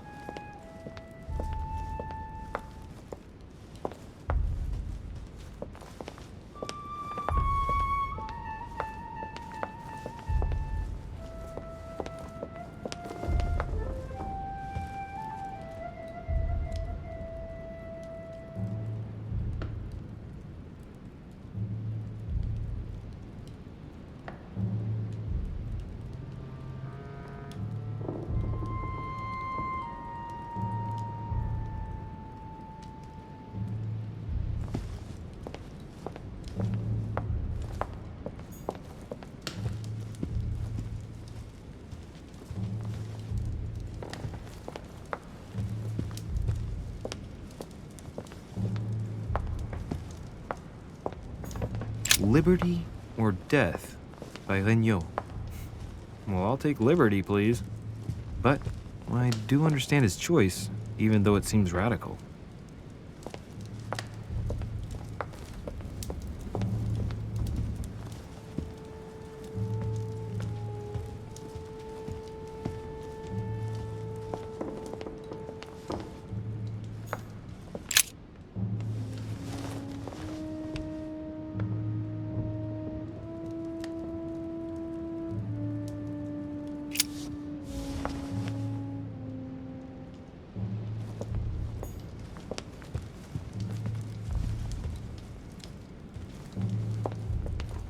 Christ Crucified by Velasquez.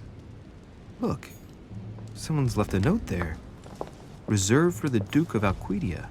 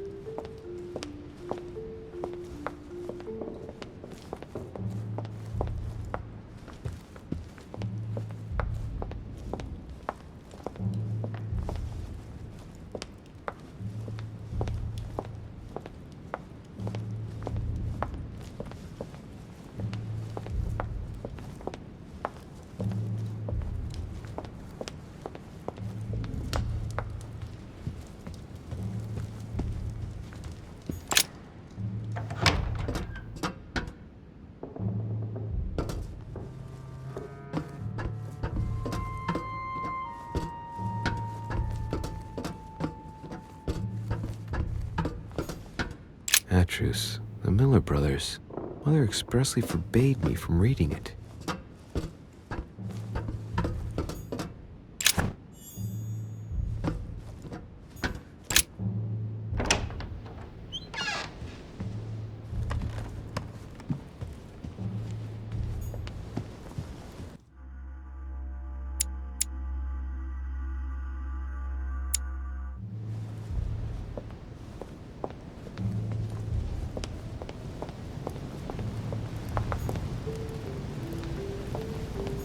A drachma.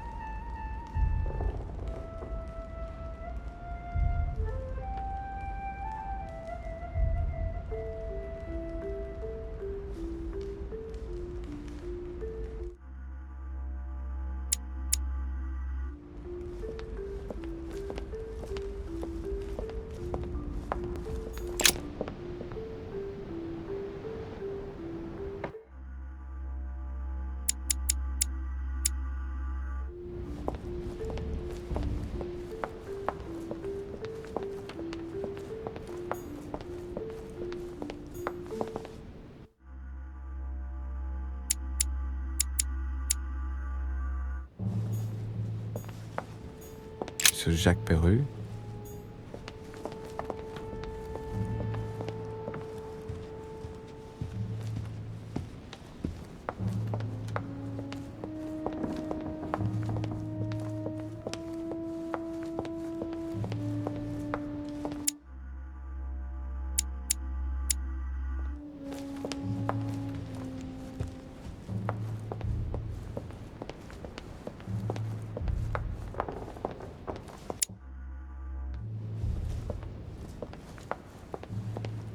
Monsieur Johann van Vo.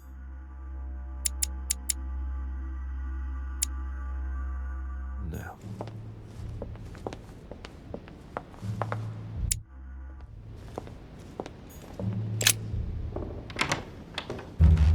Ah, Louis. Glad you're here. Blasted. He's gonna talk about my mother. Come and see what I've found. There are pieces of paper in the ashes of the chimney. Someone's been burning something here. Incredible. He doesn't seem to want to speak to me about what happened between my mother and the Hillsborough sisters. Show me a little. Look, it's possible to distinguish two different writing styles. The rest of the correspondence between my mother and Emma. Someone tried to burn an exchange of messages. I'm certain there must be more. Shit. What on earth is he doing?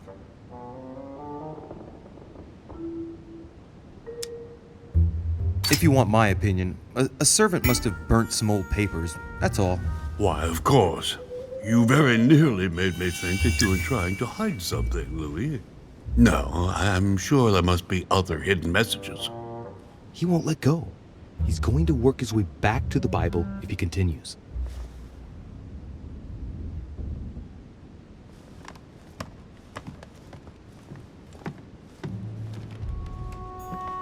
Dante's Paradise. Raise your head and be reassured, for what comes up here from the mortar world must ripen in our rays.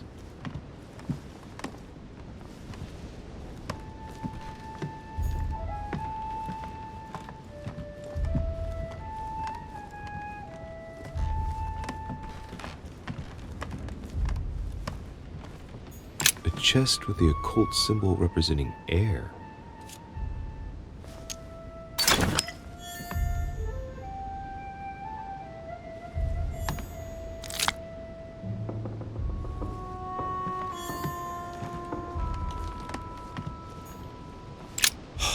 Bible's still there.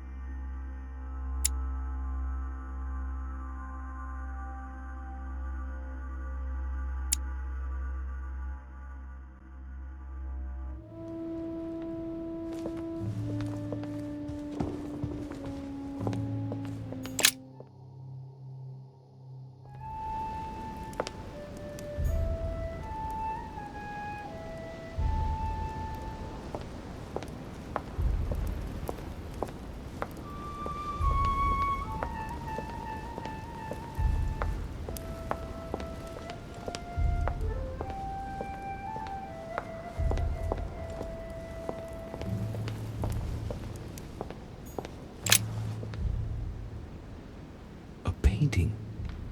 It looks unfinished. A piece by Lord Mortimer, I presume. A rather avant-garde technique. The Titan against men. How ironic.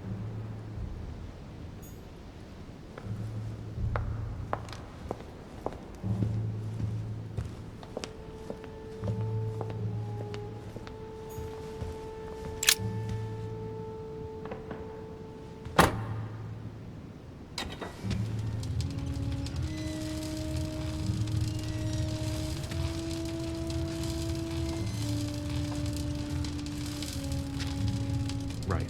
This time, it'll be a lot quicker. If I remember rightly, the code was 1191.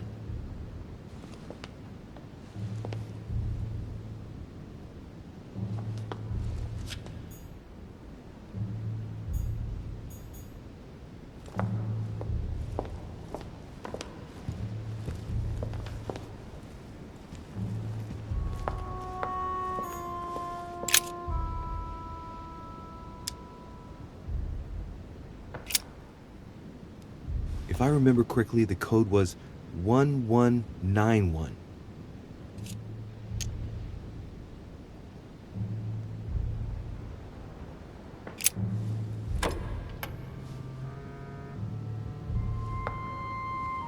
Blasted! What was that code again?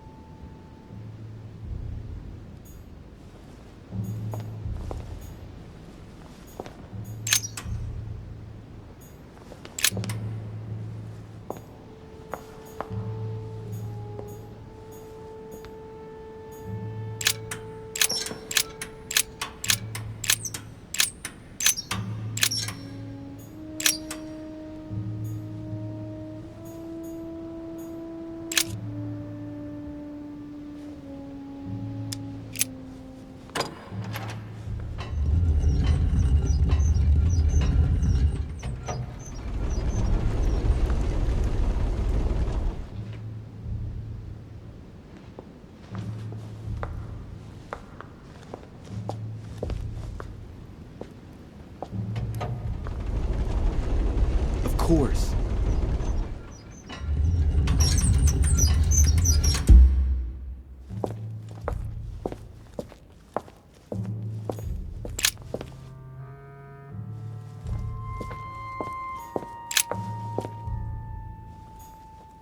Weaknesses of the Human Psyche by Gilhelm Trimor.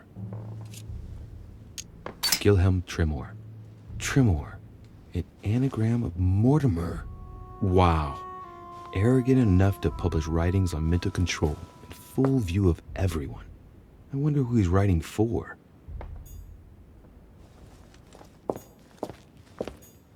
A map of the triangular trade organized by a demon. It makes me want to throw up.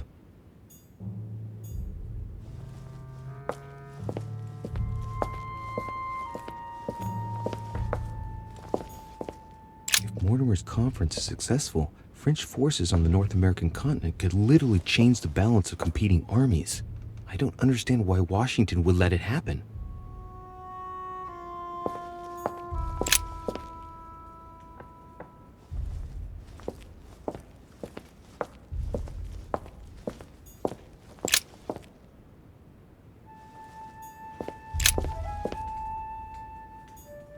The map of Europe.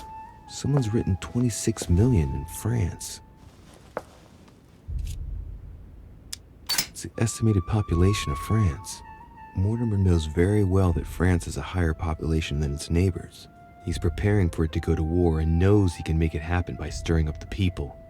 I'm standing in front of a lesson of absolute mastery in military strategy, which is absolutely spine-chilling if it turns out that Mortimer is a demon. Troops are directed towards Italy. I get the feeling that Piaggi's going to be in for a hard time.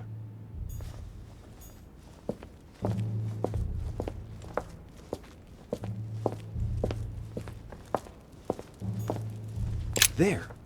Those are the nails I was looking for. I noticed they were old and rusty, but I hadn't noticed these traces of... Could that be blood? Is it really the relic of the Holy Cross? I can hardly believe it.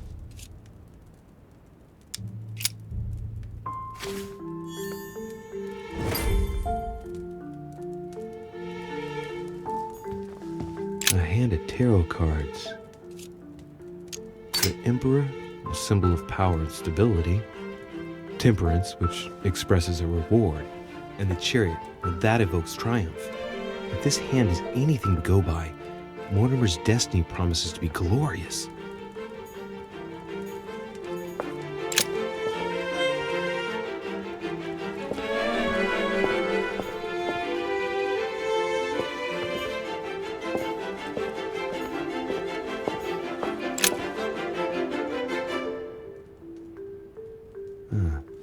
like obsidian or onyx. It must weigh a ton. What on earth could that be?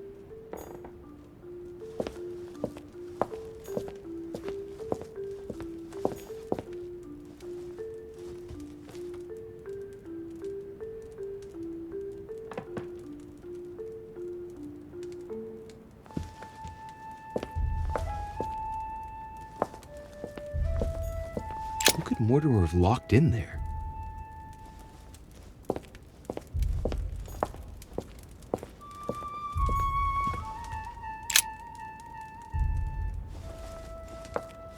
A Van Leeuwenhoek microscope? A chest with a motif representing the alchemical symbol of fire.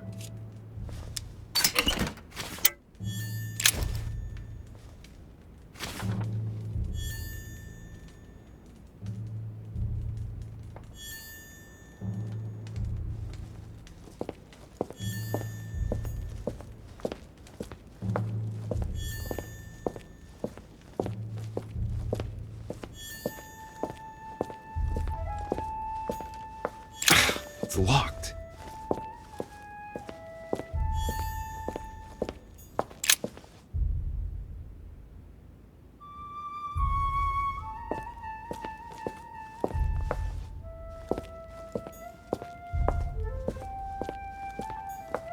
Weaknesses of the Human Psyche by Gilhelm Trimor.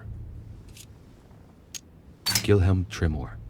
Trimor, an anagram of Mortimer. Wow. Arrogant enough to publish writings on mental control in full view of everyone. I wonder who he's writing for.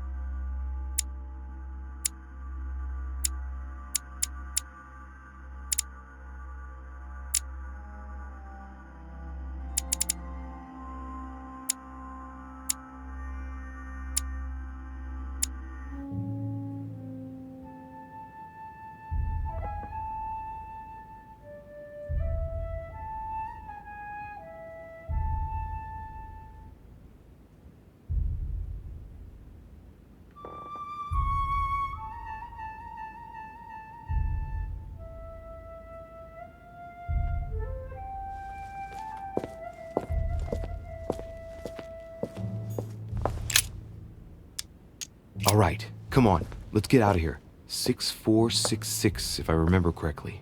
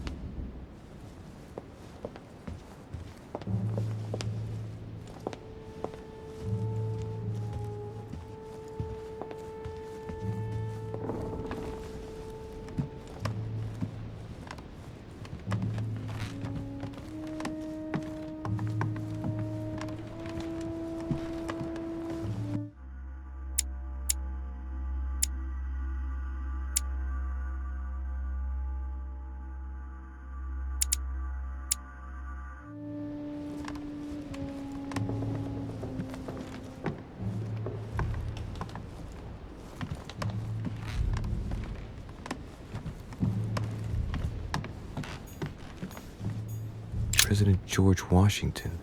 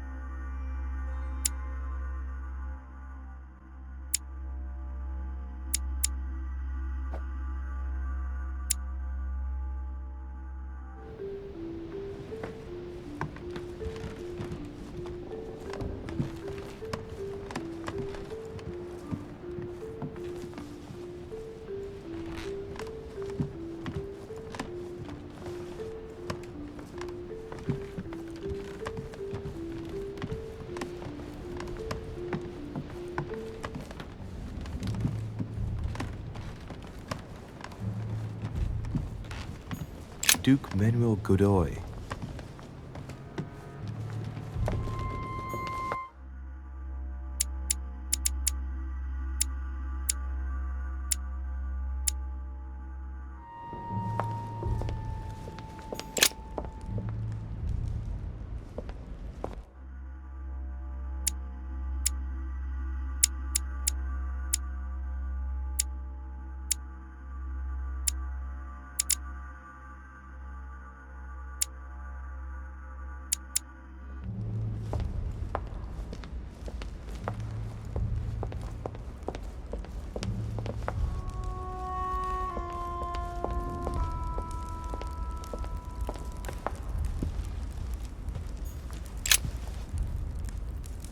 Ah, Doriche. Congratulations for your efforts with Washington. I see that Sir Gregory did well to trust you. What can I do for you? I'm dreaming. My mother was right. He's not going to tell me one word about what happened to Emily. To tell you the truth, I'm in search of an armillary sphere.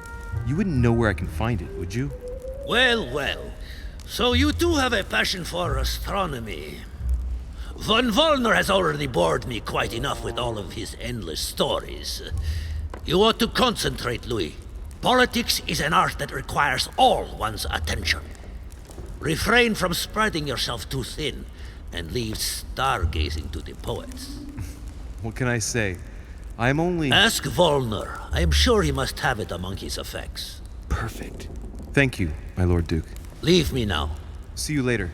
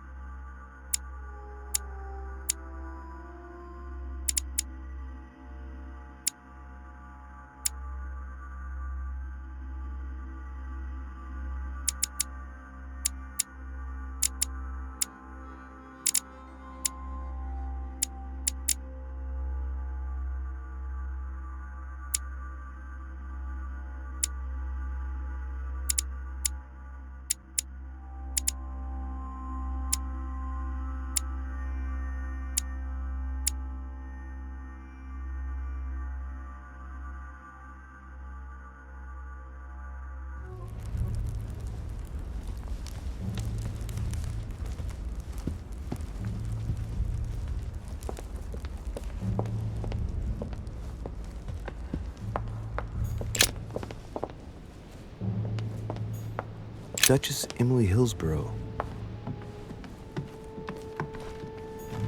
Duke Manuel Godoy.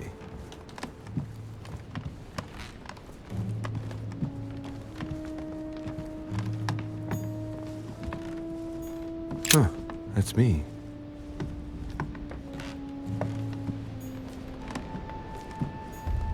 Monseigneur His Eminence Cardinal Piaggi.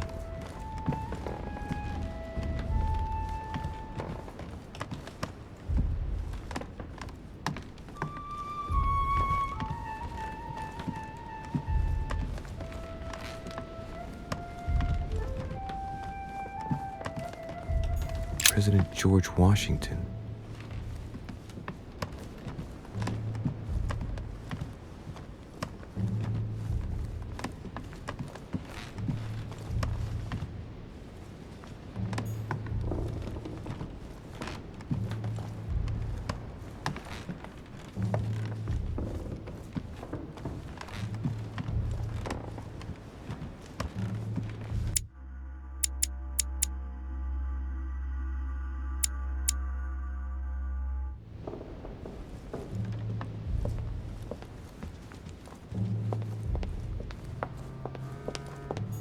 Monsieur Johann van Vulner.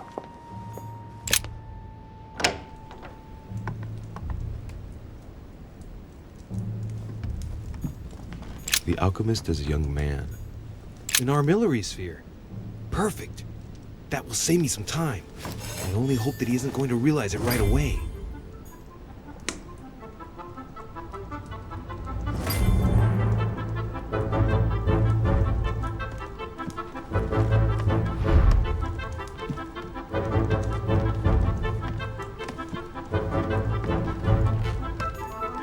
Fragment of amber.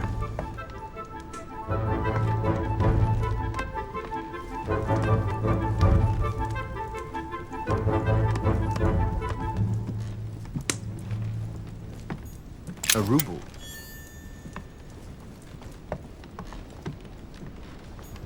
A chest locked with a 4-letter code. Surely a word close to the owner's heart.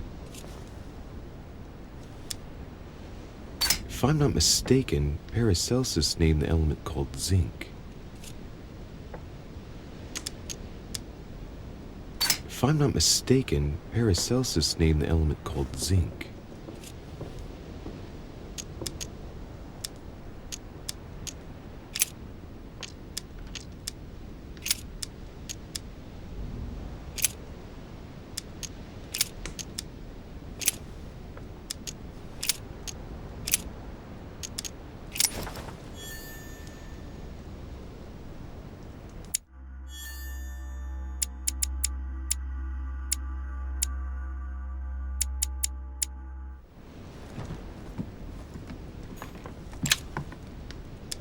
Golden elixir.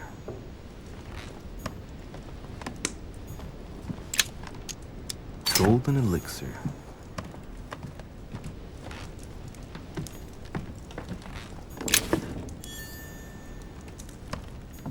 The signs of obscurantism.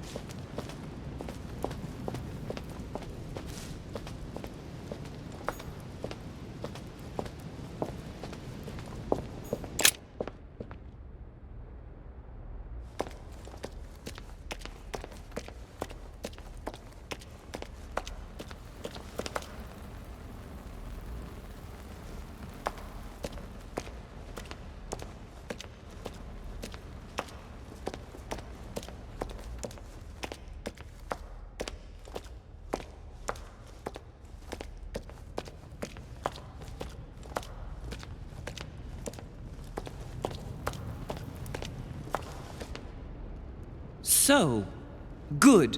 You've managed to gather all the keys. Yes, that's right. I have everything. What should I start with? Place the Clement III cross on the console. Then you have to put the nails on the disc of the door.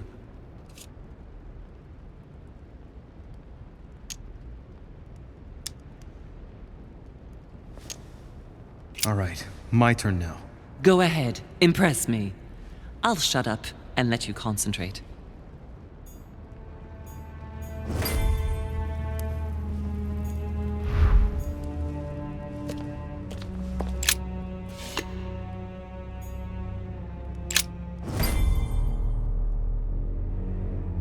The cycle of the moons has nothing to do with what I'm doing right now.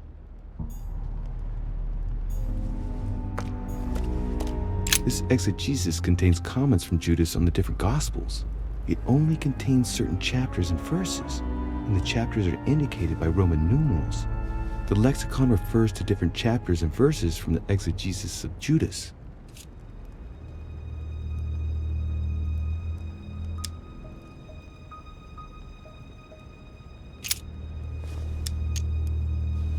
Chapter 19, verse 17. Jesus was crucified on the 8th of Nisan, 3793, in a place near Jerusalem.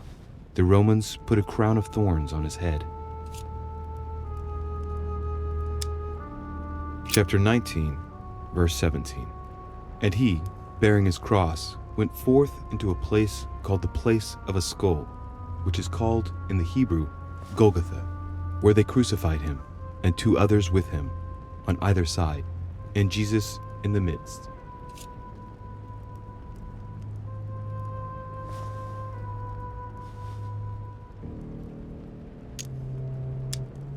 Chapter 19, verse 17. Jesus was crucified on the 8th of Nisan, 3793, in a place near Jerusalem. The Romans put a crown of thorns on his head.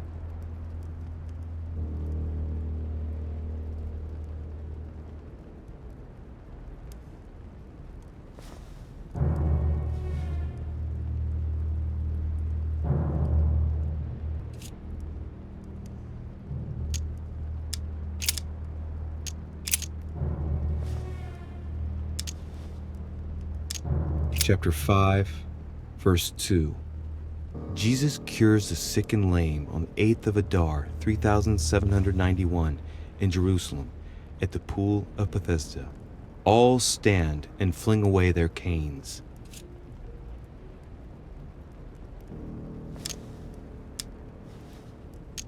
Chapter 5, verse 2. Now, there is at Jerusalem, by the sheep market, a pool, which is called, in the Hebrew tongue, Bethesda, having 5 porches. In these lay a great multitude of impotent folk, of the blind, halting, and withered, waiting for the moving of the water. Jesus saith unto him, Rise, take up thy bed, and walk. And immediately the man was made whole, and took up his bed, and walked. And on the same day was the Sabbath.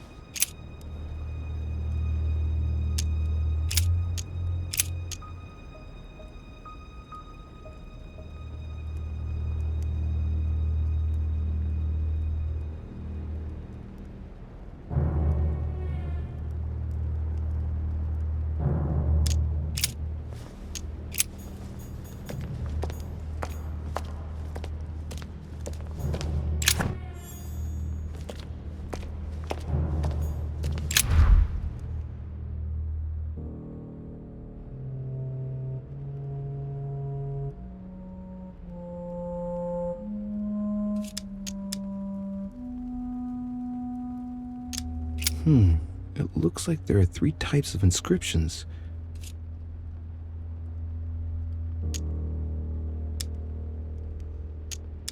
These towns have one thing in common. They're all related to the life and death of Jesus. For example, Jordan is the place of the baptism of Christ.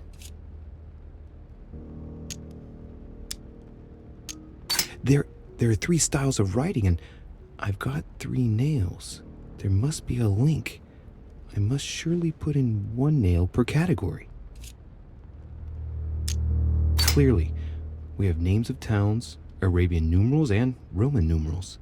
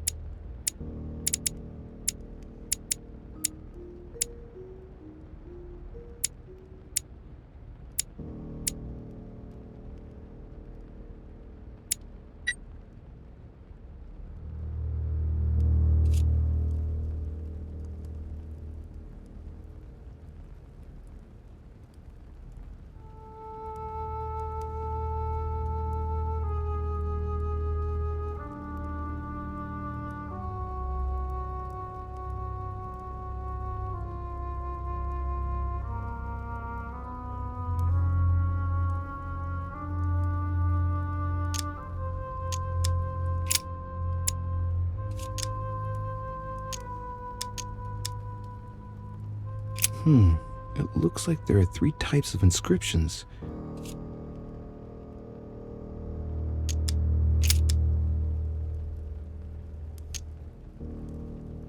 The fresco clearly shows the birth of Christ. Louis, I can assure you that that is not the solution to this enigma. This fresco's only purpose is to mislead. I know that now. Please, focus on another theme about Christ. We'll have to trust her. Yes, it's definitely a representation of the birth of Christ, but some of the details have flaked away. I can't see any other clues. One thing is for sure, this enigma deals with the life of Jesus, like my mother said. You could see that the paint has come off in parts. Difficult to see what was there, but I can distinguish the letters N-R-I. Nothing more.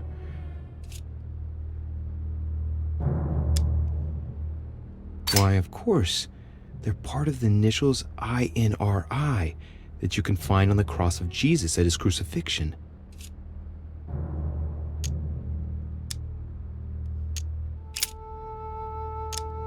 If Mortimer deliberately set a trap by showing the birth of Christ, then maybe the solution is the contrary. The death of Christ in that case?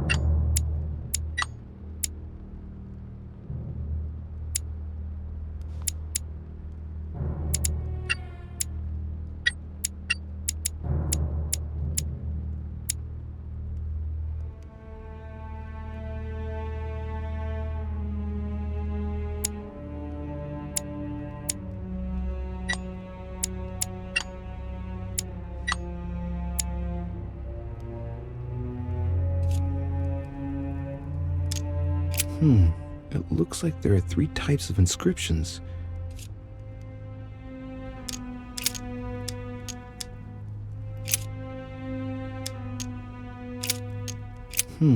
It looks like there are 3 types of inscriptions.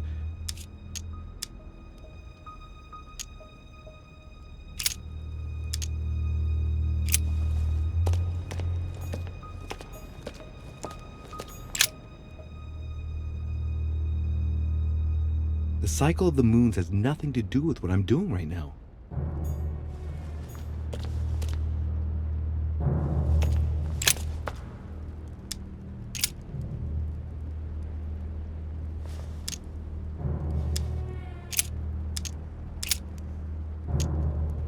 Chapter 14, verse 22. On the 7th of Nisan, 3793, Jesus shared his Last Supper in the Cenacle in Jerusalem.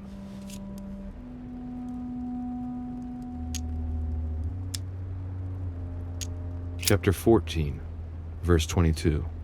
And as they did eat, Jesus took bread and blessed and broke it and gave to them and said, "Take, eat.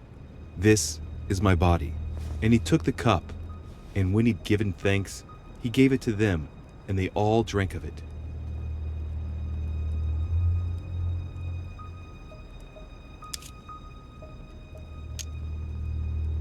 Chapter 14, verse 22.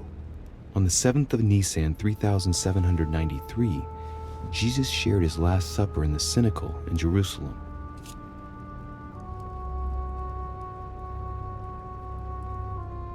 Chapter 14, verse 22. And as they did eat, Jesus took bread and blessed and broke it and gave to them and said, "Take, eat.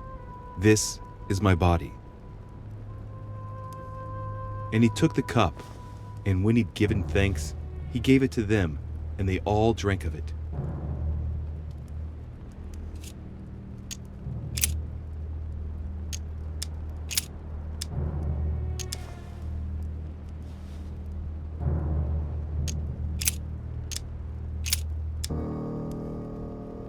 Chapter 5, verse 2. Jesus cures the sick and lame on the 8th of Adar, 3791, in Jerusalem, at the pool of Bethesda. All stand and fling away their canes. Chapter 5, verse 2. Jesus cures the sick and lame on the 8th of Adar, 3791, in Jerusalem, at the pool of Bethesda. All stand and fling away their canes.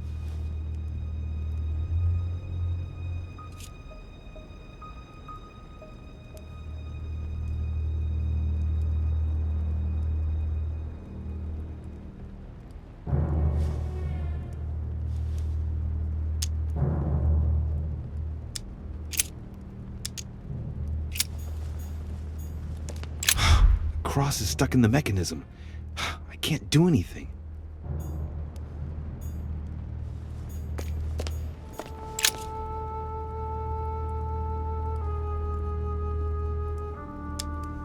What hole should I put the nails in? Well, I can't really advise you there, because I haven't exactly made the best choices myself. All I can say is that you have to insert 1 to choose a town, 1 to choose a chapter, and 1 to choose a verse. What theme did you start with?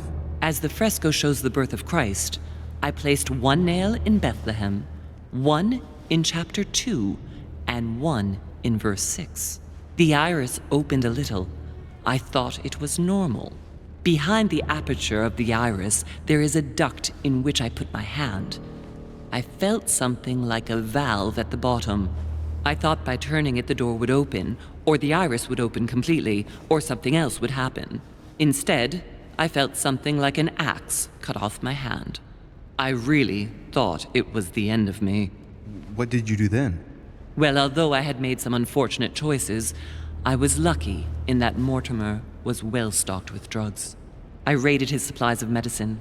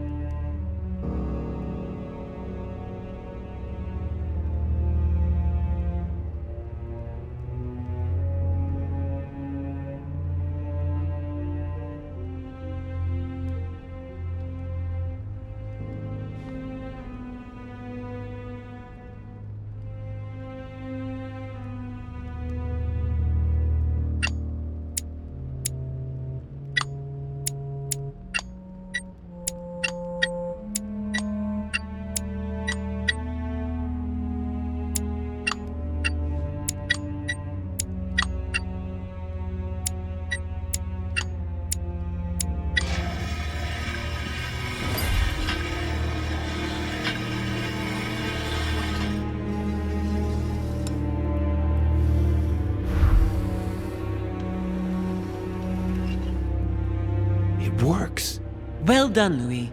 I hadn't seen those other wheels. Try connecting the theme to see if it goes all the way.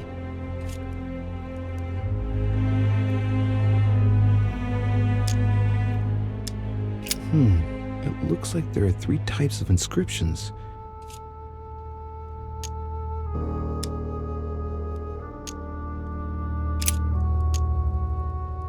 There must surely be a connection between the wheels.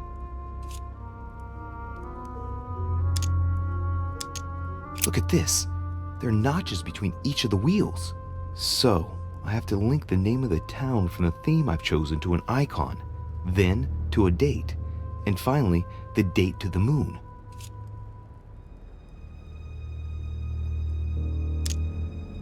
There are different icons on this wheel, but it looks like some of them can't be connected to the other wheels. Now, given the difference between the number of icons and the number of towns, I think that only one path connects all the wheels with one another. Let's try to connect the theme I've chosen with the rest.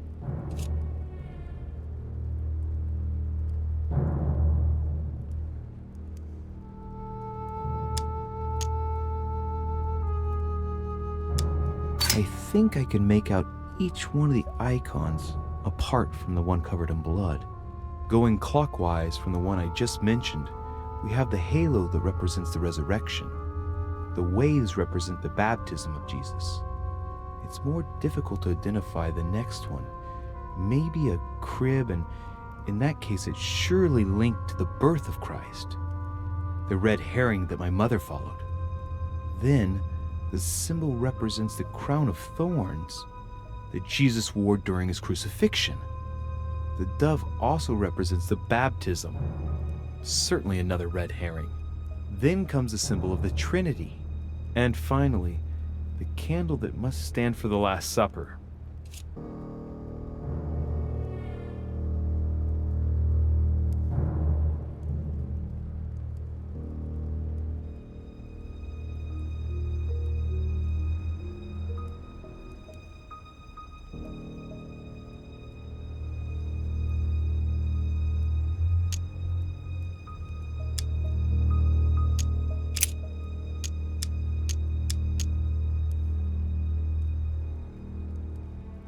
Look at this.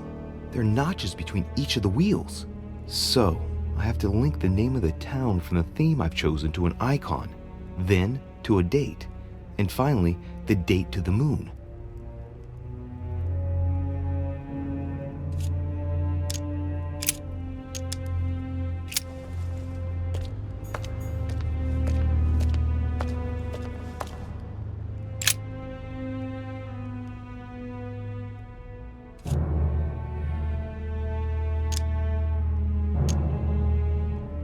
During new moon, the moon is entirely in the shadow.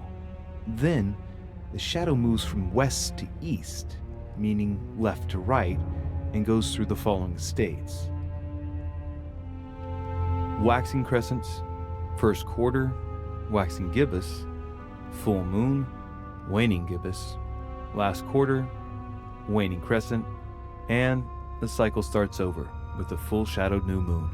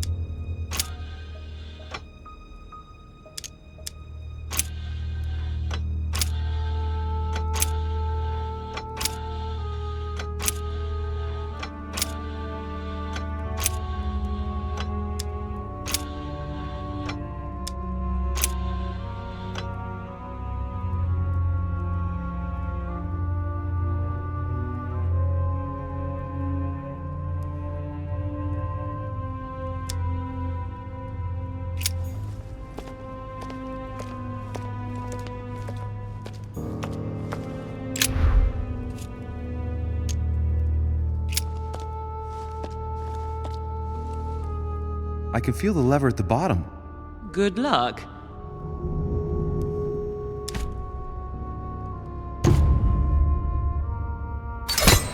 That was a close one.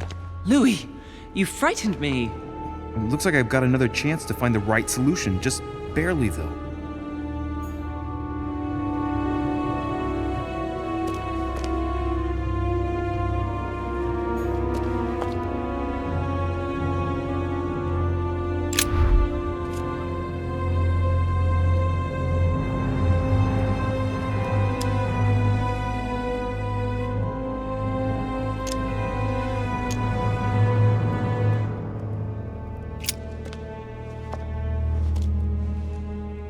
I can feel the lever at the bottom.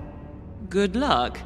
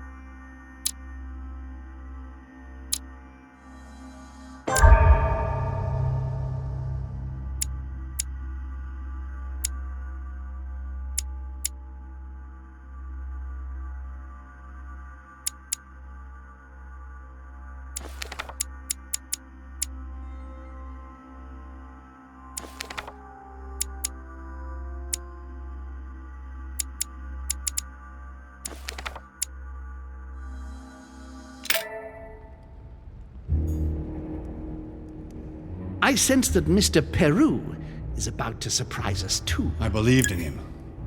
I followed him to the best of my ability. I championed his ideas, defended his decisions, and then, without even realizing it, I became lost. Now that I've told you everything, you want to take my place, do you? No. I am Emily. You are wasting your time. Louis knows very well how to tell us apart. Someone had the bang coming from the Duchess's room, and she isn't answering. Louis, you really must learn to conceal your weaknesses better, if you don't want your foes to use them against you. Our desire is to steer the destiny of our respective countries for the good of all, and to no longer suffer the random hazards of history. It is the natural order of things, Monsieur de Richet. There have always been men who govern other men. That is simply the way it is. History forgets them with a disconcerting facility. No one speaks about them, and yet they whisper in the ears of kings and presidents.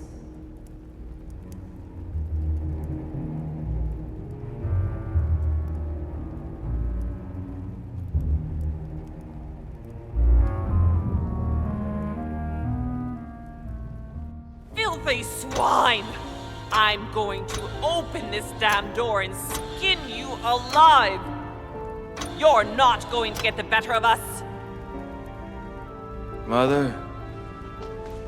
Louis, you've come around. How do you feel? It hurts. Mother? I can't feel my arm. Louis, I had to cauterize it with what I could find. Where's my arm? We'll get through this, Louis. Don't worry. I think I found a solution. You'll see. We gotta leave. No, don't put your arm in there. Louis, we can't leave without it. It's our last chance. I need to see this through to the end. I must do it.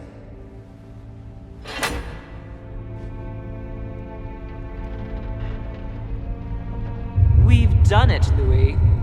Look. Stubborn as a mule. Come on, up you get. I'll help you. Easy does it. You've lost a lot of blood. And now what? Let's take what we came for.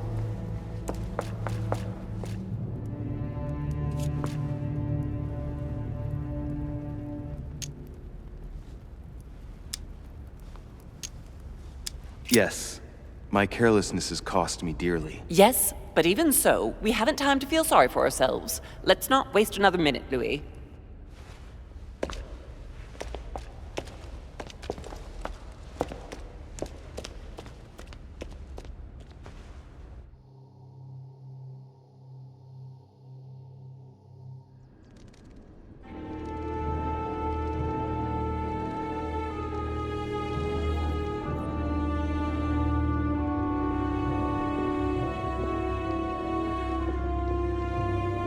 But where are we? I don't know, but we better not hang around.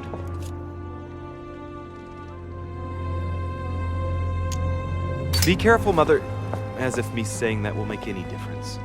Knowing Mortimer, I wouldn't be surprised if he rigged his crypt with traps. So you think the door is not enough? Do you want to wager your other hand? You've got a point there. We have to find that weapon. What do you know about the Holy Lance, Louis? The what? The Lance of Longinus the Centurion. Oh, that? That's what we come to find? The lance that a centurion stuck in the side of Christ at his crucifixion? That's it. Seriously?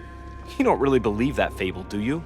Every fable is founded on true events. I'm not saying that everything adds up, but imagine if it really did exist. Very well. Now what? Well, now you know what you need to find. Pardon? I have to get to the wharf to prepare our departure. Let's get off this cursed island as quickly as we can. We shall come back when we are ready and armed. But hang on. Louis, let's first get to safety. We shall come back when we have the upper hand. Fear not. You take care of getting the lance. It's imperative. I'll take care of preparing our departure. Hang on. At least tell me everything you know about this lance. But I have never seen it. There's nothing else I can say, Louis. Well, you can always go snooping around Mortimer's study. I remember seeing paintings of Longinus there.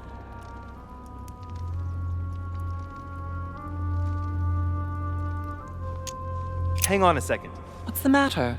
Why did you shoot Emily's sister? Do you really think now is the right time for this? I want to know, Mother. Why did you betray her? Listen, Louis. I don't think you've really understood my interest in the Al-Azif. It's not just simple curiosity about some old relic. You tried to kill her. And I had no choice, for crying out loud. It must not fall into the hands of the demons, or we are all doomed. Don't you see? Listen, I don't know exactly what it contains, but I prefer to be one step ahead. If they want it, there must be a reason. And even if I don't know what it is, I want to stop them for safety's sake, no matter what. Nothing will stop you if I understand correctly. Not Enough, Louis. If you could see the extent of their power as I do, then you would understand what I'm saying. All right, we'll do it your way. One more thing. If they find you in possession of the lance, they won't let you get away with it. Choose only one and hide it under your jacket so you don't get caught with it. Then run and meet me on the wharf.